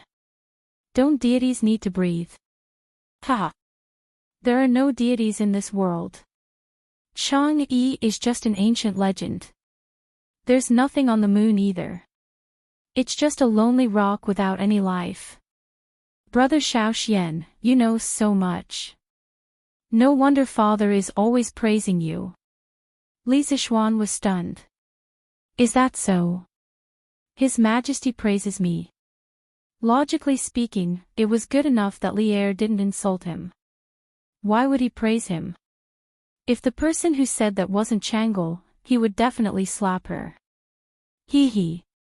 Although Father is strict on the surface, he knows who is virtuous and who is mediocre. It's just that he won't say it in front of you. Brother Xiaoxian, don't be fooled by Father's appearance." Changle giggled and winked playfully. She was extremely adorable. Li Zishuan couldn't help but smile and say, "Haha. If His Majesty knew that Changle told me all this, he would definitely be sad. Changle was slightly embarrassed. She just smiled and stared blankly at the scenery under the bamboo basket. However, she didn't continue the conversation. After a while, Lisa Schwan suddenly asked, "Changle, aren't you afraid to look down from such a high place?" In ancient times, there were no airplanes or tall buildings with more than 10 or 20 floors. Most people wouldn't be able to adapt to such a high place for the first time. However, Changle was completely unaffected when she came up. It was really rare. Changle squinted her eyes and smiled. "I'm not afraid. Because I know that even if I fall from here, Brother Xiao Xian will definitely be able to save me." Her smiling face and confident expression made her look like a little fairy. She had a huge charm that made people lose themselves in her. Ugh! After a while, Li Zixuan shook his head and forcibly broke free from his obsession. He secretly thought that this little loli had a lot of charm. Then, he touched his nose and said resentfully, "Ah! Changle, you really think highly of me." Changle smiled and turned around without saying anything. However, her eyes flashed with unconcealable joy. Chapter 585. The next day. After Li Zixuan finished his breakfast, he arrived at the Cloud Mountain early in the morning. However, he unexpectedly saw an unexpected person. Wenhao. When did you come? Shouldn't you be at Huji grain store? Li Zixuan couldn't help but ask when he saw Meng Wenhao, who had disappeared for a long time, in Yan Xiaoning's temporary office. The last time he came to Cloud Mountain, Li Zixuan had invited a group of students from the School of Mathematics for a meal. He had heard a few students mention Meng Wenhao. They said that he was working as a bookkeeper in a grain shop to earn money to support his family. That was why he didn't come to Cloud Mountain with them. Li Zixuan understood that at that time. In his previous life, he had also worked during the holidays, so he didn't blame Meng Wenhao for this. "Sir. You're here. I just came the day before yesterday. I'm a little late, please don't blame me." Meng Wenhao saw Li Zixuan coming in and quickly stood up to greet him excitedly. However, Yan Xiaoning interrupted in annoyance, "Look at your students. All of them are more active than you. A few days ago, someone was sitting on a fairy lamp and walking around Chang'an City. How carefree." Li Zixuan was speechless. "I was just proving to everyone that I wasn't bragging, okay? It's not for my personal enjoyment. To a certain extent, I was also doing it for the future development of Yanhuang College." Yan Xiaoning curled his lips. Fine. You're the only one with such twisted logic. But speaking of which, your student is really good. Not only is he good at accounting, but he's also very charming." Li Zixuan was confused and asked, "What do you mean?" Meng Wenhao's face was red as he quickly said, "Nothing, Commander Yan, please don't say it. This is something to be proud of, what's there to be embarrassed about?" Yan Xiaoning patted Meng Wenhao's shoulder and laughed. Then, he said to Li Zixuan, "Little Xian, you still don't know, right? After you went to Huji grain store, not only did you beat their 4 bookkeepers in mathematics, but you also almost kidnapped their eldest daughter when you left." Tisk. Li Zixuan was taken aback and asked with great interest, "Oh. There was such a thing. Xiaoning, quickly tell me about it." After saying that, this guy quickly moved a stool over and sat in front of Yan Xiaoning. He looked like he was eager to hear some gossip. He didn't look like a gentleman at all. Meng Wenhao's eyelids twitched as he watched. He was speechless. Yan Xiaoning, on the other hand, was used to Li Zixuan's impulsive personality. He also sat down and began to tell Li Zixuan about Meng Wenhao's romantic affairs. Thus, the two men in the room began to gossip while the half-grown young man was sitting awkwardly at the side. After a few minutes, Li Zixuan understood the whole story.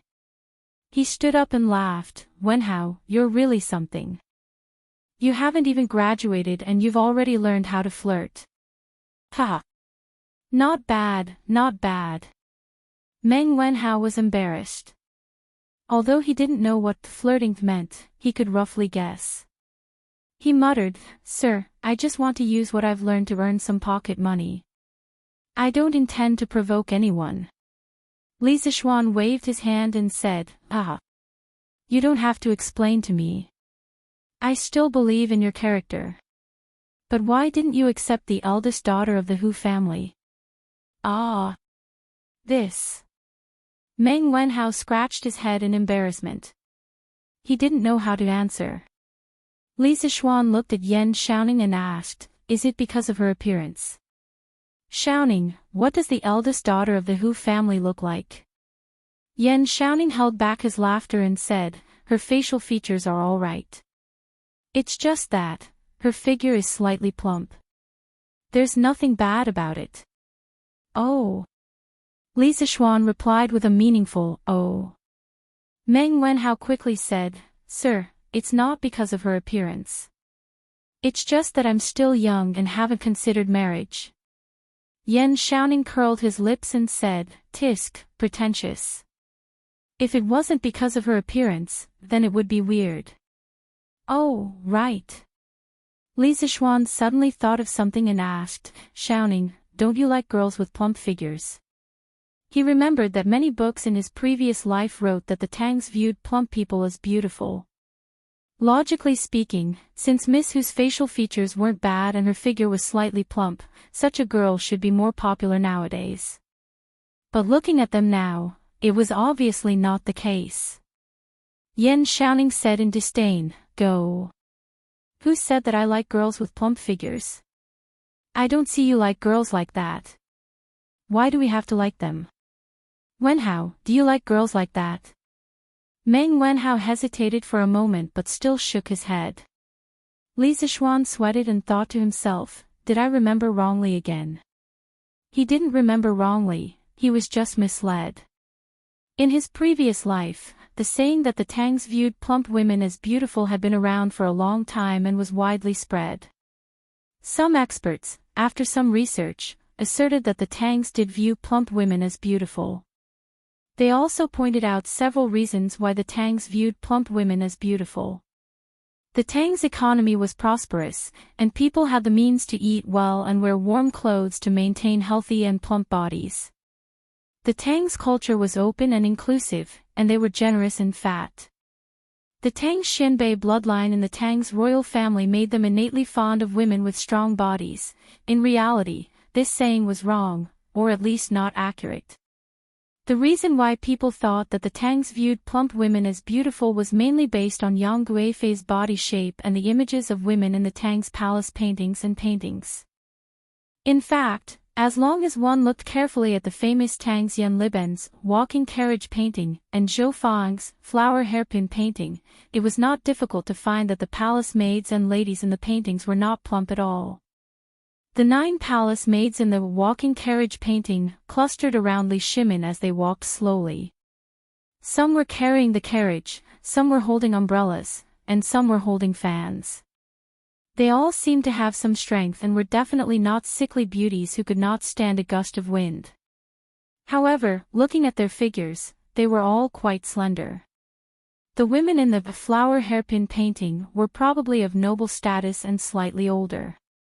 Their figures were slightly plump, but their standing posture was graceful, as light as the spring breeze brushing the willows. There was no doubt that their figures could be described with the word slender. Regarding Yang Guifei, there were records in the literature that she was fat and afraid of heat. For example, the legacy of Kaiyuan Tianbao said that she was fat and hot until summer. However, Yang Guifei's fat body was definitely not as plump as people said today. At most, he had some muscles, which was what the outside biography of Yang Taizhen called just a little bit of muscle. A person who was good at dancing, the rainbow-colored feather dance was her representative work, would definitely do a lot of physical exercises, so it was normal to have a bit of muscle. Yang Guifei's fear of heat was actually not because she was fat, but because of her physique. According to the legacy of Kaiyuan Tianbao, Yang Guifei often went to the back garden in the early hours of the morning to suck on the flower dew to moisten her throat. In order to moisten her lungs, Yang Guifei would have a piece of cool jade fish in her mouth every day in the summer. Moreover, there were no historical records that showed that Yang Guifei was favored by Emperor Ming of the Tang dynasty because she was fat or plump. According to the Old and New Tang books about Yang Guifei was favored mainly because of her good aptitude. Specifically, it included good at singing and dancing, good at music, wise and alert, welcoming and understanding, the New Tang book. That was, she had literary skills, was smart, and understood others. In addition, poet Saint Du Fu described in the poem Beauty's Walk, her posture is deep and true, her skin is delicate and even. That was gorgeous, dignified, temperament, and delicate skin. In reality, Emperor Ming of the Tang dynasty did not appreciate Yang Guifei's muscles. According to the biography of Yang Taizhen, Emperor Ming of the Tang dynasty was reading the biography of Emperor Qing of Han, in the Baihua courtyard. After Yang Guifei saw it, she asked him what he was reading. Emperor Ming of the Tang dynasty smiled and said, "Don't ask. You will feel bad if you know." Yang Guifei snatched the book and saw that it said, Emperor Qing of Han obtained the flying swallow, and his body was light and unable to withstand the wind. Fearing that he was floating, the emperor made a crystal plate and ordered the palace servants to dance and dance. At this time, Emperor Ming of the Tang dynasty joked with her and said, "You can withstand the wind more than her." Yang Guifei was not convinced and confidently expressed that her rainbow-colored feather dance surpassed Zhao Fian's. When Li Bai was enshrined in Hanlin, he was ordered to write 3 songs of purity and peace, to praise Yang Guifei's beauty and the life in the palace at that time. The second one was dedicated to Yang Guifei's beauty. A stick of red dew and fragrance, the clouds and rain Wushan heartbroken. Who in the Han Palace can be like her? Poor flying swallow is wearing new makeup. In the poem, Yang Guifei was compared to a peony and Zhao Fian. If Yang Guifei was really a fat person, she could form a sharp contrast with Zhao Fian. Then, this comparison would be a mockery and disobedience. It was very likely that Yang Guifei herself also admired Zhao Fian and was willing for others to compare her to Zhao Fian. It was said that Yang Guifei had the nickname of Fat Maid, which was very likely a curse from people who were jealous and hated her, such as Concubine Mei.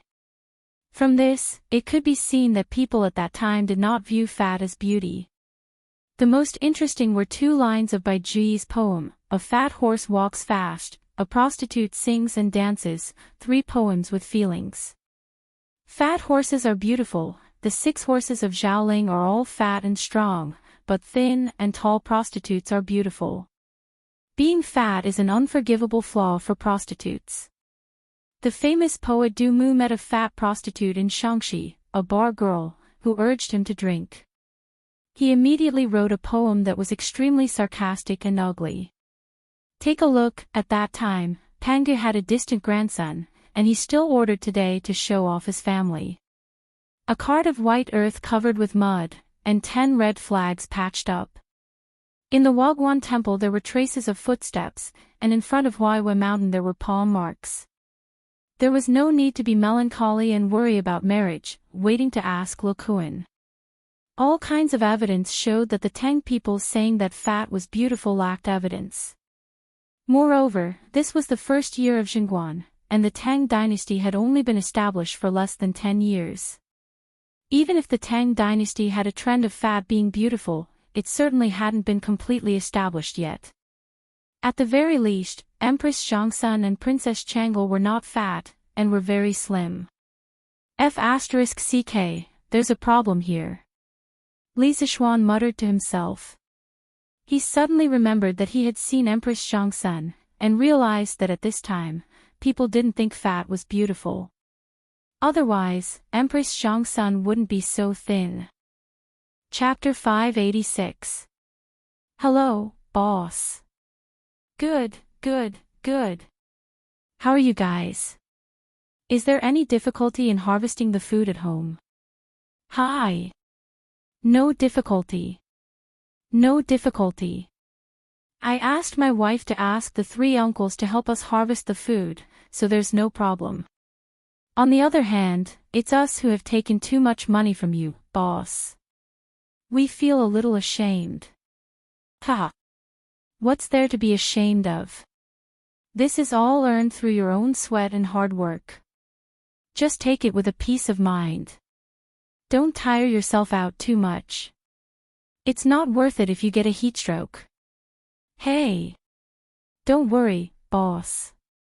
We're not that delicate. Besides, Commander Yen doesn't let us work in the afternoon. We won't get a heatstroke even if we want to. After teasing Meng Wenhao in the house, Yen Xiaoning brought Li Zixuan to inspect the construction site.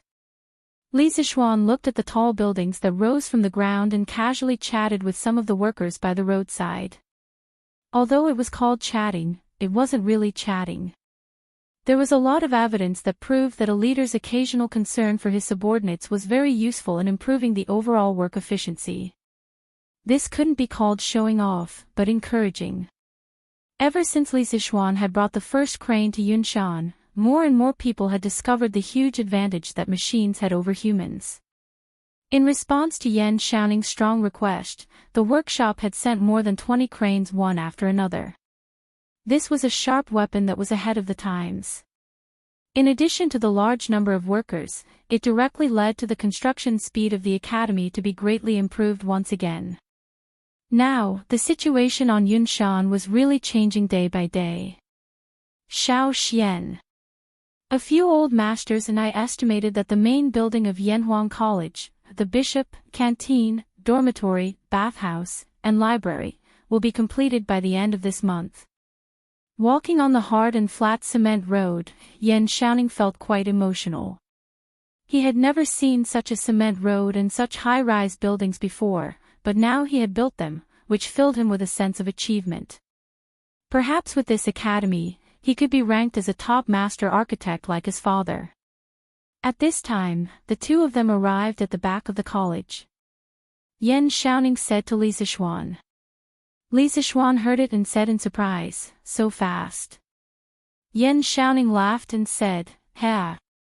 It's not that fast. Little Xian, on your way here, you should be able to see that many of the buildings are about to be completed. In the future, I plan to divide these 10,000 people into 3 groups. One group will do the interior decoration of these buildings, another group will build other buildings, and the other group will follow your previous plan to create scenery for the academy. They will transplant trees and flowers, build fake mountains, dig lakes, and also build that sports field you want to build." Li Zixuan thought for a while and agreed, "Yeah. We'll do as you say." After the main building of the academy is completed, don't be in a hurry to dismiss the craftsmen and commoners. The later construction of the academy has been completed, and I don't lack money now. Also, in addition to the buildings that I have planned earlier, I need you to send a group of people out to help me build some independent buildings behind the academy. I will give you the blueprints later. Yen Xiaoning asked curiously, "What do you want these small buildings for?" Li Zixuan laughed and said, "Xiaoning, didn't you read the newspaper earlier? The academy will assign some professors to their own houses. Although the academy doesn't have any professors now, I have to prepare these houses in advance. You can't go back on your words. The environment here in Yunshan is beautiful, and I believe many people will be willing to live here. Later, I will find a good location here and build a house for myself." Yen Xiaoning was speechless and said, "I think you have too much money and nowhere to spend it. If you build a house here, how many days can you stay in a year?" Li Zixuan didn't think much of it and said, "That's hard to say. Who knows, maybe I will always live here." "Hey, Xiaoning, don't you want to consider building one too? The house I want to build is different from the one we are living in now. You will definitely be jealous when you see it." Yen Xiaoning was actually a little tempted. He thought for a while and said, cough cough. Little Xian, look at how hard I have worked for the academy these 2 months. Aren't you going to give me a house for free? Li Zishuan sneered and said, Che. In your dreams. At most, I will give you a 20% discount based on the cost of the house. The rest will be from me. Yan Xiaoning said angrily, F***CK. You are too much, aren't you? If you are like this, I will quit. You can go find whoever you want. Hey hey hey. Don't. Let's talk about it. How about I give you a 40% discount? Not good, 50%. How about 50%? Hee hee. Then I will go back and pack my luggage. Hey hey. Don't. Consider it my bad luck to have such a bad friend. I will give it to you for free. After some bickering, Yan Xiaoning emerged victorious and obtained a Cloud Mountain villa that had yet to be built for free. Although Li Zishuan looked angry on the surface, he wasn't angry at all in his heart. Firstly, he didn't really care about this little bit of money. Secondly, Yan Xiaoning had a share in the first batch of Cloud Mountain villas. What he said just now was just a joke. Xiaoning, how do you think the academy will solve the water problem in the future? Li Zishuan came to Yunshan today not only to inspect the progress of the academy's construction, but also to solve the academy's water problem. However, after walking around Yunshan for so long and even walking around the forest behind the academy, he still did not see a waterfall or a river. This made him a little disappointed, so he asked. Yan Xiaoning was happy that he finally got some benefits from the miser Li Zishuan. When he heard this question, he could not help but be stunned and answered subconsciously, what's so difficult about that? There are so many wells in Plum Village and the Han family village at the foot of the mountain. Also, there is the Ba River beside Plum Village. Is there a lack of water? We just have to find some people to carry water up every day. Li Zishuan shook his head and said, this is not a long-term solution. The scale of the academy will definitely get bigger and bigger, and there will be more and more students. When that time comes, how can the academy's daily water consumption be met by just carrying water up the mountain? Yan Xiaoning was helpless and said, then what do you think? Li Zishuan thought for a while and asked, Xiaoning, do you think we can use a water wheel to carry water up the mountain? Things like water wheels didn't require a lot of technology. Tubular water wheels had already appeared in the Sui dynasty. Many protagonists in time travel novels who went to ancient times relied on water wheels to become famous. This was more or less inappropriate. Li Zishuan still had some knowledge of this common knowledge, so he asked directly. Chapter 587. Xiao Xian, are you talking about the water tanker?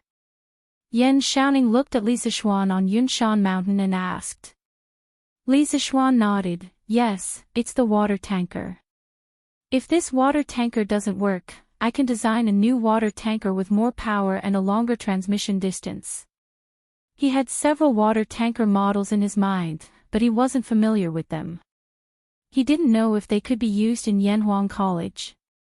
If it weren't for the fact that the power system wasn't easy to solve, he would definitely build his own water tanker.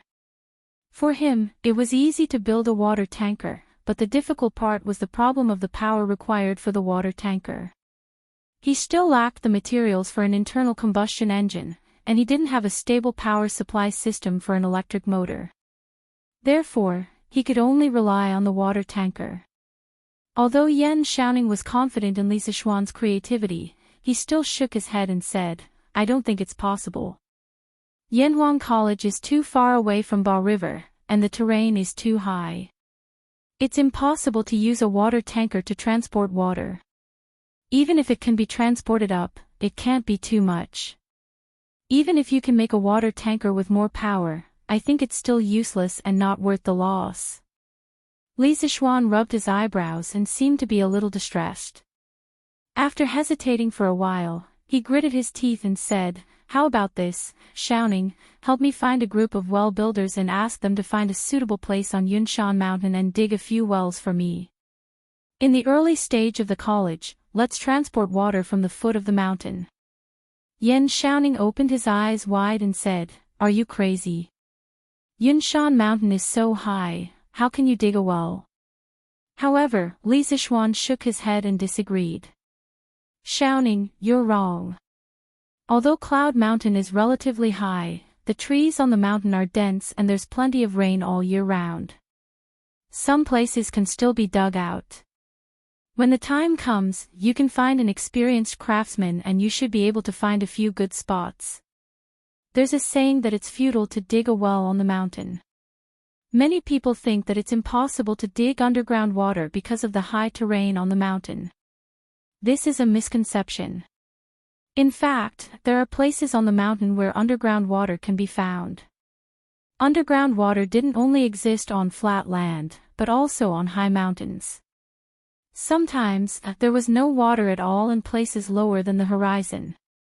The existence of underground water was related to the structure of rock strata. Some rock strata couldn't store water, while some rock strata had confined water. Besides, there were soil, trees, and flowers on the mountain. These things were the main factors for storing water. If the soil and water were well preserved, it was not impossible to dig up water by just digging 2 or 3 meters. In Li Zixuan's previous life, one of his relatives had contracted a mountain to raise chickens. Because the mountain was high and there was no running water, his relative had hired someone to dig a well on the mountain. In the end, they only dug 1.5 meters before they found water. Therefore, when it came to digging a well, the terrain was not the deciding factor.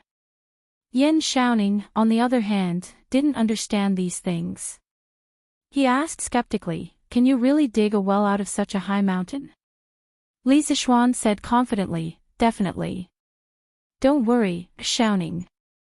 As long as the craftsmen are experienced and can distinguish the water level, they will definitely be able to dig a well in Yunshan." "All right. Tomorrow, I'll arrange for someone to go to Chang and to look for a well builder." In Yunshan, the construction of the college was in full swing. In Datong Daily, there were waves of publicity about Gong Shui and Yanhuang College. When Gong Shui was first publicized, Ma Zhou had arranged for a group of people to study Li Zixuan's published articles. Many people in the editorial department had a deeper understanding of Gong Shui, so there was no need for Li Zixuan to do the publicity. There were plenty of people in the editorial department who were talented in this field. Therefore, recently, the news section of the newspaper was almost filled with the words Yanhuang College and Gong Shui. Under such fierce publicity, more and more people knew what Gong Shui was, and what kind of college Yanhuang College was being built outside Chang'an City. Gong Shui, Yanhuang Academy. In an instant, their momentum was like a rainbow. Of course, in the past, there would be many Confucian defenders who would jump out and criticize Li Zixuan for bragging about Gong Shui in the newspaper. However, since Cui Yunhan left Chongzhou and Li Zixuan flew to Chang'an City in the middle of autumn, almost all the voices of opposition died down. First, they were unreasonable, and second, they were cowards. Moreover, as the Wang family quickly sold the newspapers to other states and counties, Gong Shui and Yanhuang College's reputation began to radiate to other regions. In particular, the story of Li Zixuan flying into the sky on the Mid-Autumn Festival was particularly shocking. The most intuitive manifestation was that according to the data fed back by the branches of Tang Dynasty Daily, the number of students signing up for Yanhuang Academy began to show an exponential explosive growth. As early as 2 days ago, it had already exceeded 2,000 people. If this data were to be announced, it would definitely cause a huge uproar. This was because even the Directorate of Education and the Hongwen School combined didn't have that many students. Of course, there were many students who signed up on impulse after seeing the news. It was very likely that they hadn't fully grasped the subjects of Yanhuang College's entrance exam.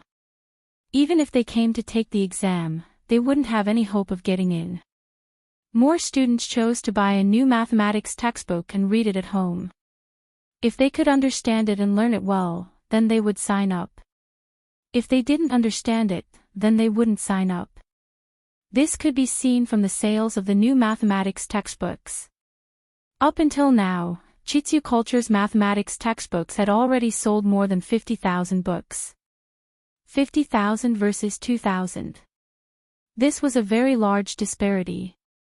Of course, there were also some mathematics enthusiasts who just wanted to study Li Zixuan's new mathematics textbook. In addition to the increase in students signing up, there were also more and more people who wanted to apply to be Yanhuang College's teachers. First, it was because Li Zixuan's salary was too generous. Second, it was because Gong Shui and Yanhuang College couldn't be more popular now. If they came to teach here, they could gain both fame and fortune. Only fools wouldn't come. First, there were some famous scholars in Chang'an. They were the first to come to Li Zixuan for an interview. These days, Li Zixuan held 10 interviews, but he only hired one person, and it was an old acquaintance. When he was in the Directorate of Education, Assistant Professor Mao, who sat opposite him in the office, followed closely behind Su Hongji and also wanted to change jobs. The rest of the people were either too deeply influenced by Confucianism, or they didn't have any teaching skills at all. They were the type that completely followed the script. Li Zixuan said that he couldn't even listen to such boring lectures, so how could his future students be willing to listen? Therefore, of the 10 teachers who came to apply, only one was successful. The low acceptance rate of Yanhuang College's teachers gradually spread out. Chapter 588. On August 26, the first year of Xinguan, Yanhuang College's main buildings, including the cafeteria, the library, the dormitory, and the bathhouse, were all completed. The magnificent cement skyscraper stood at the top of Yunshan Mountain, silently showing the world the majesty of Yanhuang College. Those who were observant had already discovered that there was a giant on Yunshan Mountain. On this day, many people saw that Yanhuang College's skyscrapers had been completed. Many people called their friends and came to Yunshan Mountain to watch the fun. TSK. Li Xianji is really rich. He built so many skyscrapers just like that. And he built it so quickly. He probably hired a lot of people, right? I heard that he hired tens of thousands of people. Our neighbor, Fatty Pan, has been hired, and the pay is not ordinary. Hey! Old Nyo, why weren't you invited? Is it because your body is weak and you weren't chosen by Lord Li? Hee hee. Could it be that Cui Nyang emptied your body last night? Ahahaha. A certain frivolous man made a frivolous joke, which made the people around him burst into laughter. The young man who was mocked blushed and then said angrily, LV Dazhuang, F** king bullshit. Do you want to fight? Come on, I'm not afraid of you. Hey! Don't embarrass yourselves here. This is a place for educated people to study. How can you fight like this? That's right, that's right. This is outrageous. Hey! Old Meng, look at the road on this mountain. It's completely different from the bluestone road at the foot of the mountain. It's hard and flat. I wonder what material it's made of. Oh! I heard from the Han family village that it's called cement. Cement can be used to make roads when mixed with sand and stone. And look, it's not just the road. Yanhuang College's walls are also covered with cement. They're using cement to replace glutinous rice mortar. An old man with coarse white hair, holding a walking stick and stroking his beard, slowly told the truth. Cement? What cement?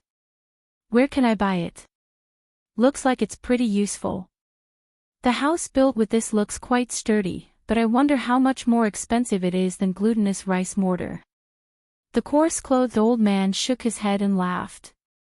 Hee hee. Many people want to buy it, but it's not on sale yet. Why is that? Is there anything money can't buy? What's so strange about that? It was said that this cement was invented by Lord Lee himself. Of course, he would use it for his own academy first. It's not like Lord Lee lacks money. Oh. So that's how it is. Lord Lee has really put in a lot of effort for this academy. TSK. Yanhuang College's skyscraper looked so imposing. Which family's kid would be lucky if he could get in? I heard that there's no tuition fee here, and you can even learn Lord Lee's skills. That's right. My child is already preparing for Yanhuang College's entrance exam. If he doesn't pass this year, he'll take the exam next year. Tisk. How can your stupid son get into Yanhuang College? Why is it impossible? For the first time, Yanhuang College's image was more complete in front of the world. The people who came to watch the fun saw this magnificent and mysterious academy. The older people with children of the right age were all thinking of ways to send their children to Yanhuang College. The younger people were thinking about how to persuade their parents so that they could apply for Yanhuang College. Excuse me. Please make way. At this moment, dozens of ox carts suddenly appeared on the mountain road. The person in the lead was Li Tai. When the little fatty saw that so many people came to watch the academy today, he couldn't help but frown and ask the people to disperse. When the crowd heard the shout, they subconsciously opened up a path. However, when they saw the contents of the car, their eyes almost popped out of their sockets. Hiss. This is colored glass. This is top-notch colored glaze. Every piece is so big and beautiful. There are nearly 10 carts of colored glass. Why did Yanhuang College bring so much colored glass? Who knows? Maybe we can use it in one of the houses. Yanhuang College's architecture can't be estimated with common sense. Oh my God, how much is this? In fact, not only were the onlookers dumbfounded, but the people who followed Li Tai to the workshop to transport the colored glass were also dumbfounded. In this era, colored glass was worth as much as gold. When these people saw so much colored glass in the workshop in the morning, they were almost blinded. However, after walking for such a long time, they gradually got used to it. At this time, when they saw that there were people who were as shocked as they were at the beginning, they more or less felt a sense of superiority. Be careful. Come, bring all this colored glass to Guanghua building first. We'll have to make 2 more trips later. Li Tai commanded the convoy as he spoke in a clear voice.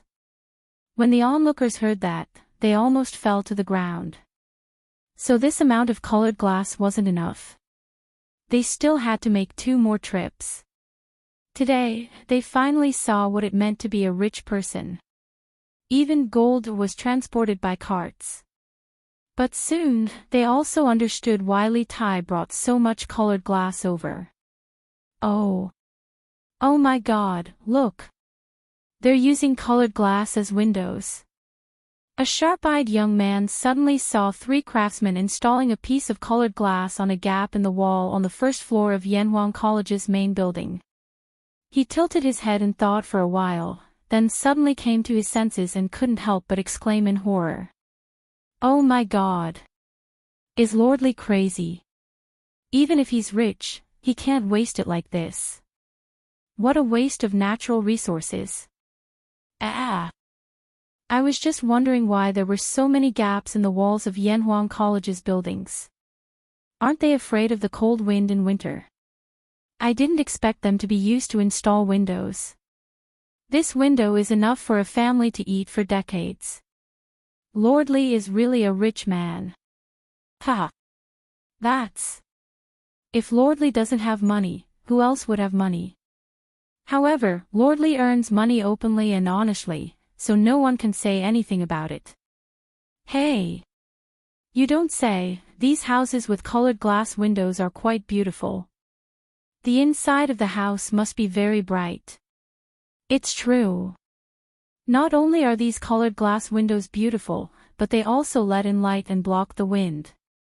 Lord Li really knows how to have fun. Sigh. I really regret not letting my child prepare for Yanhuang College's entrance exam as soon as possible. It's probably too late now. Chapter 589. Although using colored glass to make windows had never happened in the Tang dynasty, it was completely normal for a modern person like Li Zixuan.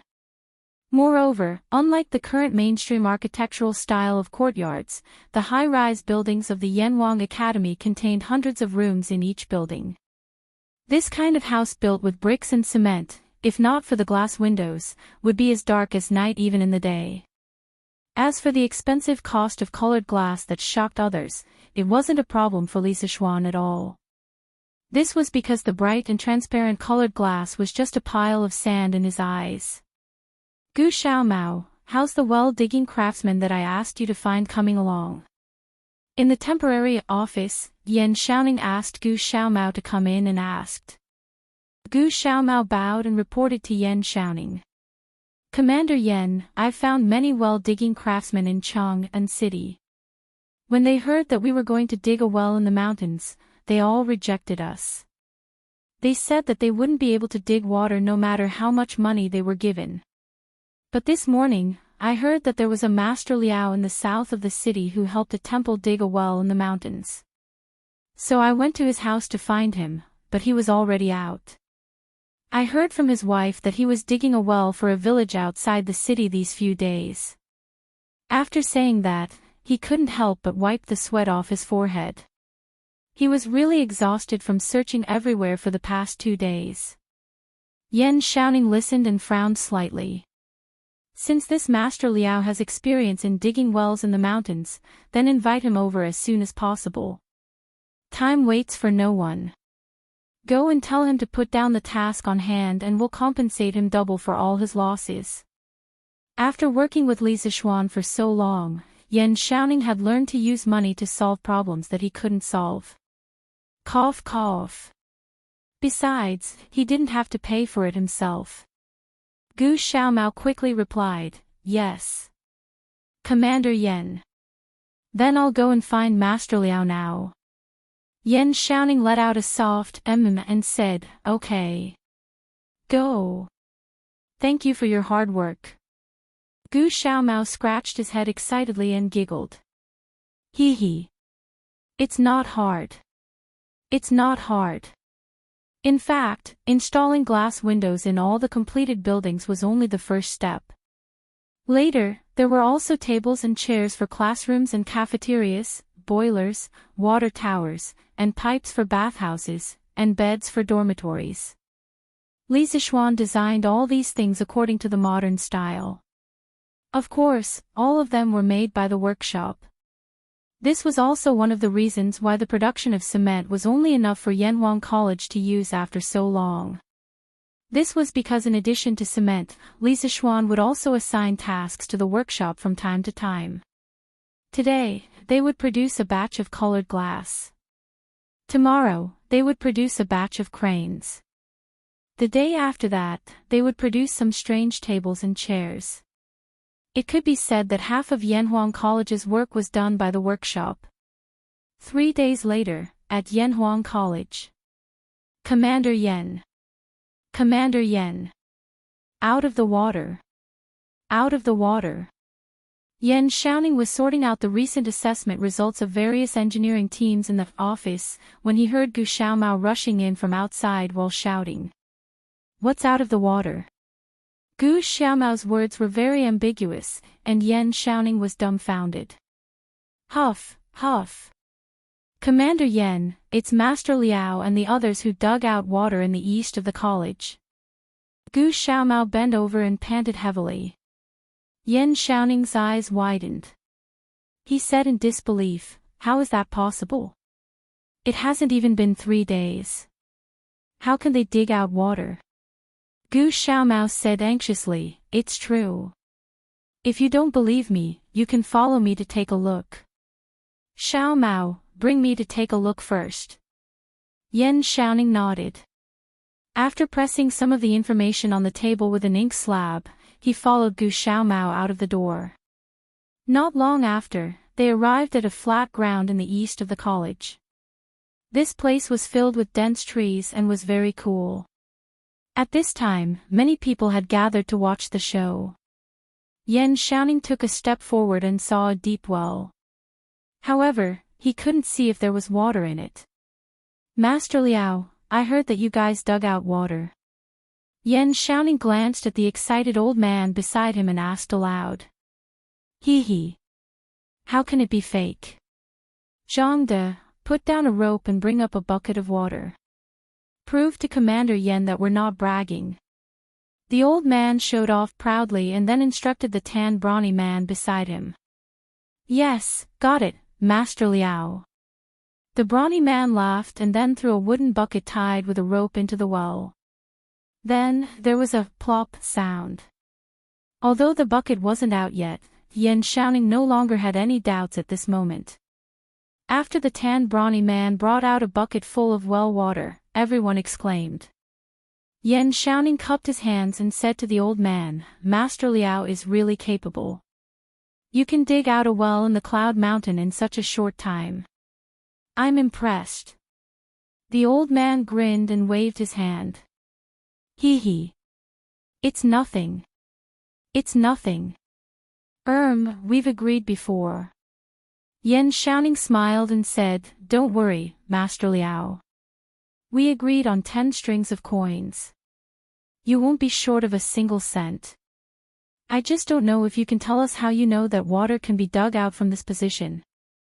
The old man's face turned serious and said seriously, It's not that difficult.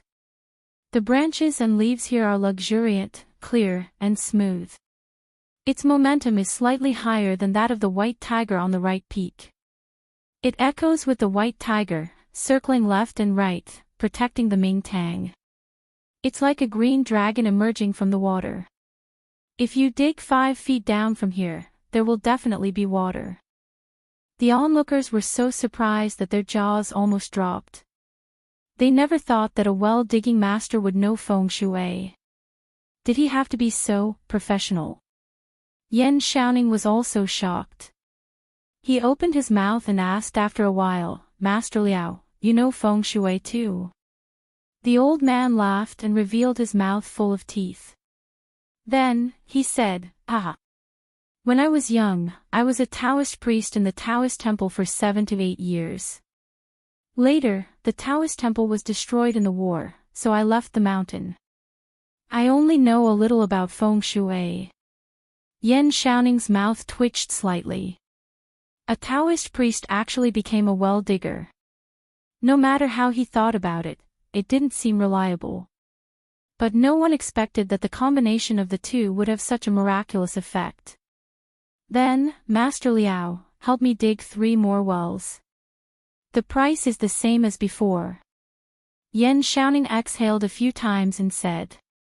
Yanhuang College covered a huge area. 1 well was definitely not enough. Enchanting didn't expect this old man to be so efficient at digging wells. He decided to let him dig a few more wells while he was at it. With that, the Yanhuang Academy was basically ready. All that was left was for the final push. Chapter 590. While the construction of Yanhuang College was in full swing, Li Zishuan was not idle either. In fact, he was very miserable. Sigh.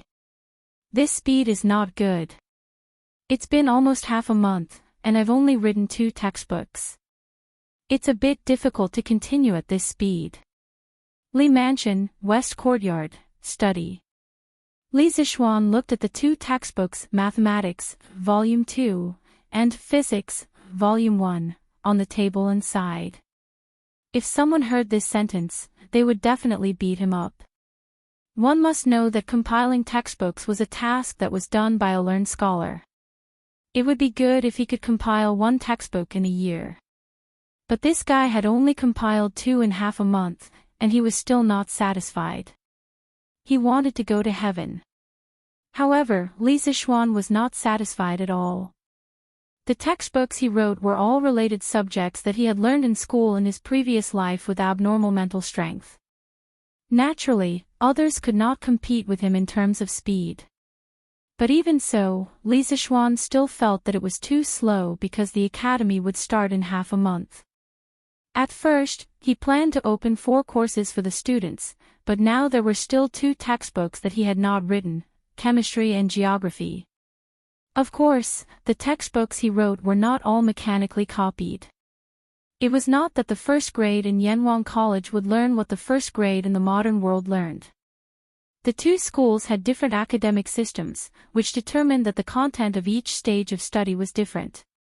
When he first wrote Mathematics, Volume 1, in Yanwang College, the content in it already covered the first and second grade of primary school.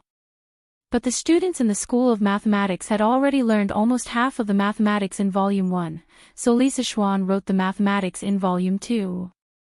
As for the 2 textbooks that were still missing, chemistry was not bad, but it would be very troublesome to teach because the chemical symbols in it were read according to the English alphabet in his previous life. But now, it was the Tang dynasty. One could imagine the scene when the time came. Students, this is the chemical formula of water molecules, H2O, H2O. Come, remember it well. 233333. This scene was simply too beautiful to imagine. As for the geography textbook, Li Zixuan did not know where to start, because he did not know the current territory of Tang dynasty. How could he make it up? Not to mention half a month, even if he was given half a year, he would not be able to make it up. However, he had no choice but to set up this course. Setting aside the issue of territory, there were many concepts in geography that were very useful. For example, the concept of scale in a map, the concept of up north and down south, the concept of left, west, right, and east, the concept of latitude and longitude, contour lines, and so on. Ancient maps were not based on north and south, left, west and right. Many ancient maps of China adopted the setting of north and south, left, east and right. This might have something to do with the fact that the emperor sat in the north and faced the south. This was convenient for users to see, but there were also many ancient maps that used the setting of north and south. There was no uniform rule for this. As for latitude and longitude, no one in this era had defined the prime meridian. In modern times, the longitude that passes through the original site of the Greenwich Observatory in London, England is known as the 0-degree longitude, also known as the prime meridian. When he wrote the textbook, he could define the prime meridian as the longitude that a typical building in Chang'an passed through. In this way, hundreds or even thousands of years later, everyone would look at the map according to the latitude and longitude defined by Tang dynasty.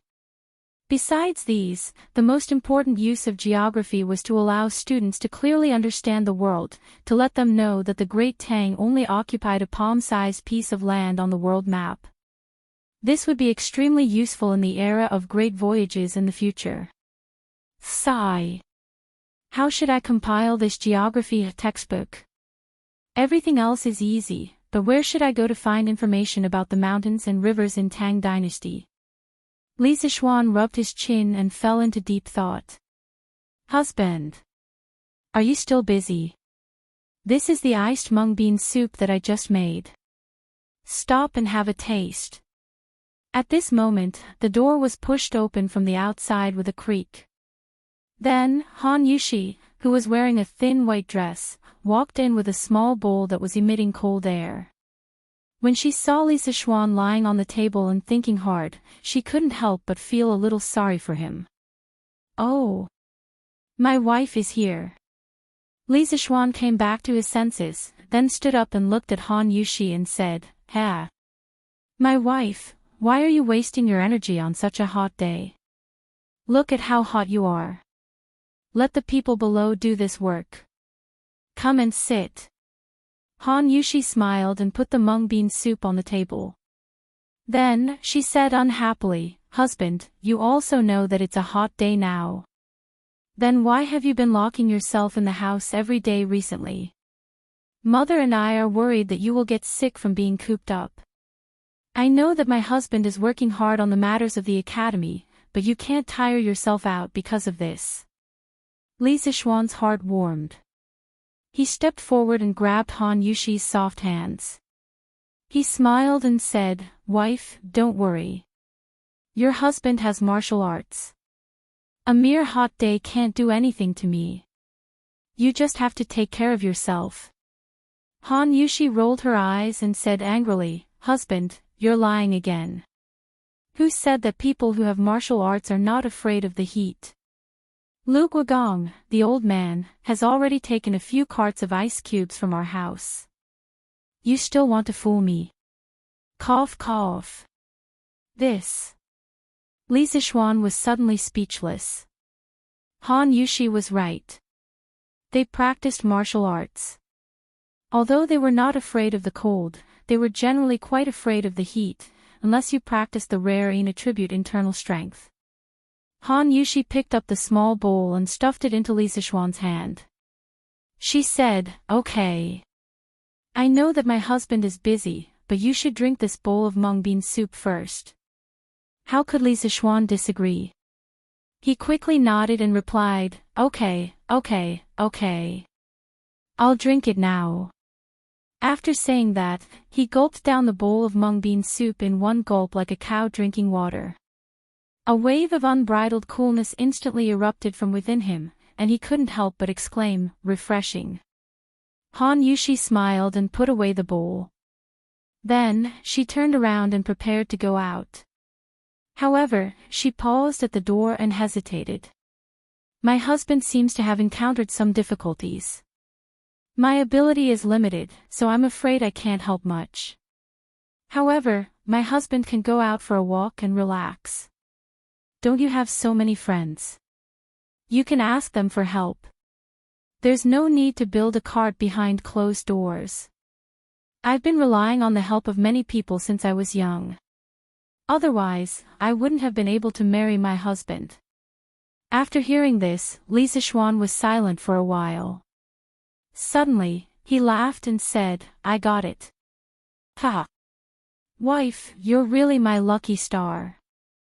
Chapter 591. Qin Ke, you stop first. What's wrong? Xiao Xian, what's the matter? You stop first. Gu Xiaomao, from now on, you'll be the leader of the 8th team of the 1st Regiment. You'll be in charge of all the missions on Qin Ke. That afternoon, Li Zixuan went straight to Yunshan. After asking a craftsman, he found Li Tai, who was teaching others how to use the crane. He cut to the chase and went straight to the point.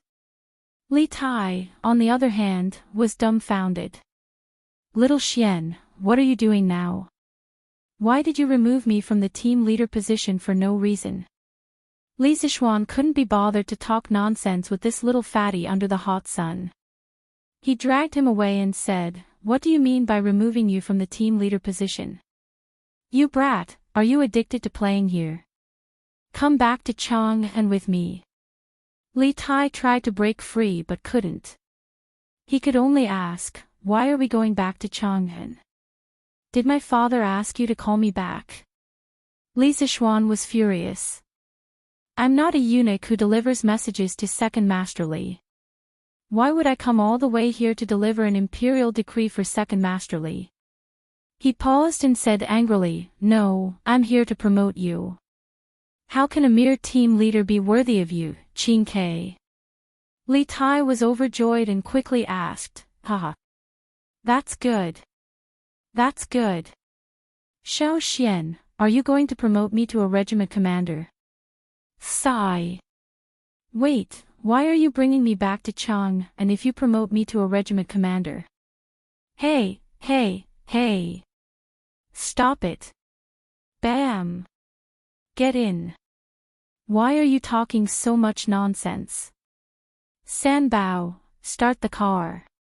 Li Zixuan tossed little fatty into the carriage with one hand and jumped onto the carriage himself. He then instructed Sanbao. Luckily, Li Tai was still young. Otherwise, when he was in his 20s, he probably wouldn't even be able to enter the carriage. Luckily, Don't Touch Me was sturdy. Otherwise, with the little fatty's current weight, an ordinary carriage wouldn't be able to withstand his weight. Sigh. No, little Xian, what exactly do you want me to do? After returning to Chang'an, Li Zixuan directly brought Li Tai to the inner west courtyard of the mansion. Li Tai, who was following behind them, could not help but burst out in anger. Li Zixuan smiled and said, "Didn't I just tell you? I'm here to promote you. From now on, you have been promoted from the captain of the construction corps to the deputy editor of the geography teaching materials of the academy. Before school reopens, you should just stay in Chang'an City and write books." That's right, Li Zixuan's idea was to capture Li Tai and make him an able-bodied man. Although this little fatty was arrogant and a bit of a jerk, he was impeccable in terms of knowledge. The history book's evaluation of him was, Li Tai is brilliant, intelligent, and has a love for literature. He has collected thousands of books. The most important point was that Li Tai had once presided over the compilation of the famous book, Jiao Di Ji, in the original history books. The book was divided into 358 states according to the 10 paths of Zhongguan. Then, with each state as a unit, it described the history, geography, names, mountains, cities, historical sites, myths, legends, and major historical events of each county. The extensive collection preserved many precious information from the geography books of the 6 dynasties, which had a deep impact on the later generations. Therefore, it was more than appropriate to get this little fatty to help write the geography teaching materials. Moreover, Li Tai had a literature center in his hands. Everyone there was a knowledgeable scholar. With these resources, it was simply half the work and twice the result. At that moment, Li Tai was puzzled and asked, "Geography? Deputy editor? I definitely can't do that." Li Zixuan smiled and said, "Geography is similar to Shangshu Yugong and the classic of mountains and seas, but there are some new concepts added in it. You just need to be responsible for completing the part about the Tang Empire. The classic of mountains and seas was written in the pre-Qin dynasty, and Shangshu Yugong was written in the Warring States period. This was considered the earliest famous geography book in our country. The author of Shangshu Yugong used geography as the basis for his ideal political division. He divided the world into 9 states, namely Ji, Yan, Qing, Su, Yang, Jing, Yu, Liang, and Yong. He also recorded all kinds of geographical phenomena in the country. It was a model of early regional geography research in China. It was cited in Commentary on the Classic of Water, Maps of Yuanhe County, and many other geographical works since the Tang and Song dynasties. Oh. So it's this. But doesn't Yanhuang College teach engineering? Why are you teaching geography now? Can't I? The college is mine. I can teach whatever I want. You. That hand is on me. If I don't want to, then I won't. Li Zixuan was already prepared for this little fatty's character. He smiled and said, "Are you sure? There are many benefits to being a compiler." "What benefits can there be?" Li Tai couldn't help but ask. Li Zixuan stretched out 3 fingers and said with a smile, "For example, in the first month of school, I'll allow you to take 3 days off. Take note, in the first month of school, I plan to let all the students undergo intensive training. Those days will be unbearable. TSK. Qingke, you have to think about it." Li Tai felt Li Zixuan's devilish smile and couldn't help but feel his scalp tingle. He paused and said, "Only 3 days. No way. It has to be 5 days. Li Zixuan snorted and said, 3 days means 3 days. If you don't want to do it, I'll find someone else. 3 days is already the limit of my tolerance. Li Zixuan knew very well that when dealing with people like this little fatty, he couldn't give in at all. Otherwise, this guy would definitely take advantage of him. Sure enough, Li Tai saw that Li Zixuan wasn't willing to budge. After hesitating for a while, he gritted his teeth and said, "Fine. 3 days it is. Tell me, how should we compile this geography textbook? Li Zishuan shook his head and said, you don't have to worry about this first. When you go back, gather all the scholars in your mansion to help you collect all the mountains and rivers in the Tang Empire. Then, about 7 days later, I'll send you a book. In this book, except for the part about the Tang Empire that has problems, the rest of the book and all the concepts in the book are all correct. When the time comes, you just need to make some adjustments on this foundation. This was also the most reasonable method that Li Zishuan came up with at the moment. First, make a complete copy of the modern geography book, then deduct the domestic part and give it to Li Tai to fill in. He believed that with this little fatty's understanding and ability, he could complete the whole book. Li Tai nodded thoughtfully and said, okay. Then I'll go back to the mansion to gather people. When your masterpiece comes, we'll start. That's great.